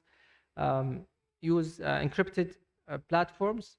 We'll kind of highlight this later on. Always implement regular training. That's usually the responsibility of the organization or the company to train employees or whoever involved in managing sensitive and private information. Now the challenges, as you have seen already, we can lose context. So this is why we said we have to be careful when we anonymize or pseudonymize based on our purpose. Is it only for storing information? Then anonymization would be okay. Do we need to retrieve the information again, re-identify? Then we have to go with pseudonymization. Of course, it's time intensive. This is why lots of translators and let's say professionals, of course, will overlook those practices. Of course, also errors in re-identification. Again, if we code or pseudonymize such information without logging the keywords, then we may get we may face problems re-identifying the information. Okay, allow me now to move on to the last activity. Actually, it's kind of part of 3 activities in one. If you have received your handout, the 3rd one. Okay, you will get now the handout for this activity.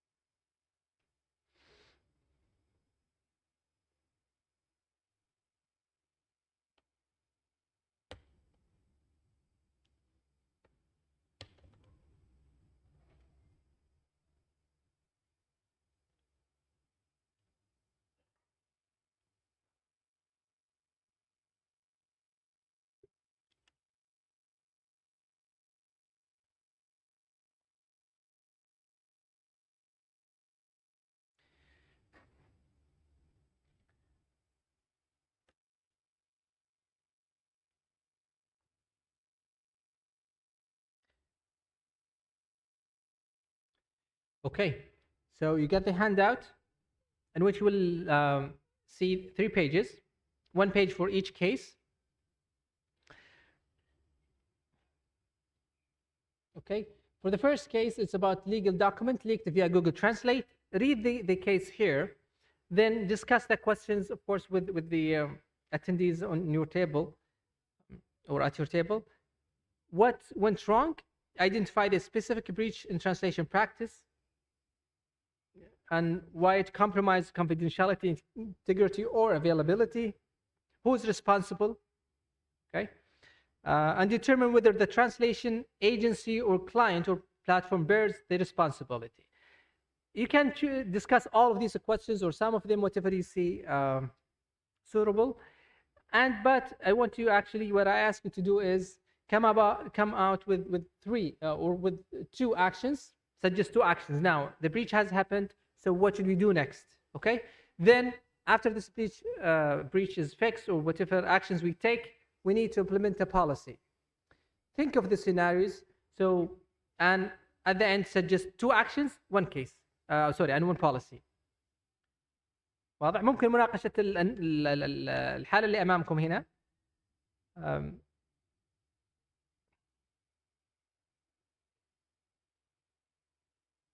ممكن المترجم مشكورا يقوم بترجمة النص باللغة الإنجليزية إلى أعتقد الفرنسية ممكن تكون أنسب للزملاء اللي لا يستطيعون قراءة اللغة الإنجليزية،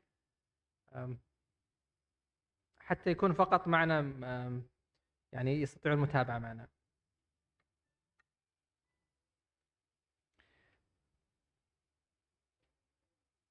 And always, if you have a question, please, you're welcome.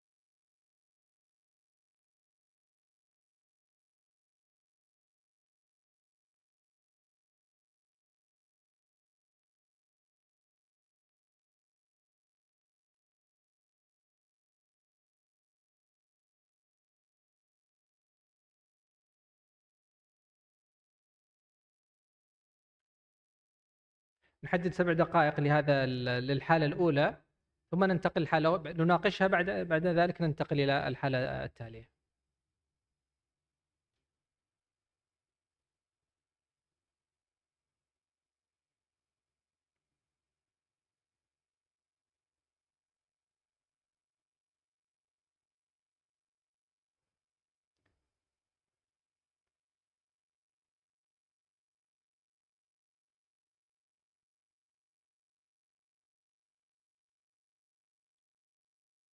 وممكن الزملاء أيضا مشكورين في كل مجموعة مساعدة الزملاء الآخرين في حال احتاجوا لترجمة أو لفهم المطلوب هنا في التمرين. مع الشكر الجزيل، وأي سؤال دائما تفضلوا.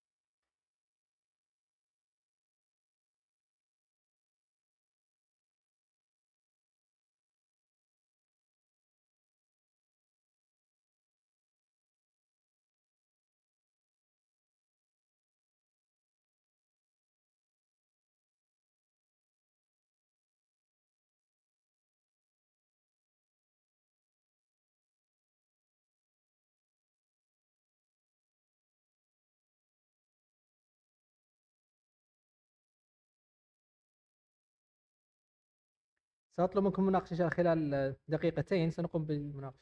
شكرا. شكرا أخوي، الله يسعدك.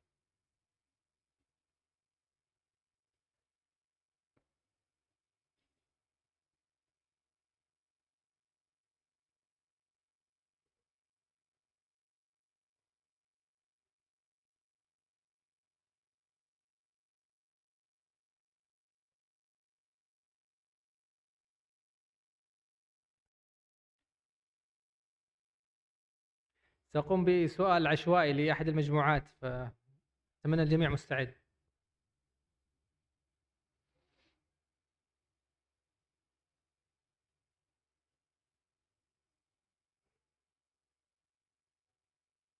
الجميع فهم النص؟ الذين لا يستطيعون قراءة اللغة الإنجليزية؟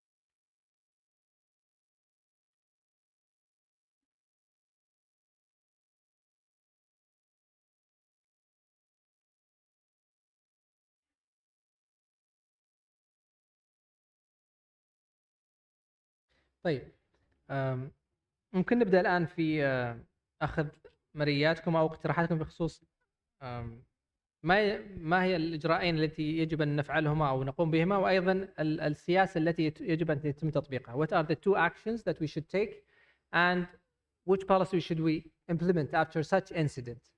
Okay, let's assume that you were the one responsible for this project and this data breach happened. So what are the actions that you're going to take and which policy? تفضل يا دكتور. الله يحييك. السلام عليكم ورحمة وعليكم الله. السلام ورحمة الله. طبعا أول حاجة، من المخطئ؟ الحقيقة المؤسسة أولا اللي كلفت المترجم والمترجم. رقم 2 المؤسسة الطبيعي عندما يكون أمر سري أو في نوع من الجانب الأمني الطبيعي لما تكلف حد تبلغه بهذا الأمر. 2 المؤسسة أيضا مسؤوليتها أن يكون عندها السيرفر الخاص بتاعها. السيرفر الخاص بتاعها ده عليه جانب حماية، حتى أحيانا في جانب الحماية ده أنت ممكن بشكل عفوي بتكتب كلمة عادية، وأنا أقول لحضرتك زي جامعة ساسكس مثلا، فوجئت لقيت دي ممنوعة إن هي تكتب مثلا على النت عشان منتهية بكلمة بآخر 3 حروف منها. صحيح. فتم رفض، كأن ببحث عن حاجة جامعة ساسكس حضرتك نعم عارفين. معروف. فالطبيعي المؤسسة رقم 1 اللي هي يكون عندها السيرفر الخاص بتاعها ومؤمن وناس بروفيشنال فعلا في السايبر سيكيورتي. 2 المترجم في جميع الأحوال دي وظيفته طبعا لازم يكون أمين في هذا الأمر، يعني لا يعمل على هذا الأمر إلا لما يتأكد، ولا يستخدم حاجات البابليك دومين إلا لما يتأكد من المؤسسة إن هو ممكن يعمل كده أو لا. فدي أول خطأ يعني. اتفضل. شكرا دكتور، الله يعطيك العافية. يعطيك الصحة. معلش. عفوا. استكمالا لما قاله الدكتور، هو تحدثنا عن التكامل بين الإنسان والآلة أو التكنولوجيا بصفة عامة. فمن جهة يجب على المترجم أن يلتزم بمدونة السلوك وبالأخلاقيات، ثم توفر له وسائل العمل من طرف المؤسسة. فإذا كان هناك أي نقص في هذين الجانبين فتحدث مثل هذه الحالات. صحيح. شكرا على المداخلة دكتور، الله يعطيك الصحة. أي مجموعة أخرى؟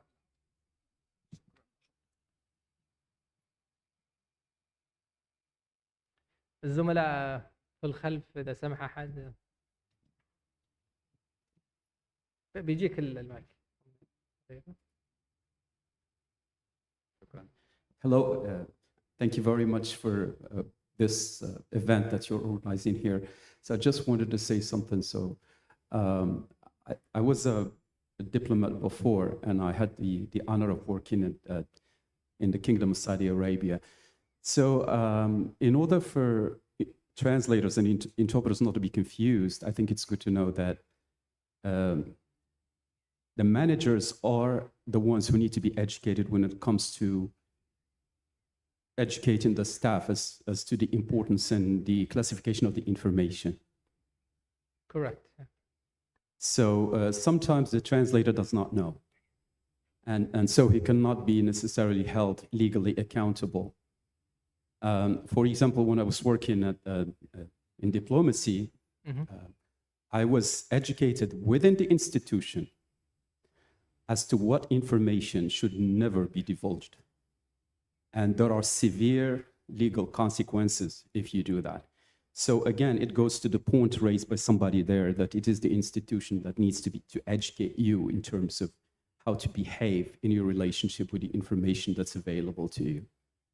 So please correct me if I'm misunderstanding here. Thank you. Thank you so much. Of course, it's the organization's responsibility in first place if there are no regulations or no policy for the organization, but yet there could be a policy or very clear instructions on how to use public machine translation or any other translation tools, yet the translator, for maybe the sake of speed or for the whatever reason he chooses to use public machine translation, and such incidents can happen. So I think it could be both faults. But here we're not actually deciding on whose fault more than what should we do now. The breach has happened. We have to take action. Thank you so much. Yes.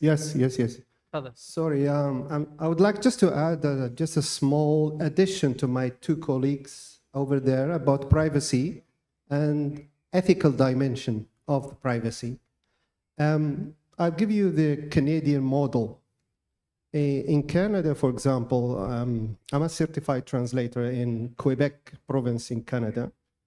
For us to be a certified translator, there is a really severe condition to go to the field to feel that, which is the ethical certificate. So in addition to other qualification you need to pass this really difficult test. Actually, I did not pass it the first time, but I did the second time. It takes 3 hours, okay, to answer all kind of scenario questions. It's not like checking questions, but all kind of scenario case studies, scenario cases, so they know you exactly, do you have the scenario of the translation ecosystem, environment, and industry, and market or not, and how can you handle the interrelation with your client, and how you can keep their things, securely their information before you go into the field. I would suggest, I don't know if we have this, that this might be a kind of condition, especially in the security and context, to have that kind of qualifications and have this certificate organized as said, you know. Thank you for your input, Doctor. Thank you so much. So appreciate it.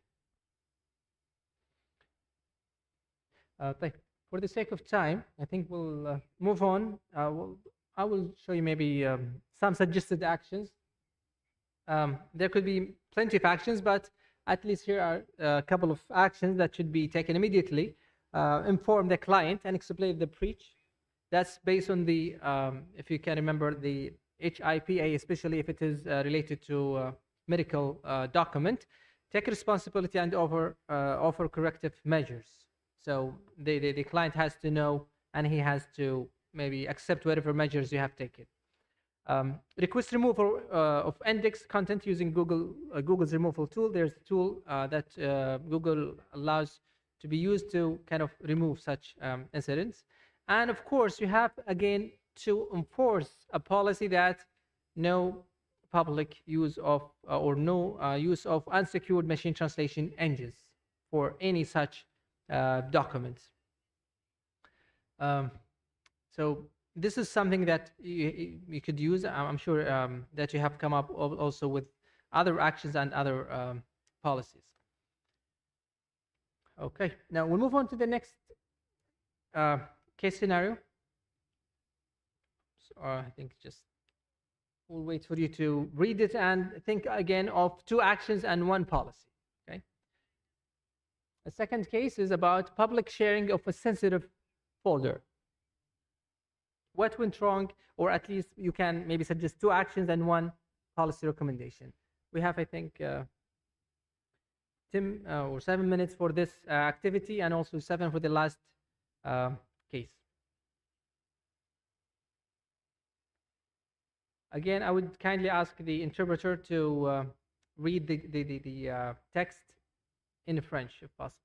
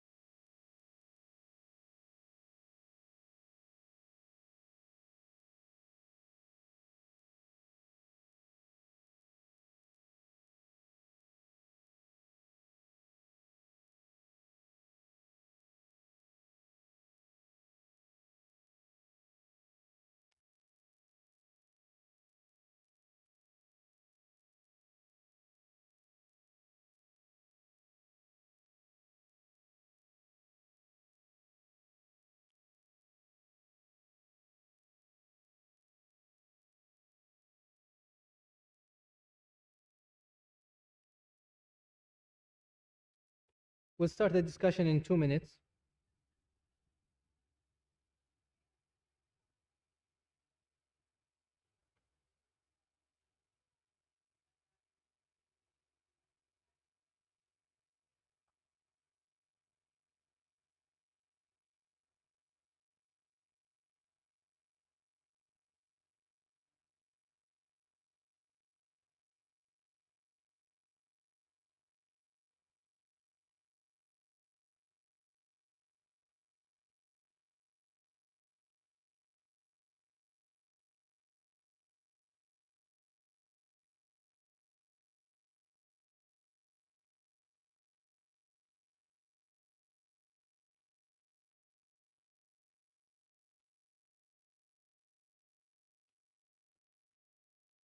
When there is a hint in the text, actually, the problem is already there. We need to suggest 2 actions and 1 policy.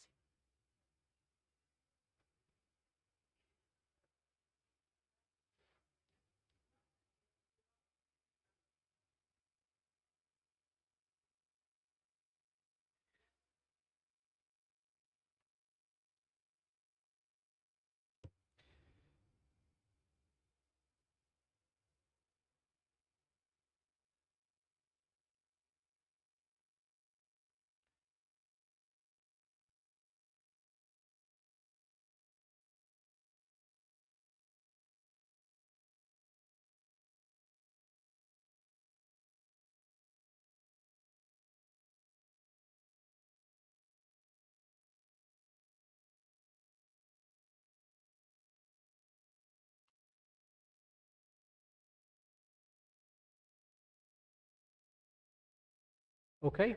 Who would like to share their input here? 2 actions, 1 policy.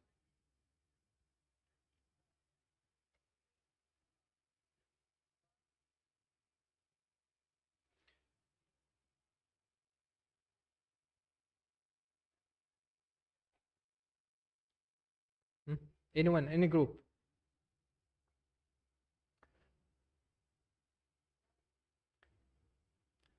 نسأل أسئلة عشوائية.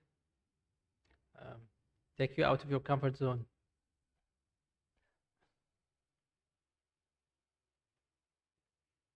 الزملاء اللي في النص هناك لو ممكن تعطيهم المايك، الطاولة اللي في النص. شوف عند الزملاء هناك أي واحد يتبرع.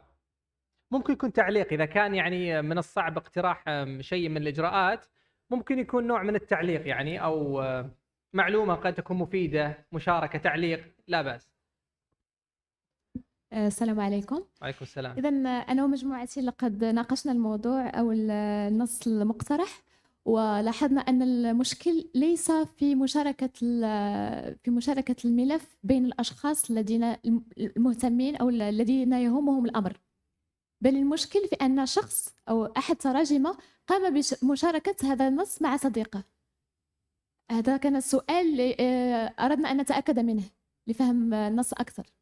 هو النص ذكر أنه تم استخدام مشاركة للجميع، يعني بإنشاء رابط مفتوح بحيث أي شخص يستطيع الوصول لهذا الرابط يستطيع فتح الرابط، فليس محدد المشاركة. هذه هي الإشكالية الرئيسية. شكرا لك. لكن إن المشكل إذا أنا شاركت مثلا ملف مع أصدقائي التراجمة، أنا التي منحتهم الفرصة أن يطلعوا على هذا الملف.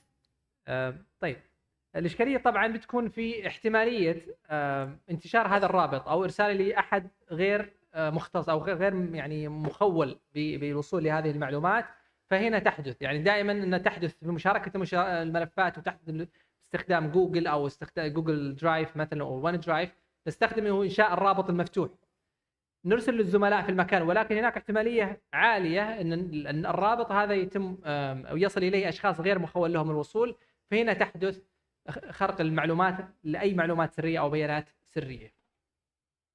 فالمفترض نحدد، سنتكلم لاحقا إن شاء الله في نهاية الورشة في بعد قليل، نتكلم عن إجراءات لما نشارك الملفات. لابد من اتخاذ بعض الإجراءات اللي تكون فيها تأكد أن لا يصل لهذه الملفات إلا الشخص المخول له الوصول إليها. شكرا لك. عفوا. هل يمكنني طرح سؤال آخر؟ هل يمكن إيش؟ طرح سؤال آخر. إيه تفضل أكيد. المجموعة باسم المجموعة أيضا اقترح أحد الزملاء أنه كان من الواجب أن يتم تعزيز الأمن security بإضافة رقم كود، رقم سري باسورد، كلمة سر تشارك بين المجموعة، ولا يمكن لأحد أن يدخل إلى الملف أو يتصفح الملف إلا إذا كانت له هذه الكلمة السرية. من غير هذه الطريقة فكيف لنا أن نشارك ملفات ذات حساسية مثلا؟ شكرا لك. شكرا نعم، لك. اقتراح ممتاز جدا، وهي من الإجراءات التي يتم اتباعها للتأكد من عدم وصول أحد لهذا الملف أو المعلومات الخاصة أو ذات السرية العالية إلا أشخاص مخول لهم. فقد تكون من الاستراتيجيات هو استخدام كلمة مرور مع شرط عدم استخدامه أو إرسال كلمة المرور بنفس الرابط أو في نفس المكان. ممكن يرسل مثلا الرابط عن طريق إيميل أو بطريقة أو بأخرى الملف، ولكن يتم إرسال الباسورد بطريقة أخرى بحيث لا يكون في احتمالية لتسرب كلمة المرور. تفضل. تفضل يا دكتور. بالنسبة لهذه الحالة، أولا المترجم ليس هو من يقرر الجهة التي ستطلع على أي ملف كان في حوزته. صحيح. عليه أن يحتفظ بالملف لنفسه، وإذا كان عليه أن يطلع عليه الآخرين فعليه أن يتأكد من المصدر، ما إذا كان مخونا لهؤلاء أن يطلعوا على الملف. وبالتالي كيفما كانت وسيلة النشر سواء كانت بصفة شخصية أو عن طريق الآلة، أنا في نظري الخطأ وحتى في نظر المجموعة الخطأ هنا خطأ المترجم. شكرا دكتور. يتكلم. هو الحقيقة واضح أنه هو خطأ المترجم، ولكن لازم نكون متفقين على حتة، ده عمل إنساني، والمترجم زي أي إنسان ممكن يدوس إنتر ثم يندم على كلمة إنتر دي أو بإرسال يعني، ولكن دي الحقيقة.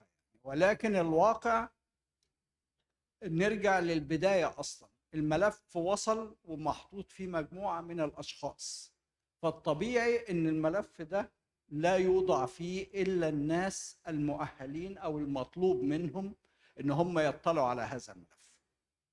وهو لما بيعمل ريبلاي أول أو الرد للجميع، ومفروض يعمل رد للمجموعة قليلة منهم أو واحد أو اتنين، ده الحقيقة بالنسبة إلي هو خطأ اللي بعت له الملف نفسه بهذا الشكل. طبعا المترجم مخطئ ولكنه إنسان، وأنا عن نفسي أقر وأعترف إن أنا عملتها كثيرا، اللي هي فكرة إن حد يبعت لي، مش أنا شخصي، بيبعت حوالي 20 واحد معايا في الإيميل، أنا بطيابة أروح عامل ريبلاي أول وأروح باعت لأمة لا إله إلا الله، فالناس كلها بتعرف الرد بتاعي.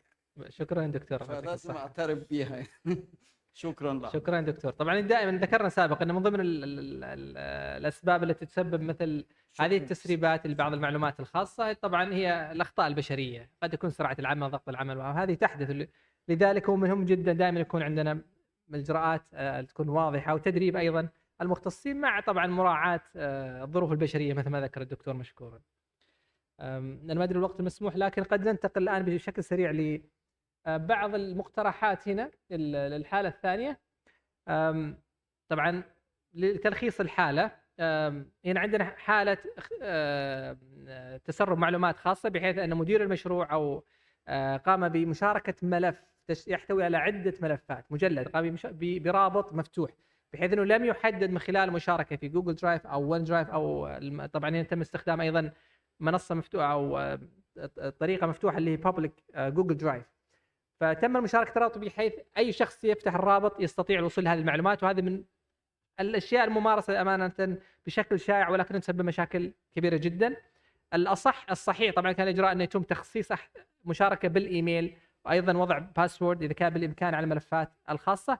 ومن الأساس أصلا لا يتم مشاركة البيانات الخاصة عن طريق منصات مفتوحة مثل جوجل درايف، ممكن تتم مشاركة عن طريق سيرفر إذا كان للمنظمة أو بطرق أخرى أكثر أمانا.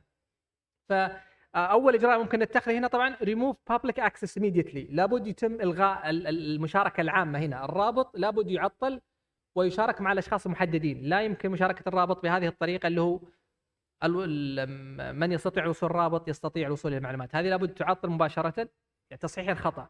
الأكشن الثاني أو الإجراء الآخر conduct an audit of all shared folders. So if this a breach has happened, then there's a very likely chance that the rest of the data is also compromised.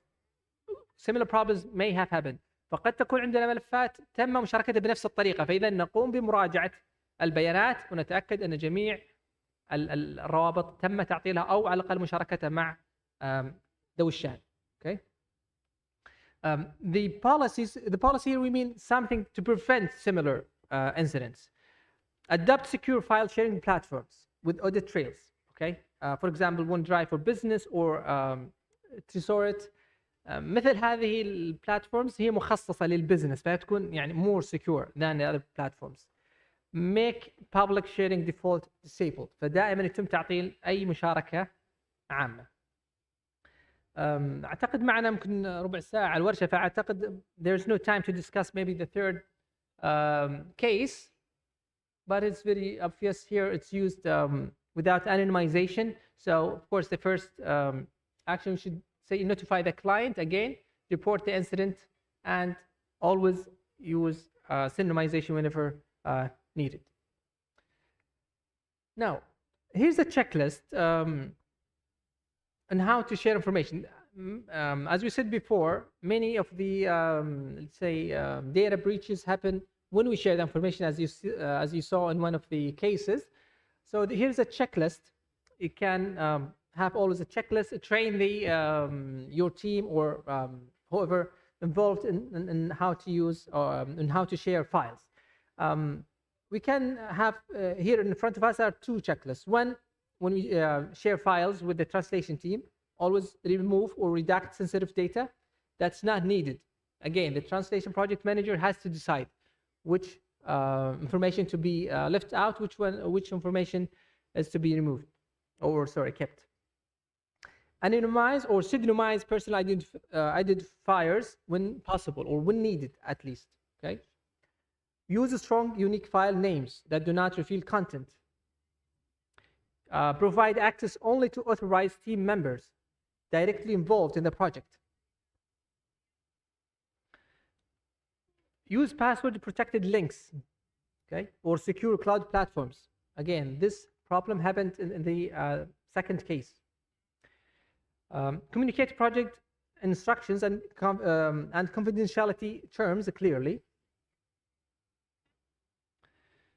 Ensure team members sign DNAs before starting work. All the translators, editors, or whoever involved in the project must sign a non-disclosure agreement اللي معاهدة عدم إفصاح أو اتفاقية عدم إفصاح. أي شخص للمشروع طبعا في لابد أن يوقع هذه الاتفاقية ويتم تضمين ما يتم يعني مشاركته ولا ما لا يمكن مشاركته وإلى آخره. Use encrypted platforms for real collaboration. That's the best way actually to share translation documents with the translator. That's the best way to translate because you will fix lots of, or at least you will avoid the problems that we talked about related to confidentiality, integrity, and availability. You will always have the last version. You will always know where your file is. You will always store your translation in a very safe place. Set permission to read only or limited editing. If you are sharing the file with a person who does not need to edit, then why share it? Why give him the editing permissions? تعرفون في جوجل في ون درايف دائما في خاصيه اللي يقول خاصيه المشاركه او الاطلاع او عفوا التعديل او الاطلاع. هذا مهمه جدا دائما مشاركه اي ملف في تحديد القراءه، وانا دائما شفتها في كثير من الاعمال في ترجمه وغيرها دائما يعطيك صلاحيه التعديل. يعني انا ممكن شخص في الفريق اقوم بحذف الملفات كامله وقد يصعب اعادتها لان بسبب الصلاحيه التي اعطيت لي. مفترض اكون قارئ لكن تم اعطائي صلاحيه محرر. Okay. Always remove access once task is complete. The project is finished, then why keep the link active? Always disable it. No need to share it anymore. Conduct periodic checks for secure data handling. You can review also what's happening and provide regular security training and updates. Training is very important practice in our work. Last point here to cover is a checklist when you share files with the client. Some of them are, of course, similar to the ones before. For example, convert document to read-only or PDF format. Okay, of course with the open file. That way you, again, this has to do with the integrity of the information, because once you upload it or at least submit a PDF version, you know that everything is as you wanted or intended. Use encrypted file sharing platforms. For example, like those that are, let's say, designed for businesses, or at least Google Drive Business or other secure platforms. Protect documents with strong password, if possible. That's kind of an extra measure, but doesn't have to be if you are using secure platform. When you share, sorry, did not move on to the next slide. Here in the fourth one, share passwords via a separate secure channel. So not in the same email, you put the link and then you put password. No, it has to be in maybe in different means of communication. Set expiration dates. That's maybe one way to do it. You share the link, put expiration date, again, put read or edit. Immediately remove access once the task is complete. Ensure the platform complies with applicable data protection laws, like the ones we discussed earlier. Okay, this is the end of our workshop. Now is the time if you have any questions, comments, maybe whatever, something you want to add. معنا تقريبا أعتقد 10 دقائق. 10 minutes. Any questions?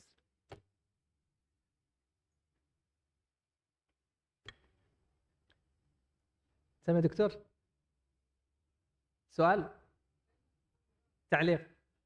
تفضل دكتور، المايك لو سمحت يا أستاذ.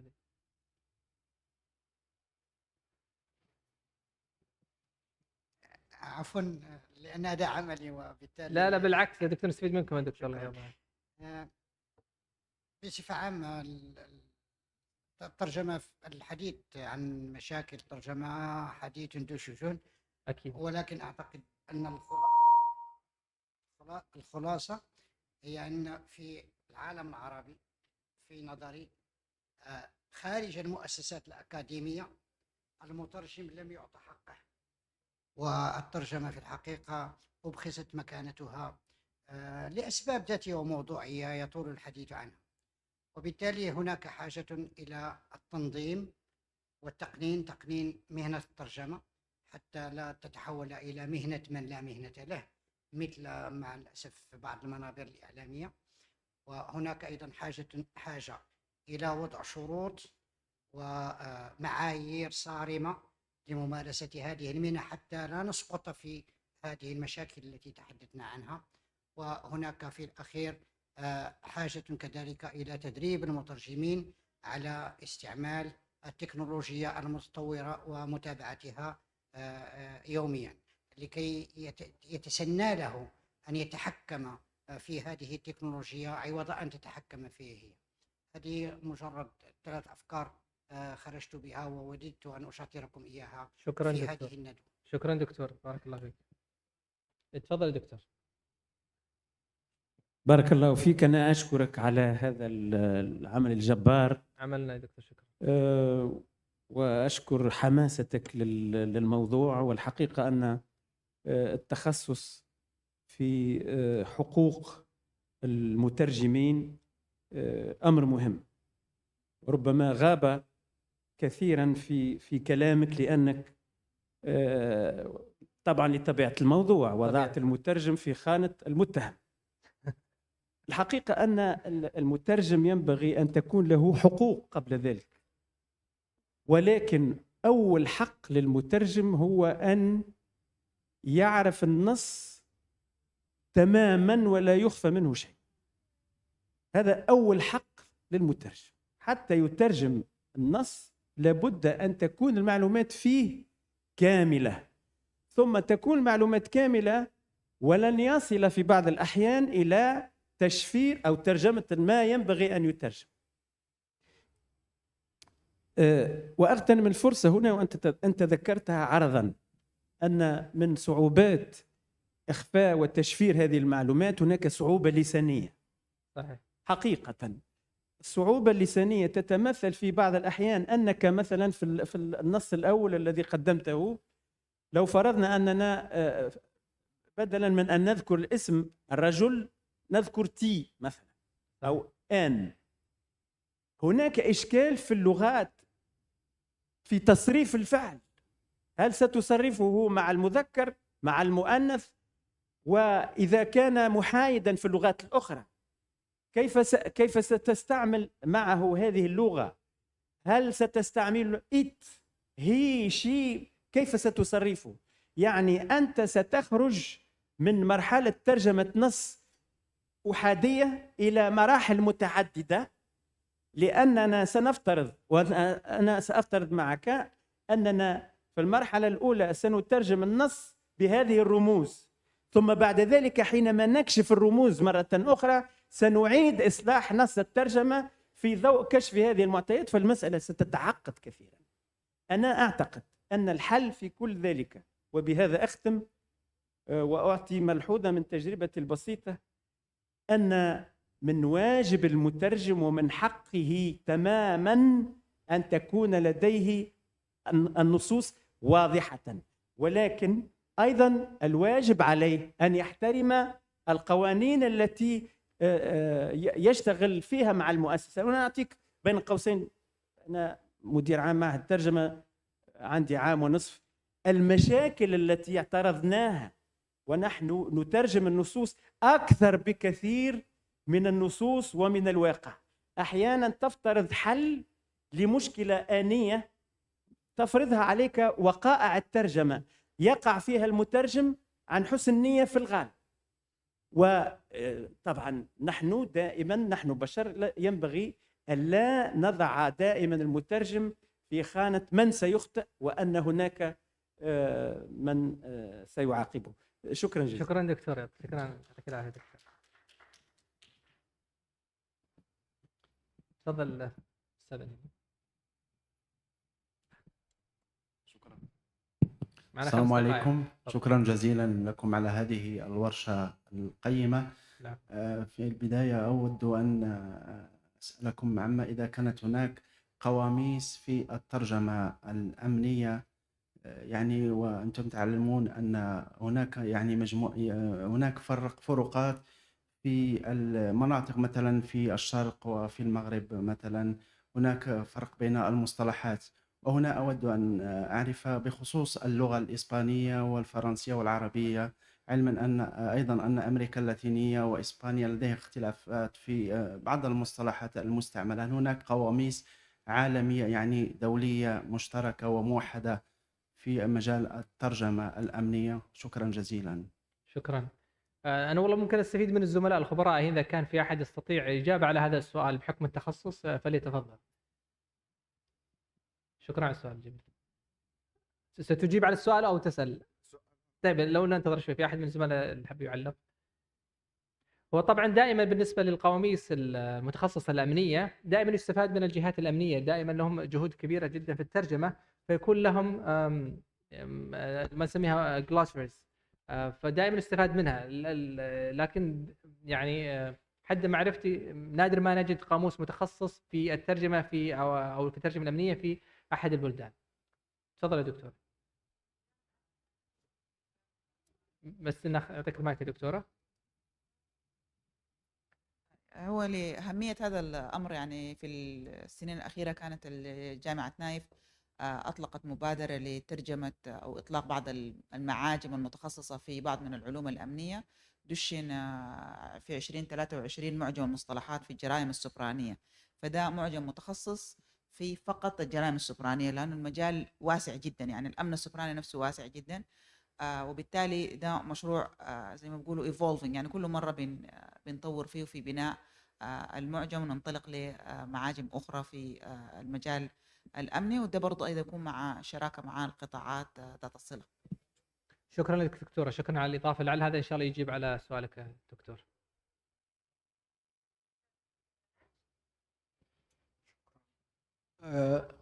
عطفا على كلام الدكتورة، هي المديرة بتاعتي يعني، فلازم أأكد على حتة أيضا. ان احنا بنحاول نجمع الداتا بتاعت الكتب التي تمت ترجمتها عبر جامعة نايف، وكلها كتب أمنية. من هذه الكتب بنعمل استخلاص في أهم المفردات، وإن شاء الله يكون في حاجات في عدة تخصصات أمنية مختلفة، ليكن زي الفورنزيك ساينس مثلا أو بريفنشن. إن شاء الله الكلام ده احنا شغالين فيه بالفعل يعني. ممتاز. شكرا شكرا دكتور، يعطيك الصحة. طيب في سؤال بس عند الأخ اللي هناك عشان الوقت، بعدين نرجع لك أستاذ. ناخذ آخر سؤالين معنا تقريبا دقيقتين. شكرا أستاذ، شكرا لكم على مجهودكم الكبير خلال هذا التكوين. شكرا. أضيف إضافة إلى ما سبق وقاله الأساتذة قبل أن أعرج على ملاحظتي. لا أفهم شخصيا، لا أفهم لماذا ما زلنا نطالب بتوحيد المصطلحات في مجالات جد خاصة في مثل مجال الأمن، الدفاع، القانون. هذه مجالات جد مؤسساتية وتخضع لتشريعات جد محلية. الأمن في السعودية ليس هو الأمن في مصر أو في المغرب، مع العلم بغض النظر عن توحيد الأهداف، وبغض النظر عن إدارة الأمن تسعى لهدف واحد وهو حماية الأمن المواطنين. في هذا المجال بالضبط، وهنا أرجع إلى ملاحظتي، لا مجال لحسن النية في عمل المترجم. عندما يشارك المترجم نص يتضمن معلومات خاصة سواء كانت طبية أو أمنية، فإنه يرتكب خطأ بغض النظر عن ما قد تؤدي إلى هذه المشاركة، حتى إذا لم ينتج عن ذلك نتائج سلبية. هذا النص هو بالضرورة أو بالفعل هو نص سري لا يجب أن يشارك. إذا لا يجب أن نبقى نحتاج دائما بحسن النية، ويجب أن نصدر دائما هنا على البعد الأخلاقي للمسألة. يتسلم المترجم هذه النوعية من النصوص لكي يترجمها ويعيدها إلى الجهة التي طلبت الترجمة. وشكرا. شكرا لك على المداخلة.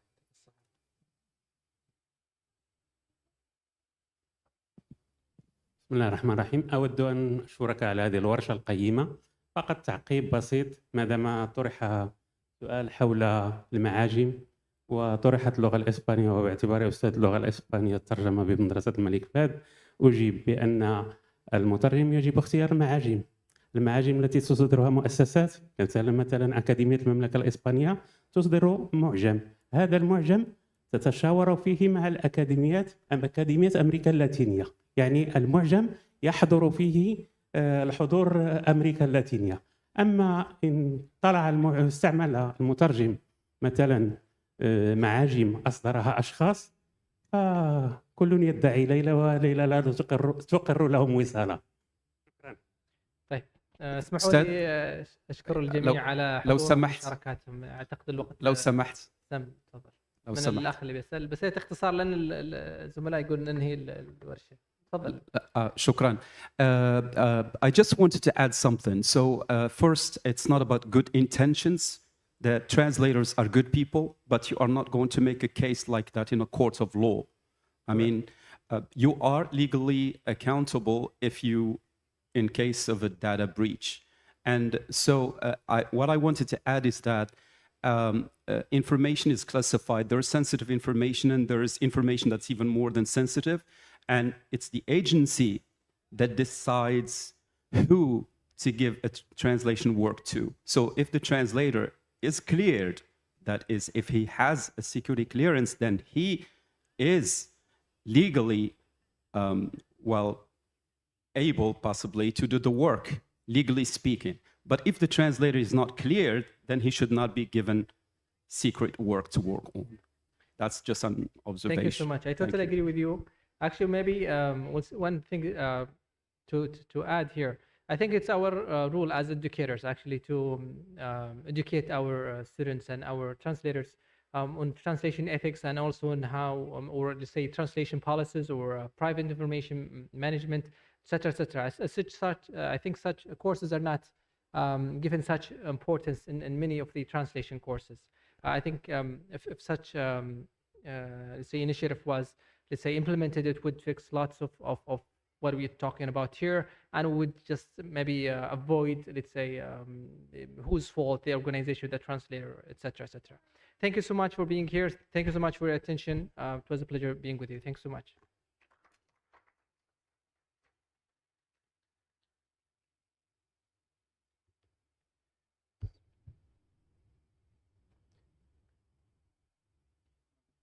شكرا دكتور.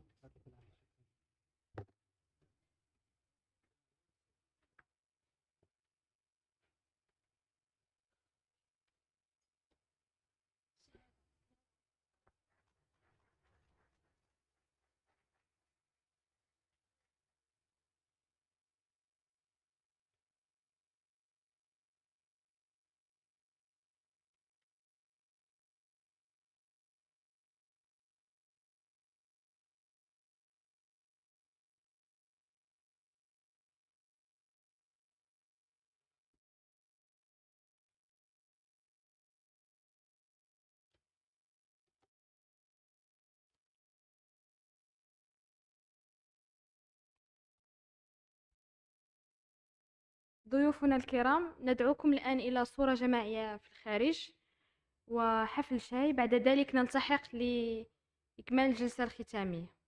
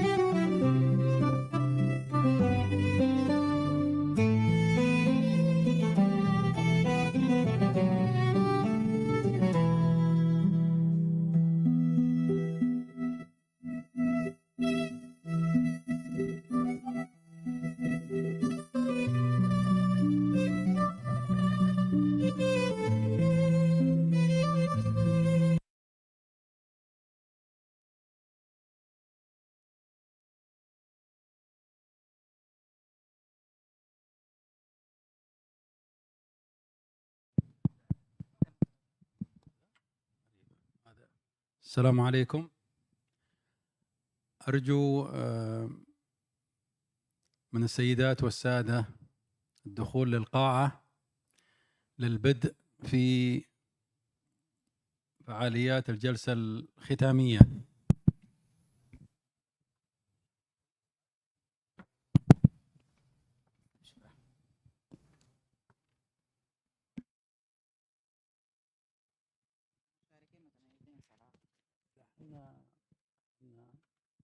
رغم تجي من لجان وناس وخذ هذا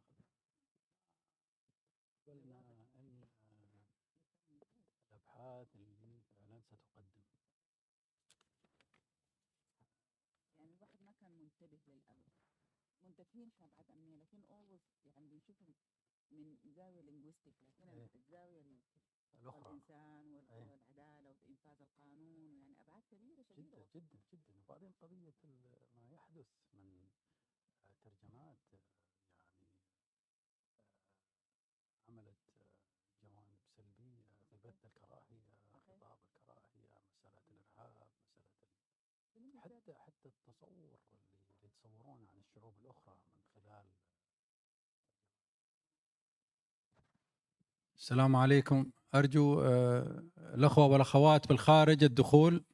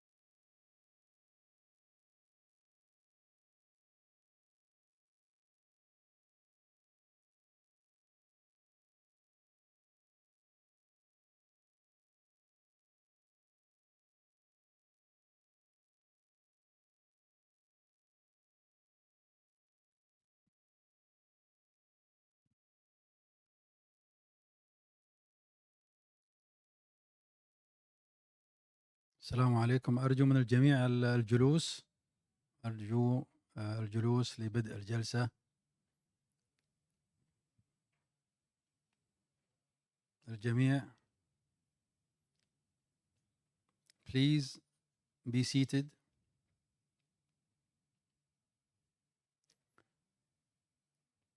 السلام عليكم ورحمة الله وبركاته. يشرفني أنا أحمد البنيان مدير مركز الترجمة والنشر أن يشاركني في هذه الجلسة الختامية الدكتورة شهلة الطيب عميدة البحث والابتكار في جامعة نايف العربية للعلوم الأمنية الشريك الاستراتيجي للآيسيسكو منظمي هذه الندوة. بسم الله الرحمن الرحيم. عقدت منظمة العالم الإسلامي للتربية والعلوم والثقافة الإيسيسكو بمقرها الرئيس بالرباط المملكة المغربية بالتعاون مع جامعة نايف العربية للعلوم الأمنية ندوة دولية بعنوان الترجمة والأمن، دور الترجمة في تعزيز الأمن الوطني والدولي، وذلك يومي الثاني والثالث من شهر يوليو 2025. شارك في الندوة نخبة من الخبراء والأكاديميين والممارسين مختلف الدول الأعضاء وغير الأعضاء، وناقش المشاركون أدوار الترجمة الحيوية في المجالات الأمنية خاصة في ظل التحديات الرقمية المتسارعة وتنامي الحاجة إلى التبادل اللغوي والتقني في البيئات الأمنية والإنسانية. واشتمل البرنامج العلمي على 5 جلسات رئيسة بالإضافة إلى ورشة تدريبية حول التقنيات الحديثة في الترجمة الأمنية.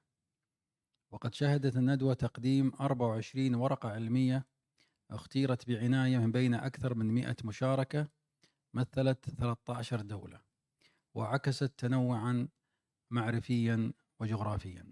دكتورة. شكرا.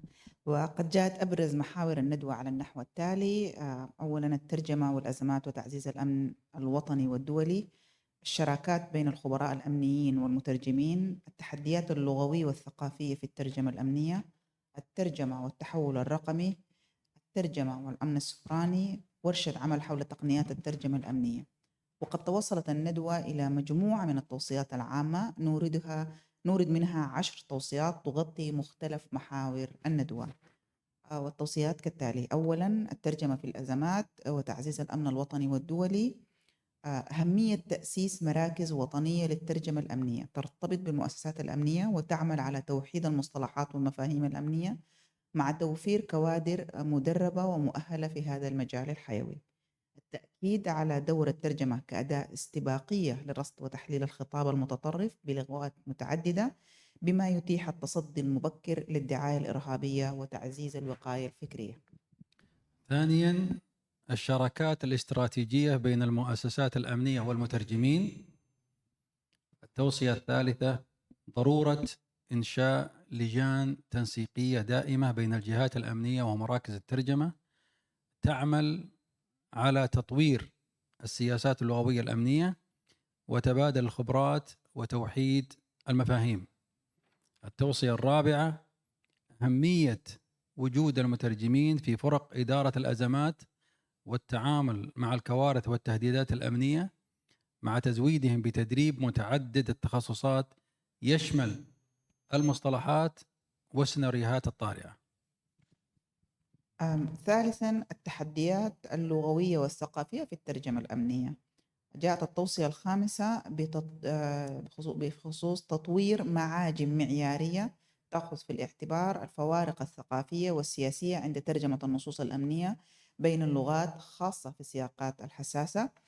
سادساً تقديم برامج تدريبية ثقافية وأخلاقية للمترجمين الأمنيين لتعزيز وعيهم بالسياقات المحلية والعابرة للحدود ولتفادي أي انزلاقات لغوية أو دلالية وزيادة الحس الأمني لديهم. رابعاً في محور الترجمة والتحول الرقمي جاءت التوصية السابعة كالتالي: اعتماد نماذج هجينة تجمع بين الترجمة الآلية NMT والمراجعة البشرية مع التركيز على بناء بيانات تدريبية متخصصة ومأمونة في المجالات الأمنية. التوصية الثامنة: تعزيز استخدام أدوات الذكاء الاصطناعي اللغوية في بيئات غير متصلة بالإنترنت من خلال تطوير تطبيقات ترجمة متنقلة آمنة ومخصصة للمناطق ذات البنية التحتية المحدودة.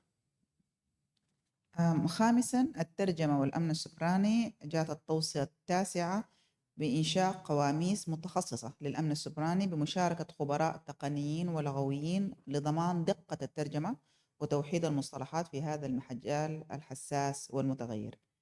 عاشرا، دمج الترجمة ضمن السياسات الوطنية للأمن السبراني بما يعزز الحماية من الاختراقات الناتجة عن سوء الترجمة ويضمن الأمن المعلوماتي عبر اللغات.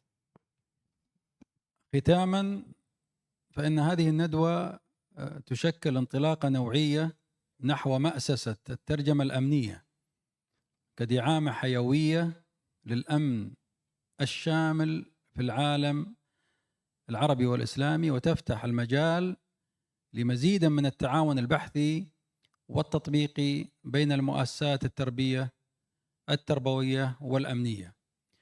ويشرفني في ختام هذه الندوة المباركة أن أتقدم بجزيل الشكر لجامعة نايف العربية الأمنية على هذه الشراكة الاستراتيجية، وأخي الأستاذ خالد الحرفش على دعمه ومواصلته معنا لهذه الندوة يوم بيوم وأول بأول. والشكر موصول لكافة فريق عملها المتميز، ومن الآيسيسكو أشكر كافة القطاعات والمراكز التي أسهمت في نجاح هذه الندوة، وأشكر كافة منسوبي مركز الترجمة والنشر بكافة أقسامه، قسم الترجمة وقسم التصميم والطباعة وقسم النشر والمكتبة، على جهودهم المتميزة في إنجاح هذا الحدث الهام والكبير. وإن شاء الله إلى لقاءات متجددة وندوات دائمة.